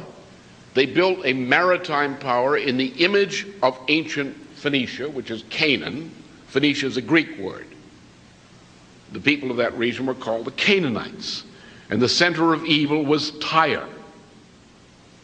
Tyre was destroyed by a great man, Alexander the Great.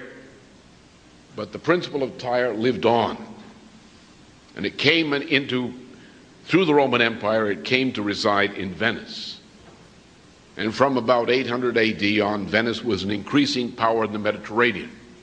It became a great sea power, which became a dictatorship over the Mediterranean over the period from the course of the 12th century into the beginning of the 13th century with the so-called Fourth Crusade. And I can tell you all the Crusades were frauds. They were all run by the Venetians. Nothing to do with Christianity, they had to do with something else. The Fourth Crusade was organized by Venice to conquer and loot Byzantium, which is its major competitor. And the Latin Empire in Byzantium was set up from 1204 to 1261, when a fellow called Michael Paleog overthrew it on behalf of the Greeks. But Venice became a great looting power. It crushed every element of civilization. It imposed evil cults. It spread the cult of Aristotle throughout the Mediterranean and other cults. It looted everything. It imposed its debt every place. It manipulated nations into making war on one another. They weren't real nations, but they were whatever passed for at that time. They plunged Europe into war and usury and looting and bestiality. Rorschach donated $5. And cruelty. Read this tweet. And nothing could seem to stop it. Antichrist. He is the moon child The political created during institutions the of blood Europe moon. collapsed at about His mother 1250. Mary died on the 6th day of the 6th Or over the month, period 1250 to 1966. 1267 in a series of wars. A leading figure of the late 13th century and early 14th century, Dante Alighieri, typified those who fought desperately to save civilization from this pestilence of Venice and the Venetians' Mongol allies who are attacking Europe from the west, or from the east. Venice's power grew. Dante was probably murdered by the Venetians after a trip into Venice and its area. The ideas of Dante lived on through various networks. Not only Dante, but there were great Franciscans and others who continued the tradition, the Augustinian tradition, and developed it then as before. Then in the middle of the century, the 14th century, the whole system collapsed in a chain reaction of bankruptcy, starting with the King of England discovering, by checking with his priest, that not only was usury a mortal sin, but that he, as the King of England, by continuing to pay his debts to usury, was actually contributing to the eternal damnation of the soul of his creditors.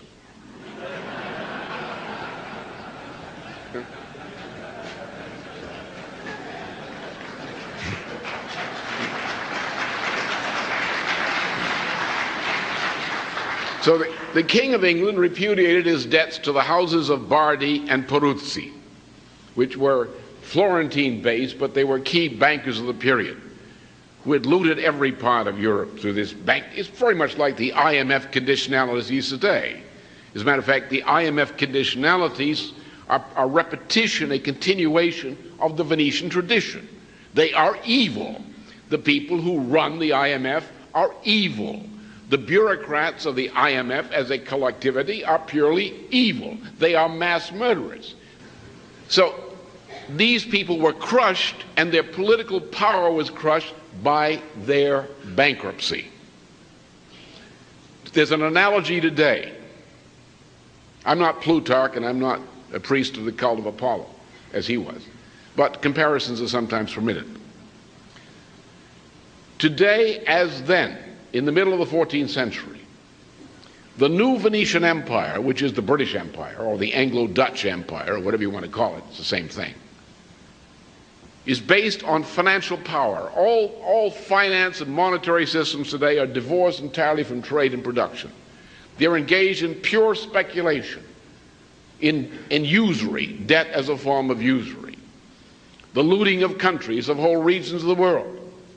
The power of the ruling oligarchy, which are like Venetian families, Ford Foundation, this foundation, that foundation. This is what runs the United States, not the government. This is what runs the world, not the governments. The governments are run by these powerful families and their oligarchical connections, who control the Washington Post. They control the New York Times. They control the 3 TV networks. They control Jane Fonda. She might not admit it, but she's a real right-wing fascist, that Jane.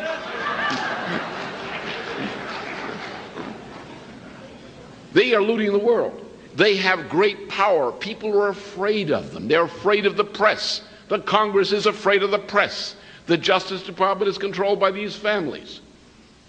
Everything is rotten is controlled by these families. We say, well, what if these people suddenly lose their financial power? What if these banks go bankrupt? What if the IMF is liquidated? What if the international monetary institutions don't function? What if there's no facility by which these institutions can exert their power over society?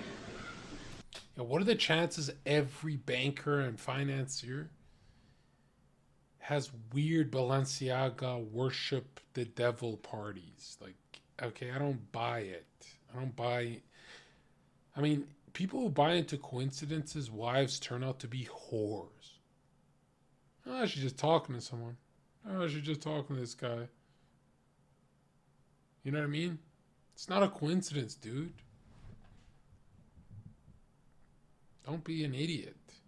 The devil, Satan, the forces of Satan, they're real. It's not a joke. It's not what Destiny thinks it is, my dude. Another thing.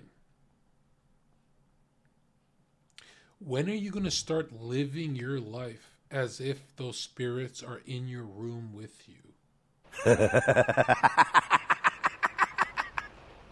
Are you just going to keep saying they're real, or are you going to live like they are? You tell a loved family member to shut the fuck up. Do you know that that's not you? Something is spiking your anxiety for making you say that. Something is squeezing your soul. And that's something you know is foreign. Every negative thought is foreign. And if you ever wonder, well, if there's bad spirits everywhere, then is God just not powerful enough? Are you out of your stupid retard mind? Well, why couldn't God make it perfect? It was perfect. Rorschach donated $5. 700 days before Trump's Under the Blood Moon was the new founding of Israel. 70 years, 7 months and 7 days later Trump becomes president. This is no coincidence. He is the false prophet. You mean the Antichrist, because false prophet's something else. First of all, I don't do gematria unless it's coming from like a ruling class dude. So if it comes from like Albert Pike, then I'll buy into it. I'll believe it, but I don't do gematria, YouTube gematria here. Okay, I don't buy into that stuff. I already looked into Trump being the Antichrist. What's funny is there was so many videos saying Obama was the Antichrist, and they lined up pretty perfect. So it's like, you guys just wait for the new president every single time? Because Joe Biden can't be the Antichrist. He's a fucking retard. He's not charming.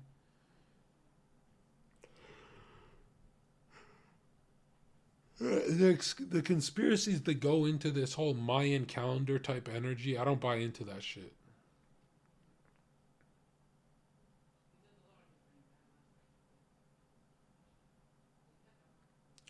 What's Trump's grandmother's name?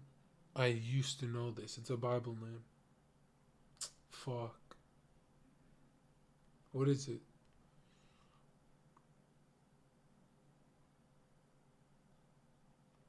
John is the best biblical name.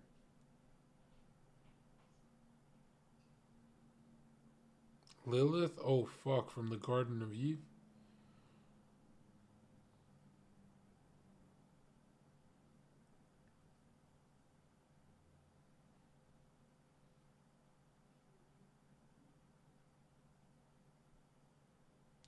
Trump had a family member named Christ. Okay, I watched the whole Trump is the Antichrist video, and at first it was convincing, and then you watch the Obama one, and then you go, okay, they overlap. It's kind of ridiculous. Let's go, pal. I'm making a withdrawal here. Rorschach donated $5. Trump's mother's name is Mary, so was Jesus. His aunt's name is Elizabeth, so was Jesus. His cousin name is John, so was Jesus. His life is a mockery of Christ. He has already been hailed King of Israel by Orthodox. Right, then rebuild the temple, and yeah, again, to believe in that, you would have to believe that Trump is not out here arresting Jeffrey Epstein. It's kind of ridiculous, dude. Right? You'd have to say he's on the side of the whatever they're called. Also, there's this thing about Trump that's interesting. There's nothing occult about him. He had a Kabbalah teacher and a Kabbalah award or something like that. But there's no photos of him doing anything Hillary Clinton emails type shit. There's nothing occult, unless he hides it better, but none of them hide it good. Right?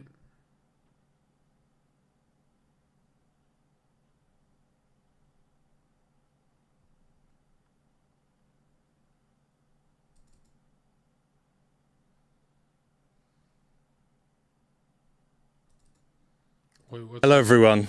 Today we are looking into a very peculiar, mysterious place. It's actually built beneath this church. Now this may look like an ordinary church, but beneath this church is a subterranean chamber, which is part of the network of so-called hellfire caves, where high-ranking members of society, noblemen, politicians, Rorschach donated met underground $5. here in Look the at the symbolism in his apartment of 66th floor in Trump Tower. It is filled with occultism. Yeah, you're talking about the Apollo worship, right? I know what you're talking about. Hold on.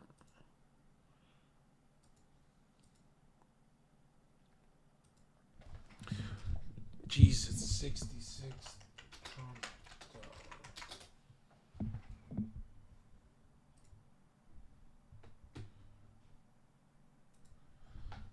Yeah, it's all about the sun god Apollo, or Lightbringer, Lucifer,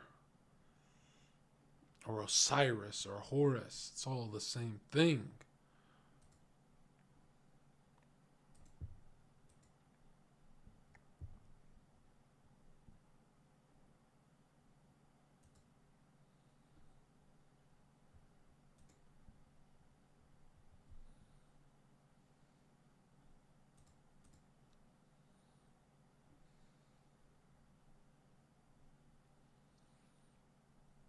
When you think of how much misery Joe Biden and his office brought to us, and then you're trying to get me to hate Mr.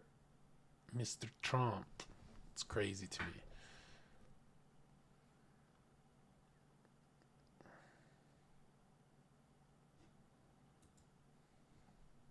Templar again. And this Theodore Royce told Oh, Kohler this? that he had given away the greatest secret in occult history, And Crowley said, "What do you mean? I don't even understand it." So the guy promptly initiated him on the spot to the 9th degree of the OTO and then explained the secret to him. And you're about to learn what this secret is. The secret is that as a Mason, you are promised immortality. Where do they get their promise of immortality? Simply, the secret that Crowley uncovered, probably through demonic intervention, is the secret that this immortality is conveyed through tantric sex magic. Jack Parsons immersed himself into esoteric rituals and incorporated alchemical aspects of the occult into his propulsion technology. During rocket tests, for example, Parsons often recited Crowley's poem, Hymn to Pan, as a good luck charm. Parsons and the German aerospace engineer Werner von Braun had hours of telephone conversations about rocketry in their respective countries, as well as their own research. Von Braun was the leading figure in the development of rocket technology in nationalist Germany and a pioneer of rocket and space technology in the United States. Without Parsons, Neil Armstrong may have never set foot on the moon. And to those that don't believe America ever made it to the moon in the first place, then surely one can say that without Parsons, American military power might be a fraction of what it is today. His scientific contributions were probably downplayed because he was a leader of a black magic sex cult, of which Scientology founder L. Ron Hubbard was once a member, and also Jack Parsons' roommate. Hubbard was a relatively famous science fiction writer at the time, and Parsons was a big fan of the genre, and was... Yeah, anyone got that video of me at the Church of Scientology and exposing that lady for being a Satanist?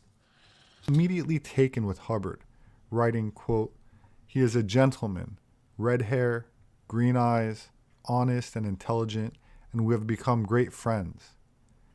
They allegedly participated in sex rituals in Parsons' Pasadena home and shared partners, with Hubbard eventually taking off and marrying Parsons' young girlfriend, as Hubbard also allegedly drew esoteric power and knowledge from these ancient alchemical secrets that were associated with Crowley's teachings. A magician, the magic cults of the 8th, 9th, 10th, 11th, 12th centuries in the Middle East were fascinating. The only modern work that has anything to do with them is trifle wild in spots, but it's fascinating work in itself, and that's work written by Aleister Crowley, the late Aleister Crowley, my very good friend. And he did himself a splendid piece of aesthetics built around those magic cults. It's very interesting reading to get a hold of a copy of a book, quite rare, but it can be obtained, The Master Therion, Therion, The Master Therion by Aleister Crowley. He signs himself the Beast, the Mark of the Beast, 666. Very, very something. While there has been debate as to the degree of influence Aleister Crowley has had on L. Ron Hubbard and Scientology, let's see what L. Ron Hubbard's son has to say. My first guest, Ron DeWolf, was the son of the missing L. Ron Hubbard. Let's give him a big round of applause, please. His deep involvement in personal use of drugs on himself and others, black magic. When you say black magic, what are you talking about? I mean, some of the things that I read in the stack of material, it sounds just absolutely unbelievable. What are you talking about when you say this? Well, the funny thing is that the actual truth is about as far out as Scientology itself. Really, the basis of Scientology, which is rather hidden and covered over, is the occult, the deep involvement with satanic powers. That he felt that he was deeply involved with a British black magician called Aleister Crowley, and through putting himself in deep hypnotic trances and the use of drugs on himself, he wanted to become the most powerful being in the world. How would you describe what Scientology is all about and what the Church of Scientology is all about? Well, to put it in layman sort of a succinct terms, Scientology says basically that 74 trillion years ago, everyone willed themselves into existence, and through space opera games and science fiction sort of things, they have created this universe. This is a universe created by you, me, and everybody else. And now we find ourselves trapped into bodies, and the goal of Scientology is to get untrapped from these bodies and to return to this godlike state which is called operating Thetan. How do you do that? Through applied philosophy, through sitting down across from each other in chairs with e-meters, which is a skin galvanometer with a meter dial on it, and through answering questions and asking questions. This is supposed to release the various charges and the problems one has had throughout all of these centuries and hundreds and thousands of reincarnations, to get the charge off it as if it was these incidents were a charged battery, and by doing so, this is supposed to return you to this state of high ability.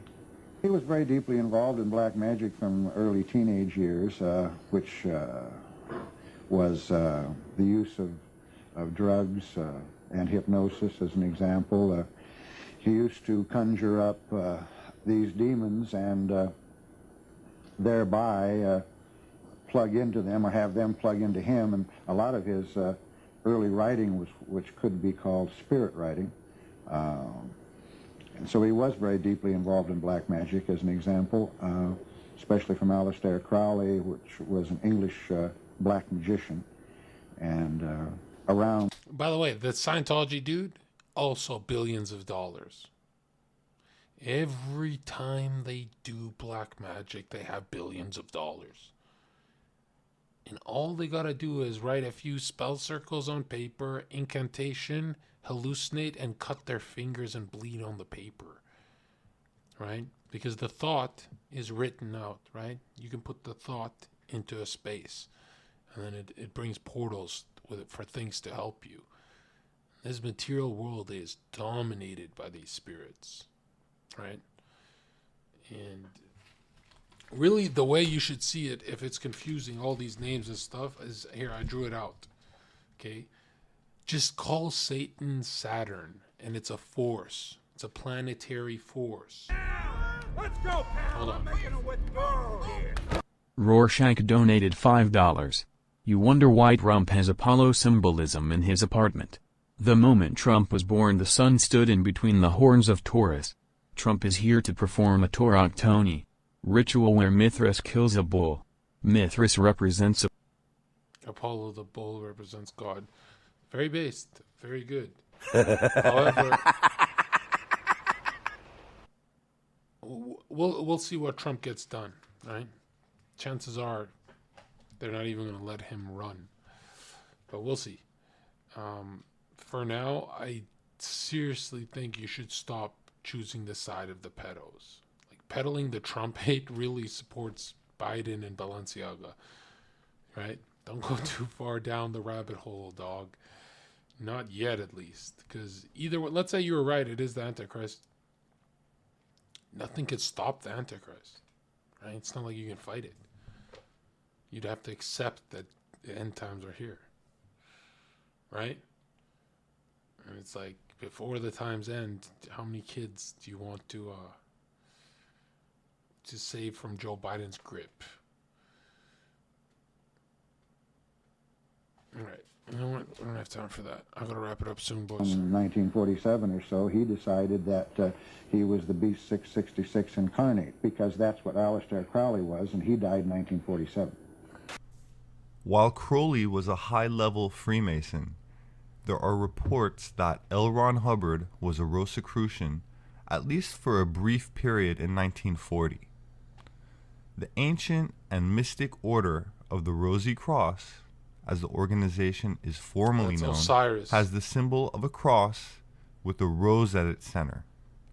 It has several meanings, By the way, if you don't understand, like, oh, Horus is on the dollar bill, the eye watching you, Osiris is another sun god, and what about Ra? It's just different times of the day, right? When the sun's above you, 12 o'clock, depending on where the sun is, it's Ra, Osiris, right? It's just all the same sun worship, right? The light bringer. Depending on the source, some claiming that the rosy cross predates Christianity, where the cross represents the human body and the rose represents the individual's unfolding consciousness. It's not even all the way true, right? The rose represents Osiris dying on the cross. Look into that. That's one. Osiris is not a sun god. When the sun fully sets and goes into the tomb, that's Osiris. Interpretation. Looking at this cross, we can clearly see 8 points, which can be traced back to the Set is the setting 8-pointed sun. star of Inanna of Sumer and Ishtar of ancient Babylon. This covert form of goddess worship was... What version of Christianity do you believe in? The version that says Jesus is the Lord of all lords and God, right?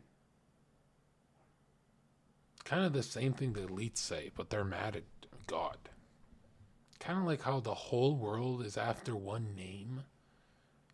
Everyone stood up to try and kill the name Jesus, and you're telling me that name has no power? Was infused into the European secret societies by the Knights Templar.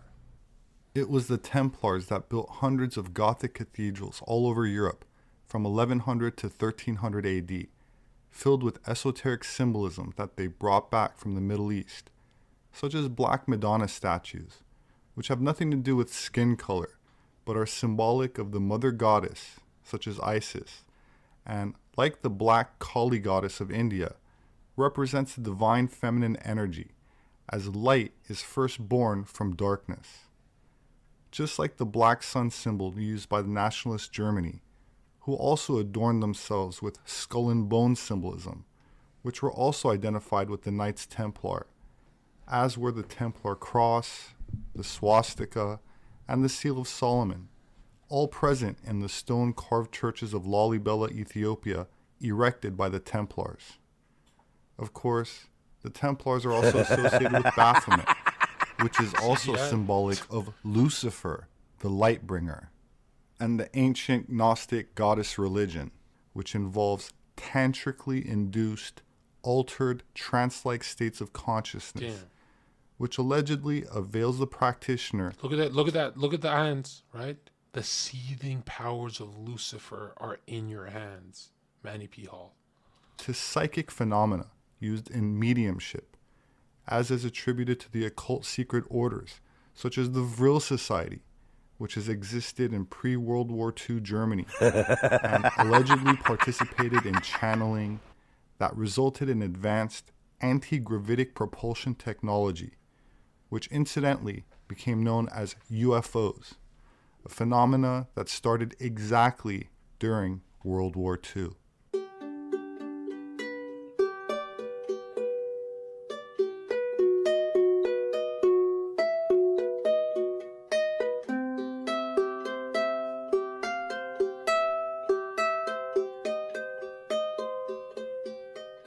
Of course, almost 80 years after the official end of the Second World War, it is still a subject shrouded in mystery, where incidents such as the battle over Los Angeles that involved a well-documented saucer-shaped craft is explained away, as is the crash in Roswell, New Mexico, or the still classified military invasion of Antarctica, known as Operation High Jump. Rorschach donated $5. No surprise Last dono. You are right, John. I don't support Biden nor Democrats, but rest assured, Trump will 100% return in 2024. He is 424 like Messiah, son of David. He touched the Wailing Wall. Exactly at the time hit 424, it is inevitable, he says. We'll see. We will see.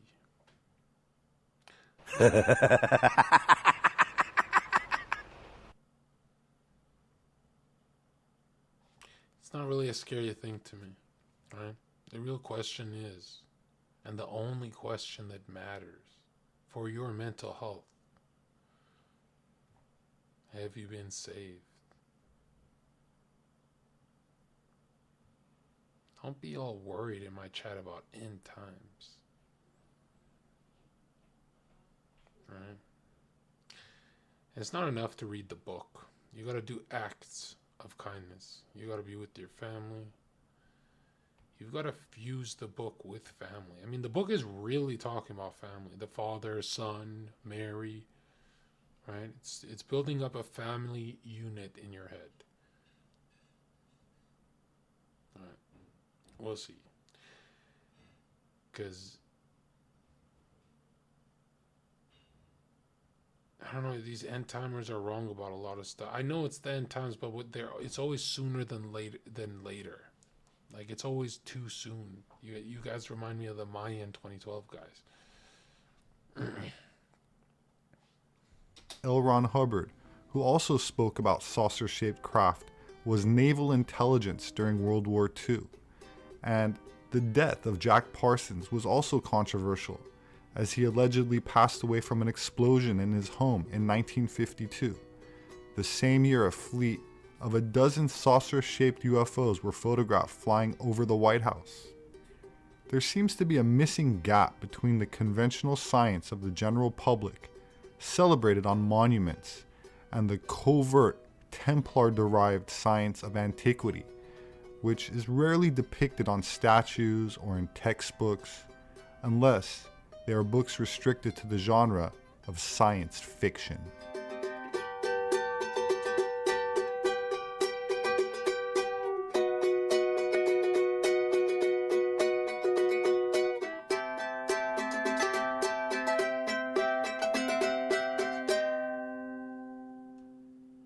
My name is Robert Sepper. I'm an anthropologist.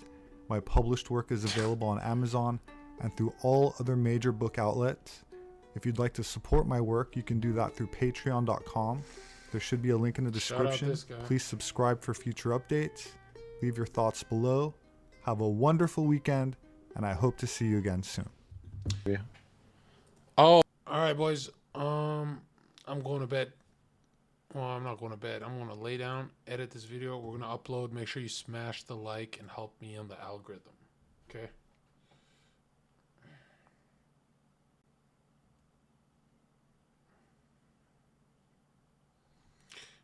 All right.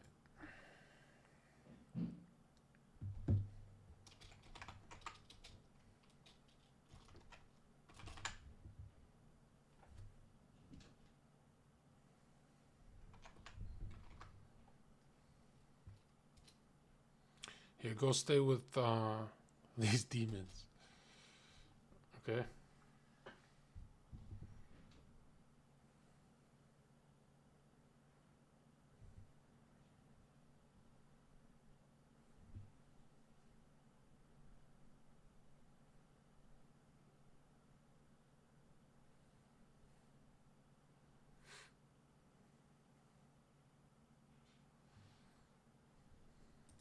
Well, I guess my shit's not working.